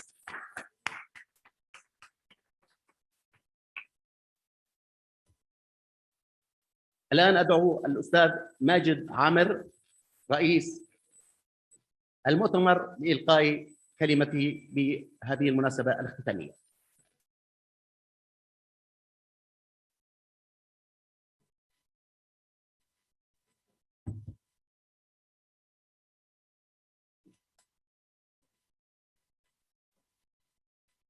بسم الله الرحمن الرحيم. الحمد لله رب العالمين، والصلاة والسلام على أشرف المرسلين سيدنا محمد بن عبد الله وعلى آله وصحبه أجمعين. الأخ الأستاذ حسين عازب وزير التعليم العالي، الأخ الأستاذ الدكتور طه المتوكل وزير الصحة، الأخوة الحضور جميعا كلا باسمه وصفته، أرحب بكم جميعا أجمل الترحيب، وأسعدني في هذا الوقت أن أعلن عن بداية فعاليات اختتام المؤتمر الرابع لجراحة المخ والأعصاب والعمود الفقري. هذا المؤتمر الذي نشر فيه نتشرف فيه بالمشاركة واسعة النطاق من أعضاء من علماء جراحة المخ والأعصاب على المستوى المحلي والدولي والعالمي، والذي كان له حضور واسع داخليا وخارجيا، والذي نرجو أن يكون قد حظي باستفادة من جميع الحاضرين والمشاركين، وذلك محاولة منا في الجمعية اليمنية لجراحة المخ والأعصاب لإتاحة المجال للاستفادة من الخبرات العالمية في داخل هذه الظروف الصحية والحصار الذي يعانيه بلادنا منذ حوالي 8 سنوات، والذي فرضه علينا العدوان الغاشم، إلا أننا وجميعا نحاول جاهدين على أن لا نتوانى في مواكبة التطورات العلمية في هذا المجال وفي جميع المجالات. أشكر الأخوة في الهيئة الإدارية للمؤتمر والأخوة رؤساء وأعضاء اللجان الفرعية بما قاموا من جهد وتفاني لإنجاح هذه الفعالية، وأخص بالشكر الأخ الدكتور مجاد معصار لما بذله من جهود ولمساعدة المؤتمر من رعاية كريمة للمجلس الطبي الأعلى ومشاركة أكاديمية من جامعة 21 سبتمبر. وأخص بالشكر أيضا الأخ الدكتور إسماعيل الحوثي لما بذله من جهود مضنية ولما وفره من جهد لإنجاح هذا المؤتمر. وأخص كذلك بالشكر الأخ الدكتور أحمد الجرادي الذي كان له الفضل الكبير في إقامة هذه الفعالية العلمية، وكان له الفضل في التواصل مع الأخوة المحاضرين الدوليين والعرب والمحليين. أجدد شكري لكم وأرحب بكم أجمل الترحيب، وأتمنى لكم التوفيق في جميع أعمالكم. السلام عليكم ورحمة الله.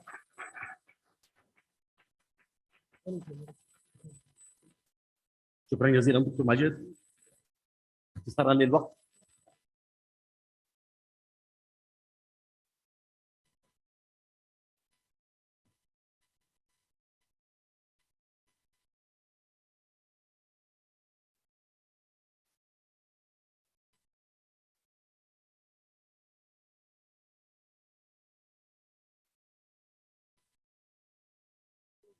الكلمة الختامية للمؤتمر كلمة توجيهية تقييمية، ومع معالي وزير الصحة العامة والسكان الأستاذ الدكتور طه أحمد المتوكل الرجل المناضل العلمي الكبير، فليتفضل.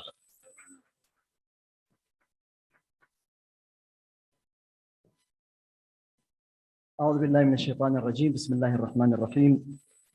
الحمد لله رب العالمين، والصلاة والسلام على سيدنا محمد خاتم النبيين وعلى آله الطاهرين، ورضي الله عن أصحابه المنتجبين وعلى سائر النبيين والمرسلين. أخي العزيز الأستاذ حسين حازب معالي وزير التعليم العالي، الإخوة الحاضرون جميعا، الزملاء في جراحة المخ والأعصاب والضيوف، أحييكم. السلام عليكم ورحمة الله تعالى وبركاته. أبارك هذا النجاح الكبير في انعقاد المؤتمر العلمي الرابع لجراحة المخ والأعصاب في اليمن، وكانت المناسبة كبيرة جدا أن ينعقد في أيام ذكرى الوحدة اليمنية المباركة، وتحقق ذلك بحضور زملائنا الاستشاريين والأخصائيين من كل محافظات اليمن، من عدن، من حضرموت، من صنعاء، من كل محافظات الجمهورية. وهذا يدل أيضا على أصالة هذا الشعب اليمني العظيم. نبارك كل المخرجات التي خرج بها هذا المؤتمر الكبير، والذي استضاف كثير من الأعلام البارزة في جراحة المخ والأعصاب من داخل البلد ومن خارج البلد، والحضور الكبير للزملاء الأطباء الذين بلغوا تقريبا فوق 1000 مشارك، وأكثر من 14 دولة عربية ودولية. هذا النجاح الكبير هو جاء ليجسد صمود هذا الشعب اليمني العظيم الذي انتصر فعلا على الحصار والعدوان والاحتلال. هذا المؤتمر يأتي كسر لكل ما تريده دول تحالف العدوان من الحصار على الشعب اليمني في كل شيء. لكن الحقيقة أن الشعب اليمني اليوم حاضر بعلمائه، بمفكريه، في خدمة هذا الشعب. ولذلك اليوم لابد أن نتذكر نقطة مهمة جدا. خلال 7 أعوام ما الذي جعل هذا الشعب في هذا الصمود، لا سيما في القطاع الطبي والصحي؟ هذا الصمود الكبير يأتي ثمرة صمود القطاع الطبي والصحي والاستشاريين والأخصائيين الذين ارتبطوا بالبلد وبالأرض، وظلوا أوفياء لهذا الوطن، وبكوا داخل تراب هذا البلد، يقدمون الخدمات لكل المرضى. المرضى اليوم ينعمون بالخدمات الطبية على الرغم من الحصار. كنا نظن في بداية فتح المطار صنعاء في الهدنة لمدة 2 شهرين أن كثير من المرضى يعني سيتزاحمون لسفر إلى القاهرة أو السفر إلى الأردن، لكن الذي حدث عكس ذلك تماما. قليل وقليل جدا من المرضى الذين يرغبون بالسفر للخارج، والأغلب والأكثر يتداووا داخل اليمن. من أين تداوى المرضى خلال 7 أعوام والحصار مطبق على الشعب اليمني؟ تداووا على أيدي هؤلاء العمالقة والزملاء والاستشاريين والاختصاصيين داخل البلد. ولعل من إيجابيات، فلنفرض إيجابيات من العدوان، مع أن الكل يعرف مساوئ هذا العدوان، لكن من إيجابيات أن العدوان أننا بنينا أنفسنا، والشعب اليمني اليوم يبني نفسه ويطور كل قدراته. والدليل على ذلك انعقاد هذه المؤتمرات، تخرج الدفع تلو الدفع من المجلس اليمني للتخصصات الطبية ومن وزارة التعليم العالي في كل التخصصات. اليوم المريض يتداوى في اليمن. في الأنظمة السابقة كان أبسط زكمة وأبسط مرض ويذهب إلى الأردن وإلى مصر. اليوم نستطيع أن نقول أن استراتيجية اليمن خلال 3 أعوام قادمة بإذن الله سبحانه وتعالى الحد من السفر إلى الخارج والعلاج إلى الخارج. وهذا يحتاج إلى تكافل وتكاتف كل الجهود، سواء على مستوى البنى التحتية، على مستوى التجهيزات، على مستوى التدريب والكادر الطبي، على مستوى الأدوية، على كل المستويات. نعمل سويا معكم، وسنعمل مع زملائنا ومع القطاع الخاص على العمل على توفير ما يمكن توفيره من أجهزة ومعدات طبية. صحيح العدوان خلال الفترة الماضية منع كثير من التجهيزات الطبية، لكن نستطيع بقدرات يمنية أن نوفر كثير من التجهيزات الطبية التي تغني المريض من السفر إلى الخارج.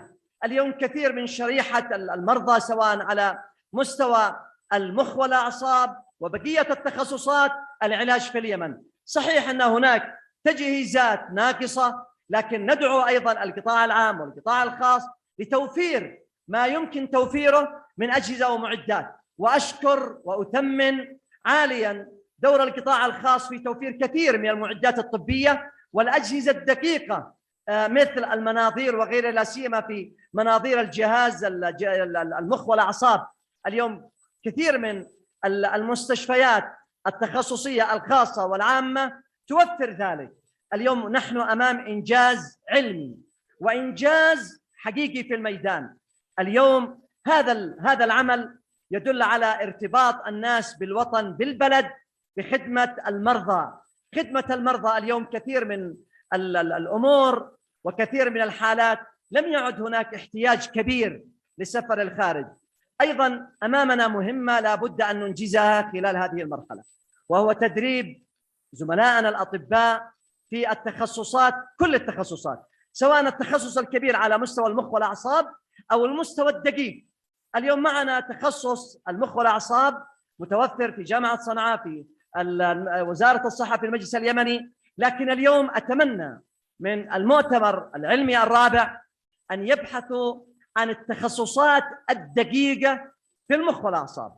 هناك تخصصات دقيقة لا سيما في قضية الأوعية وغيرها. لابد أن نبحث وتطوير المهارات، لأننا نظن أن اليوم القدرات التي بنيت والخبرة التي تراكمت خلال 7 أعوام لا يوجد لها مثيل في كثير من الدول. القضية تحتاج إلى التخصصات الدقيقة، وهذه التخصصات الدقيقة تأتي من تراكم خبرات محلية اكتسبتموها والبحث والتواصل ومثل هذه المؤتمرات. نبارك هذا المؤتمر الكبير والرائع، نبارك هذا النجاح. التوصيات لابد أن تؤخذ بعين الاعتبار. نشكر اللجنة اليمنية أو الجمعية اليمنية لجراحة المخ والأعصاب والمنظمين واللجنة التحضيرية والعلمية والأمانة العامة للجمعية، وأدعو كل الجمعيات أن تحذو حذو جمعية المخ والأعصاب في تخريج مثل هذه المؤتمرات المشرفة التي ترفع رأس البلد عاليا. أشكر التوأمة الكبيرة بين وزارة الصحة العامة والسكان ووزارة التعليم العالي. أشكر كل من حضر، شكرا لهذا الإبداع الكبير، والسلام عليكم ورحمة الله وبركاته. شكرا جزيلا معالي وزير الصحة العامة والسكان الأستاذ الدكتور طه أحمد المتوكل. الآن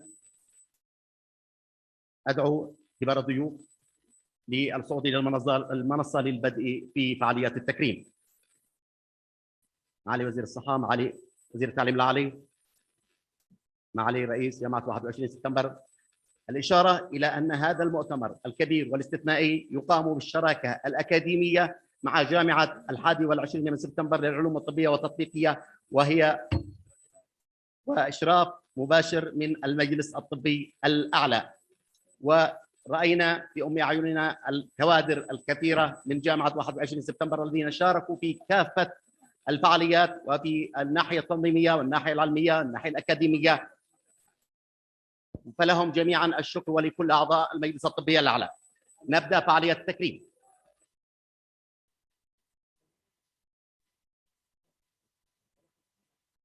تكريم لمعالي وزير الصحة العامة والسكان أستاذ الدكتور طه أحمد المتوكل.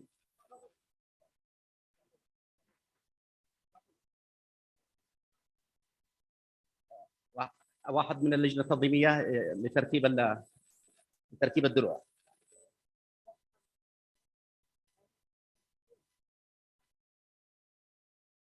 تكريم معالي وزير التعليم العالي والبحث العلمي الأستاذ حسين علي حازم.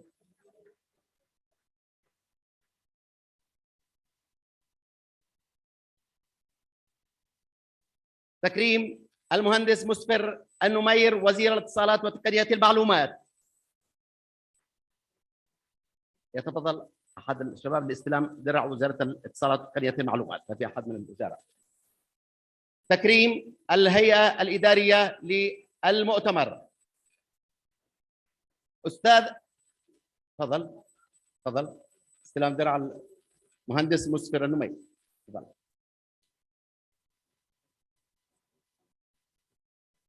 استلام درع وزارة الاتصالات. وزارة الاتصالات طبعا كان لها دور فاعل في مسألة الاتصال عبر الانترنت، وهو حقيقة كان عند مستوى المسؤولية، فلهم منا كل الشكر. تكريم الهيئة الإدارية للمؤتمر أستاذ دكتور ماجد علي عامر رئيس المؤتمر.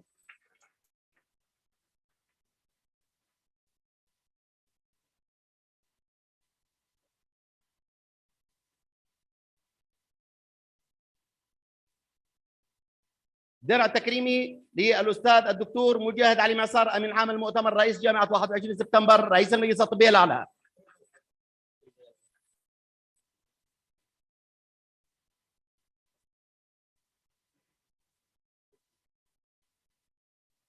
تكريم الأستاذ الدكتور حفظ الله مصلح عبد الوهاب رئيس اللجنة العلمية، وقبل ذلك الأستاذ الدكتور قاسم الأصبحي رئيس الجمعية. الأستاذ الدكتور قاسم الأصبحي قبل ذلك.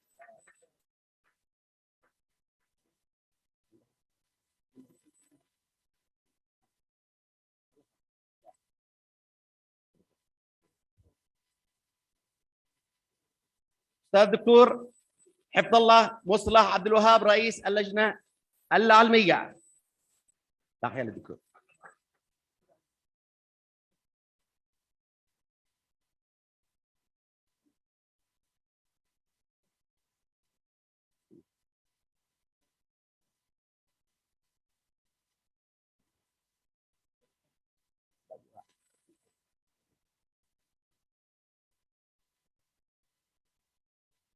أستاذ دكتور محمد عبيد القاعطي رئيس اللجنة الاستشارية.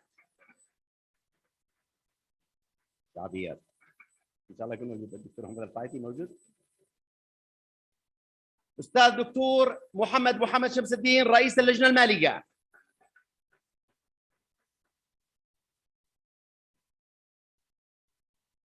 من بيستلم تفضل استلام الدرع الدكتور محمد القاعطي. أستاذ دكتور عبد الغني علي ناشر رئيس لجنة العلاقات العامة.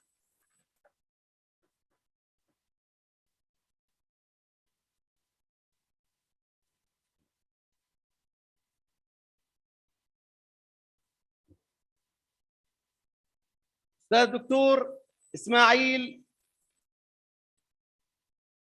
تفضلوا خلصوا بس واصل.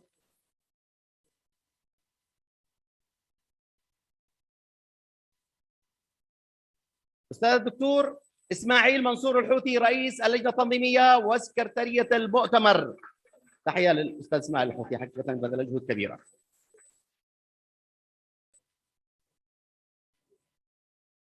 تكريم أطباء جراحة المخ والأعصاب المنتقلين إلى رحمة الله تعالى، نسأل الله لهم الرحمة والمغفرة وأن يجزيهم خير الجزاء على ما قدموا لهذا الوطن. أستاذ دكتور الآن نقف وإياكم دقيقة لقراءة الفاتحة على أرواحهم جميعا. يفضل.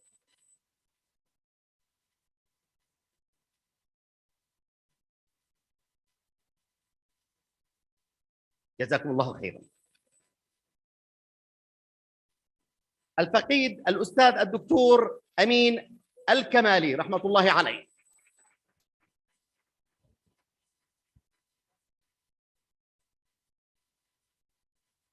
الفقيد الأستاذ الدكتور محمد العاقل رحمة الله عليه.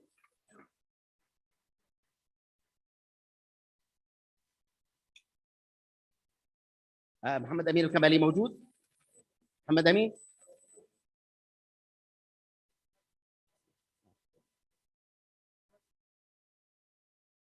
الفقيد الأستاذ الدكتور محسن الحقبي رحمة الله عليه.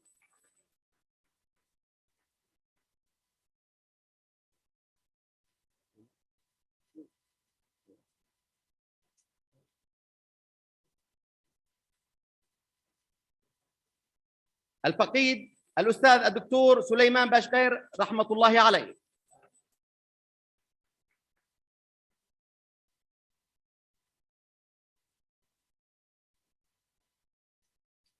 تكريم الأطباء من جراحي المخ والأعصاب الرعيل الأول أستاذ دكتور يحيى الثور.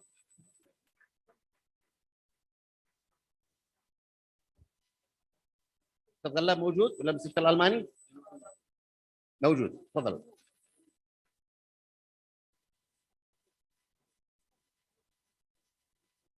الدكتور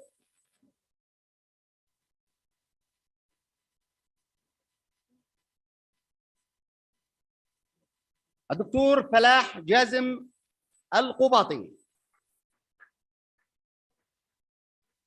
دكتور انور تفضل.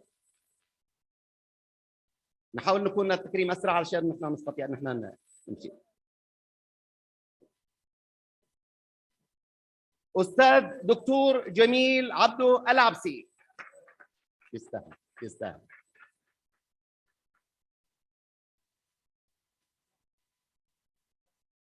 استاذ دكتور يوسف عبد الله المداني.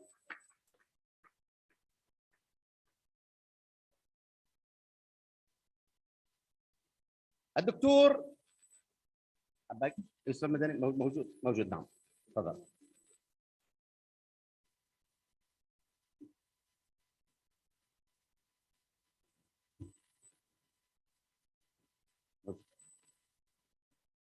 دكتور عباس المقطري.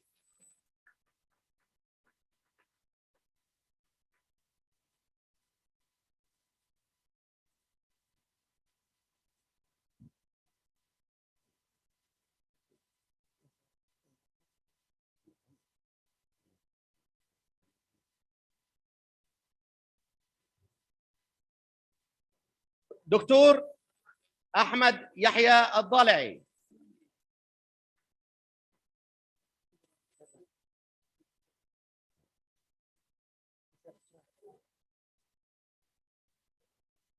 طبعا تكريم للدكتور محمد شمس الدين المنشغل بالامور الماليه، فله منا كل الشكر والتقدير.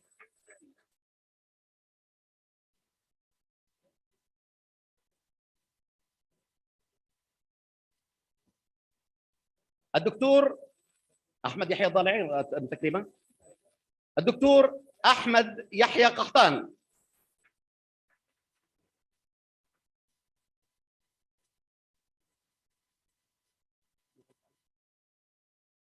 دكتور محمد القايتي يسعد ايامك، اهلا وسهلا. تحيه للدكتور محمد القايتي، يستاهل كل هذا الحب، الله يسعدك.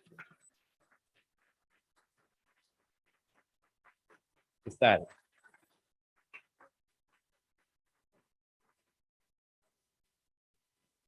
سر الكاميرا يا دكتور.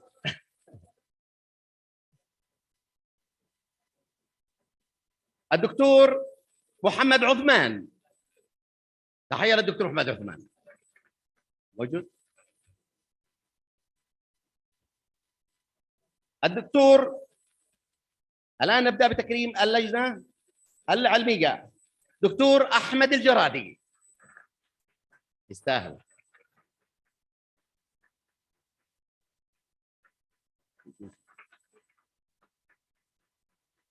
يستاهل.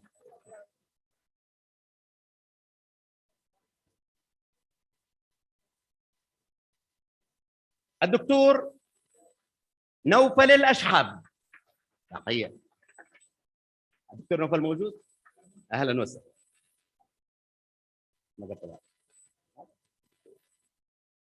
تكريم رؤساء اللجان الفرعية والفاعلين في اللجنة التنظيمية.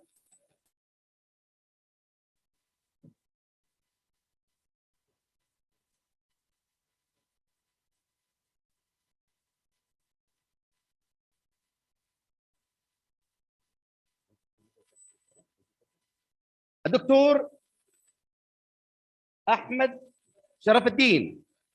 تفضل يا دكتور احمد.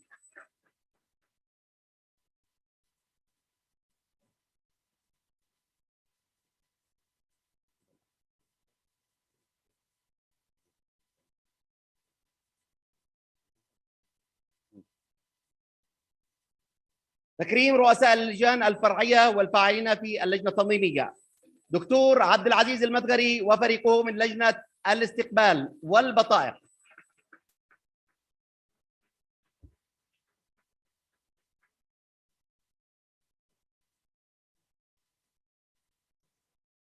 دكتور إدريس البريهي. تفضل يا دكتور إدريس. موجود. اذا في امكانيه تفتحوا الطريق علشان تسهل عمليه الوصول الى المنصه، اذا في امكانيه.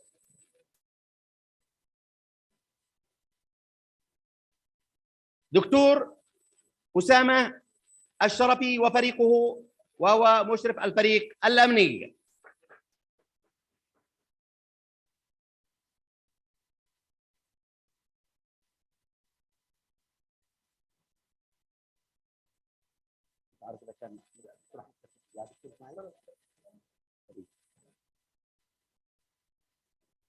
دكتور سليمان شمس الدين.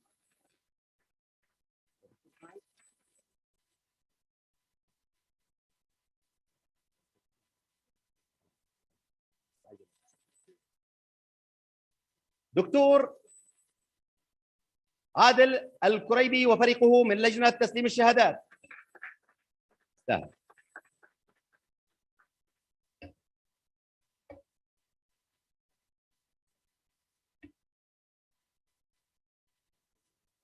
دكتور طه العبسي وفريقه من اللجنة الإرشادية، أو طارق العبسي وفريقه من اللجنة الإرشادية. تحية للدكتور طارق.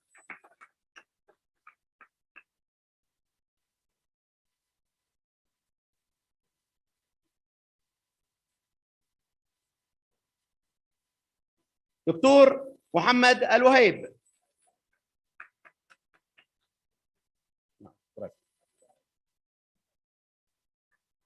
دكتور طارق الطارق وفريقه، وهم لجنة الضيافة والخدمات. خدمات جيدة، الله يسعدهم جميعا، بيض طول الوجه. طارق الطارق، اسم ذهبي.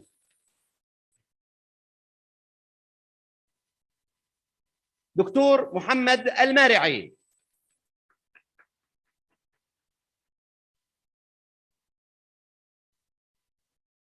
دكتور بشير المعاينة وفريقه من لجنة طاعة المؤتمرات. تحية لكم جميعا أيها المنظمون.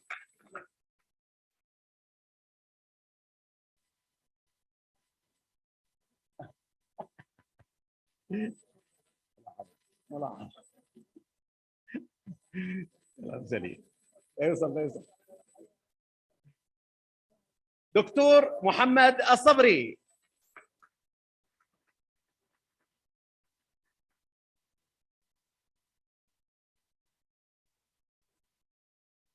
دكتور طارق المحبشي.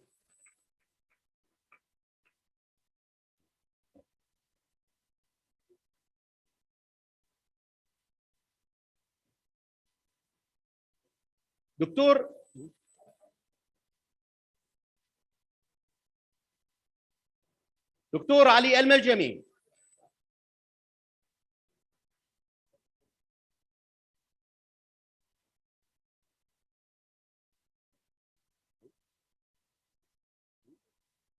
دكتور محمد الكميتي.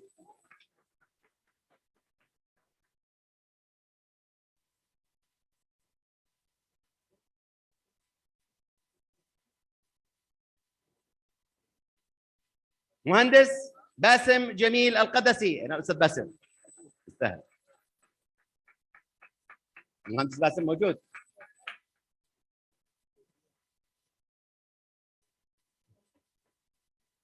دكتور احمد سالم الطهيف.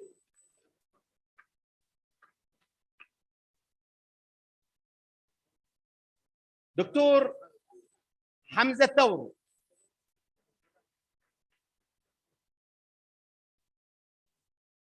الدكتور عبد الله معصار. يستاهل الدكتور عبد الله موجود.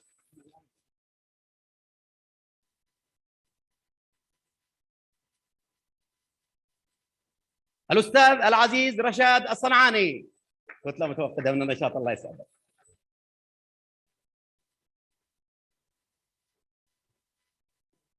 الاستاذه زينب الشرعي. اخيرا وصلنا الحمد لله. تحيه لزينب الشرعي.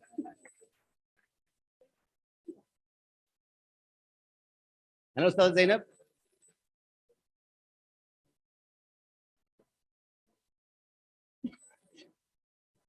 الدكتوره العزيزه فاديه الديلمي، الامين العام المساعد للمجلس الطبي الاعلى. استاذ.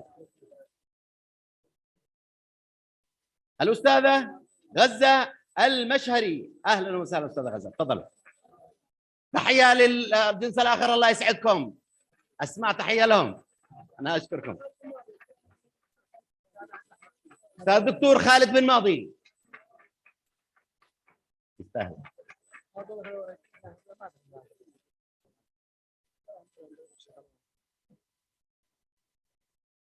الدكتور محمد عاشور.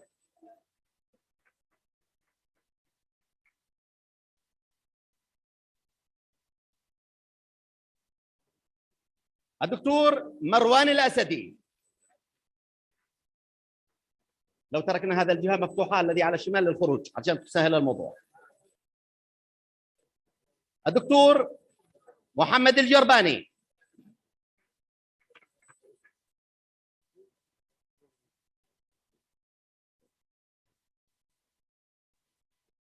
دكتور محمد الجرباني موجود؟ الدكتور تميم الأصبحي. الدكتور محمد قطران. الدكتورة إيناس العمراني. يستاهل.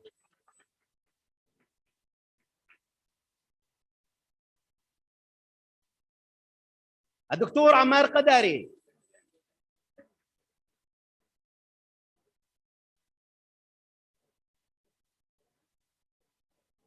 دكتور بيان الجحافي. دكتور أيمن الذبحاني.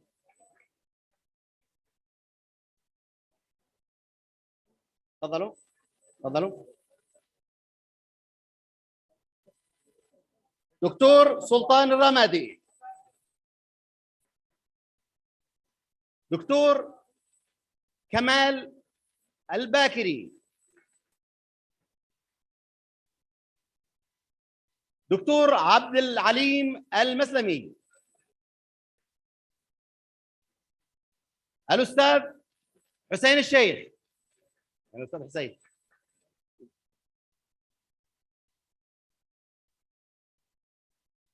الأخ محمد الجهمي. الأستاذ محمد الجهمي. الأستاذ محمد المطري، نائب مدير عام مكتب رئيس الجامعة. الملازم محمد الصرمي. الملازم حاتم العصار وفريقه من الفريق الأمني.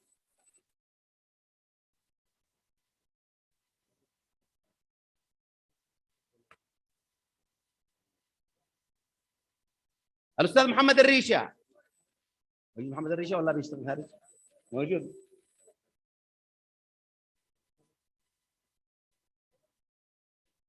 أعضاء اللجنة المالية.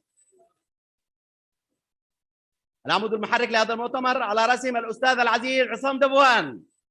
يستاهل.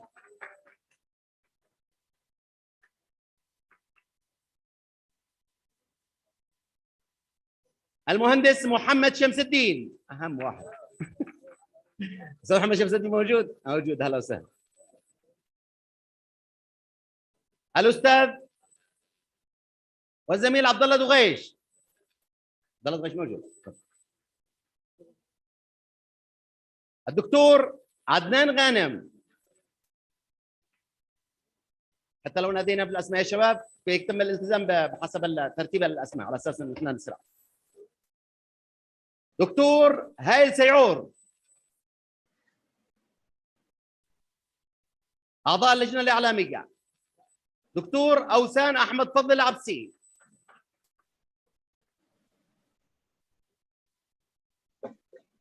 اواصل ولا؟ دكتور مروان الشعيبي.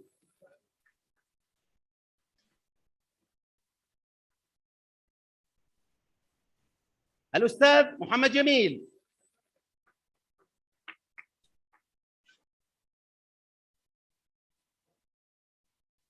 الأستاذ أيوب حميان. أنا أستاذ أيوب أكيد بيشتغل، الله يعينك. أيوب موجود، يستاهل. أيوب يستاهل.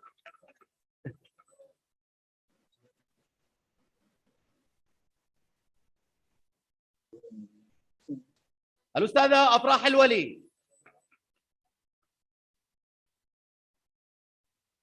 الأستاذ فارس ناشر. الأستاذ فارس ناشر.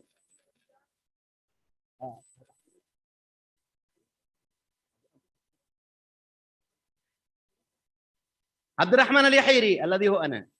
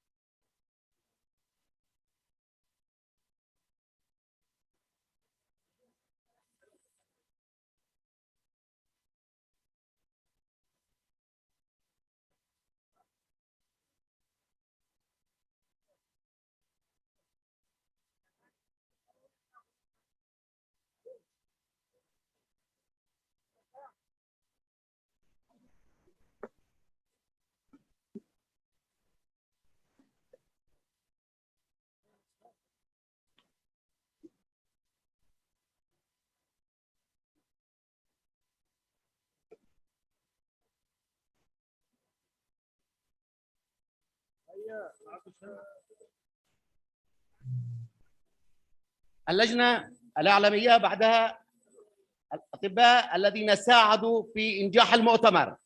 أستاذ دكتور علي شرف الدين. تحية للدكتور علي شرف الدين.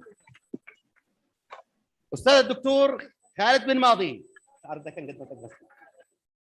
خالد بن ماضي متى تقدر صح؟ أستاذ الدكتور عدنان العواضي.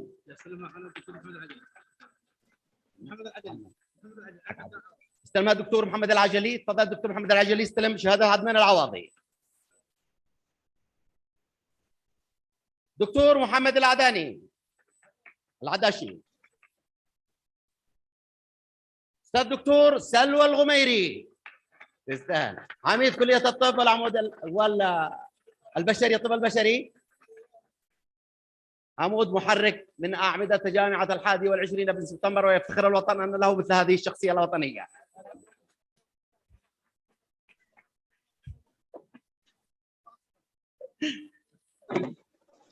دكتور عادل نصاري.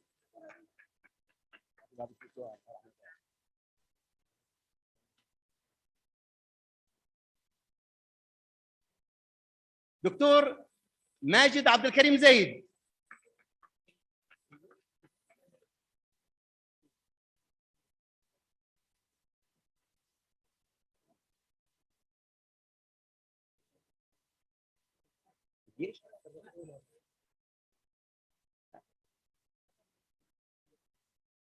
دكتور بشير محمد الشافعي او الشايمي. نعم في خطأ هنا بالكتابة. دكتور بشير محمد الشايمي. مهندسين يتبعون هؤلاء وزارة الاتصالات وتقنية المعلومات، كان لهم دور فاعل جدا في نقل هذا المؤتمر في الداخل والخارج. المهندس محمد الاسطى. المهندس غمدان محمد الخطيب. المهندس رمزي حمود عباس. تكريم الرعاة الذهبيين للمؤتمر، ولهم كل الشكر، وكان لهم دور كبير جدا في إنجاح المؤتمر.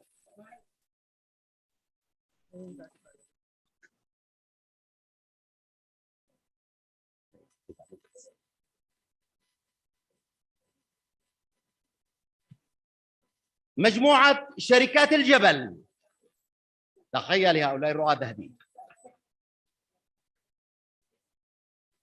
مستشفى آزال النموذجي.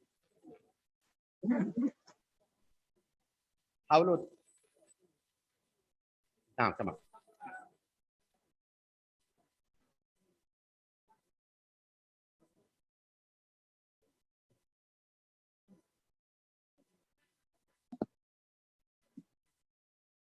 المؤسسة العامة للاتصالات.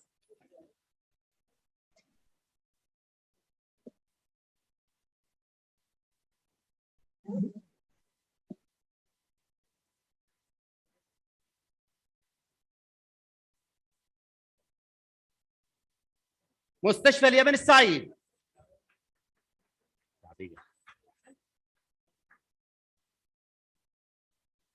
القاضي والأب الفاضل عمي عبد الرحمن المتوكل، له ألف تحية.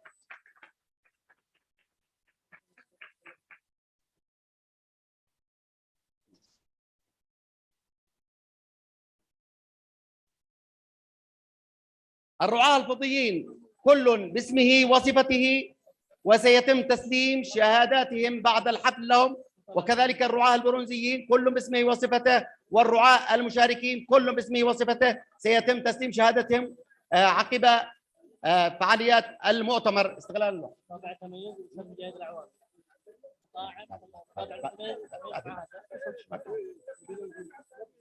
ما وصلنا. لا هؤلاء الرعاة فقط، هؤلاء الرعاة ما خلصنا. الله يسعدكم. دكتور عبد الرحمن عبيد وفريقه من الفريق الاي تي. ما قد وصلناش لسه، هذا الرعاة فقط الذين سيتم شهاداتهم بعد نهاية المؤتمر. مكتوبة.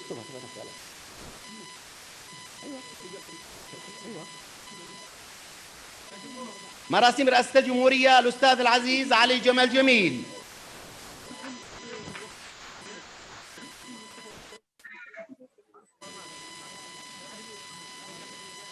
فريق التصوير الأخ المهندس محمد شرف الدين وفريقه. فريق الصوتيات الأخ عبد الإله علي الخولاني وفريقه. لجنة المطعم الأخ العزيز نبيل القوزي وفريقه. تحية لنبيل القوزي، ما نعمل لكم وجبة محترمة. الله يسعده. الأستاذ نبيل القوزي، وين الأخ نبيل القوزي؟ هذا بغداد خرجنا. الأستاذ علي وردة من سمسرة، أو محل سمسرة وردة، اسم تاريخي من العطاء في مجال القهوة اليمنية الأصلية.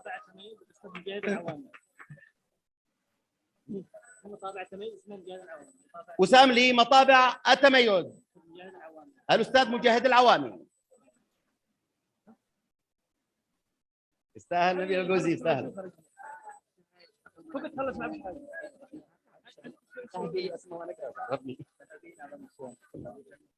تكريم مقدمي أبحاث التخرج دفعة كسر الحصار دكتور ماجد عباس.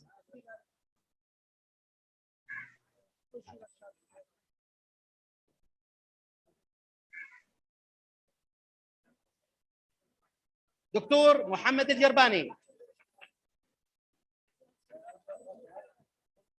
دكتور طارق الطارق. دكتورة بلقيس حميد.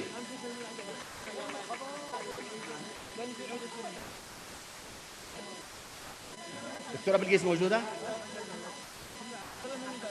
دكتور ماهر المقران.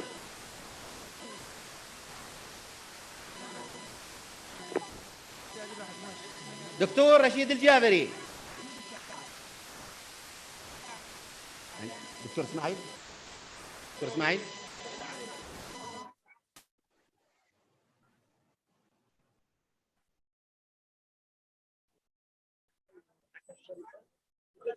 شو عليا شو عليا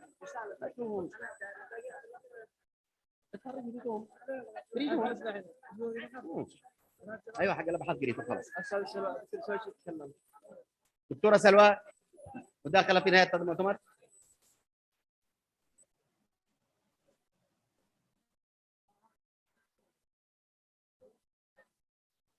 طبعا باسم اللجنه التنظيميه واللجنه المشاركه بكبر هذا المؤتمر وبعظم هذا المؤتمر، كل الاسماء الذين تم تكريمهم تستحقون ذلك، ومن نسيناهم فليعذرونا، فنحن اهل ونحن في مكان واحد وفي خندق واحد وفي جبهه واحده ضد العدوان ومن اجل التميز فقط. فنحن ليست اولويتنا في الشهادات فقط، ولكن اولويتنا في ان نقول هنا اليمن، هنا اليمن. اي شيء ممكن. الدكتور اسماعيل الحوثي شهاداتكم لدي، اي واحد لم يذكر اسمه. نتمنى لكم التوفيق والسعاده. دكتوره سلوى الغميري عميد كليه الطب البشري، وفي جامعة 21 سبتمبر الشريك الأكاديمي في هذا المؤتمر. تلقي كلمة في ختام هذا التكريم. بسم الله الرحمن الرحيم، والصلاة والسلام على سيدنا محمد الصادق الأمين وأصحابه الغر المنتجبين. السادة الكرام، حضور هذا المؤتمر الأكثر من رائع يسرني أنا أصالة عن نفسي ونيابة عن قيادة جامعة 21 سبتمبر للعلوم الطبية والتطبيقية بقيادة رئيس الجامعة الأستاذ الدكتور مجاهد معصار ونوابه الكرام الأستاذ الدكتور مطيع أبو عريج، الأستاذ الدكتور خالد المؤيد، والأستاذ الدكتور سليم الرياشي، ونيابة عن عمداء جميع الكليات والمراكز الطبية بالجامعة أن أتقدم بالشكر الجزيل والاعتراف الكامل والعرفان التام لأعضاء هيئة الجمعية اليمنية للمخ والأعصاب الكرام قيادة وأفرادا، أولاً لما قدموه في هذا المؤتمر الرائع الثري الغني المنظم، المؤتمر الذي أثبتوا فيه أن اليمن جزء من العالم لا يمكن بتره ولا عزله. ثم أشكرهم خاصة على أنهم أتاحوا الفرصة لجامعة 21 سبتمبر أن تكون ضيفا شريكا في هذا المؤتمر الكريم. نشكر لهم أنهم أثبتوا اليوم أن التوأمة بين العمل الميداني الخدمي والعمل الأكاديمي هي صلة لا يمكن فصلها، ولا يمكن أن يكون العمل في الميدان وفي المستشفى وفي غرفة العمليات مبتوراً عن العمل الأكاديمي في المستشفيات.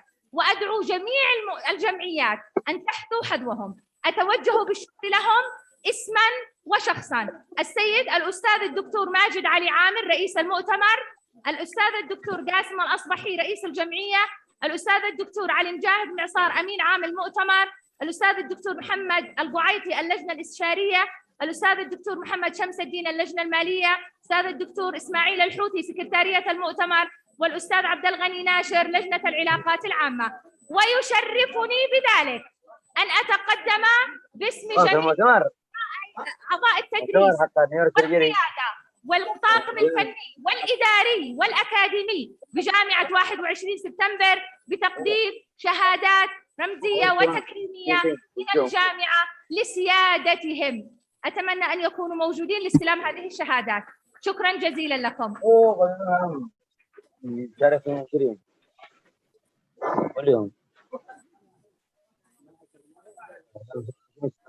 البداية أول يوم الشهادات في داخل صنعاء بقاعة مدري إيش داخل 20 سبتمبر 21 سبتمبر. دكتور أمجد الحكيمي في كمان اسمه بالزوم اللي ما يقدرش.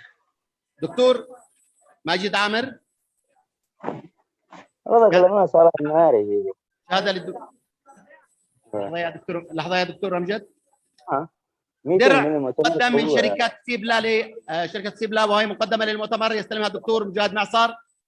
درع من شركة سيبلا يقدمها الدكتور أمجد الحكيمي من شركة سيبلا.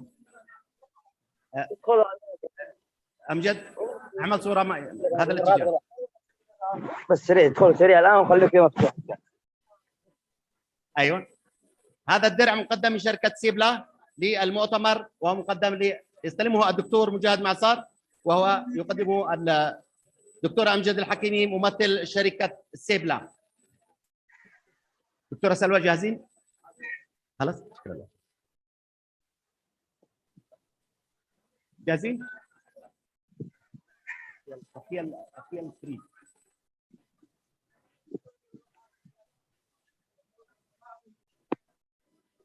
طبعا الدكتورة سلوى تكرم الدكتور ماجد رئيس المؤتمر، الدكتور مجاهد معصار امين عام المؤتمر، الدكتور قاسم رئيس الجمعيه، الدكتور عبد الله عبد الوهاب اللجنه العلميه، الدكتور احمد القعيطي اللجنه الاستشاريه، الدكتور محمد شمس الدين اللجنه الماليه، الدكتور اسماعيل الحوثي سكرتاريه المؤتمر، والدكتور عبد الغني ناشر لجنه العلاقات. الله راح ضدي انت كل خميس بعدين تردي. حق من التلفون هذا الذي امامي يا جماعه، التلفون مطروحان.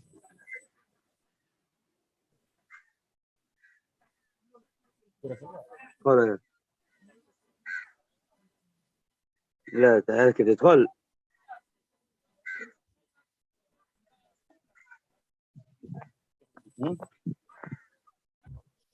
طيب ادخل اسمك انجليزي.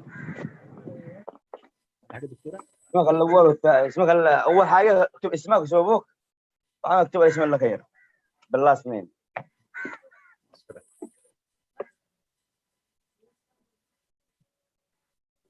نسكن معهم الدروع. صباح اللي ايضا لنيوسكان ومختبرات المامون وكل الرعاة الذهبيين والفضيين والبرونزيين وكل الرعاة المشاركين، تحية لهم جميعا. وطني جلفر بعد بكره ان شاء الله. لا جنبك شيء. لا اقول الا ما يملى علي. شيخ لا ما فيش، انا ما شلتش الفلوس حقي.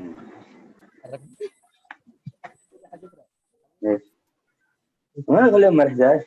وين؟ لا رحت اليوم. امس واليوم اجازه مش معقول. عبد الله غوبه. الغوبه معك الدكتوره اسمه رجاء اسمي. ما معكم دحين من الوردات في ناسكم؟ نقول قلنا هي متحضر.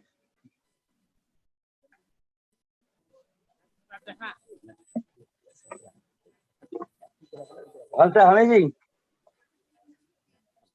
حقق اليمين. ادخل الجيميل.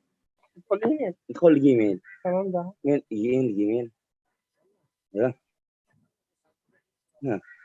شكر وتقدير لوطن اسكان راعي فضي. تمام محمد وطن اسكان. ايوه مدري ايش هذه. تمام كامل اكتبها. اسجلهم كامل. ايوه انسخوا يا اخي. انتسخ انتسخ. حاولت كم مره.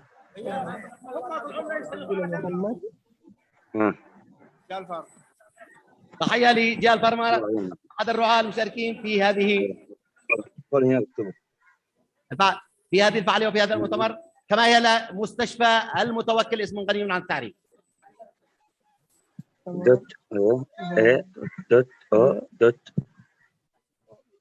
كميسي.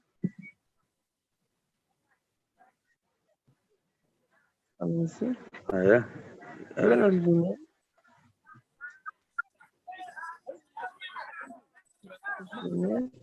ايوه خلاص اكتب جميل. الشركات الداعمة ممكن تجيبوا لي الاسماء اذا سمحتوا.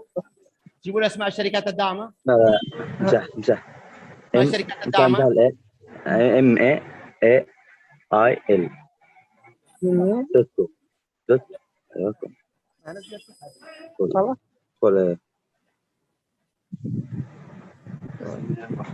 مصروف واحد رز. وين تحية للمستشفى الألماني الحديث.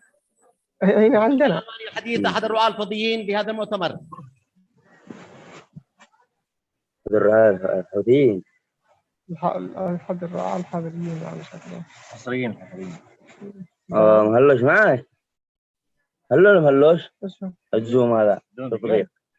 لا هلو؟ لا انا عربات ما مشكلة شيء بس حملوه عشان لو في مؤتمر ثاني. في مؤتمر الدحين من كندا من زي كذا. انت اقصد ملازم مش مؤتمر. الحق صح رسل بو. انا موجود هنا. رسل بو كيف؟ كل شريط.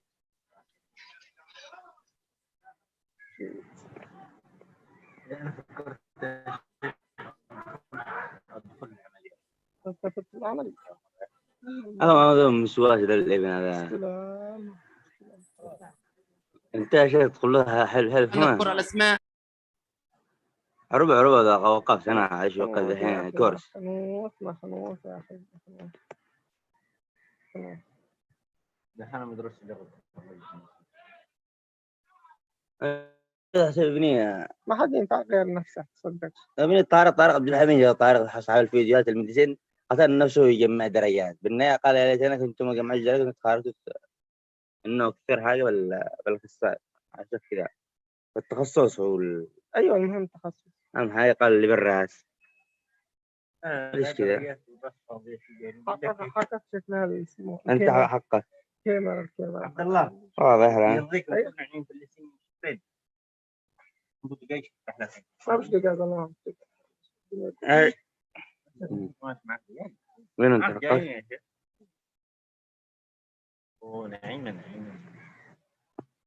انا بعرف الان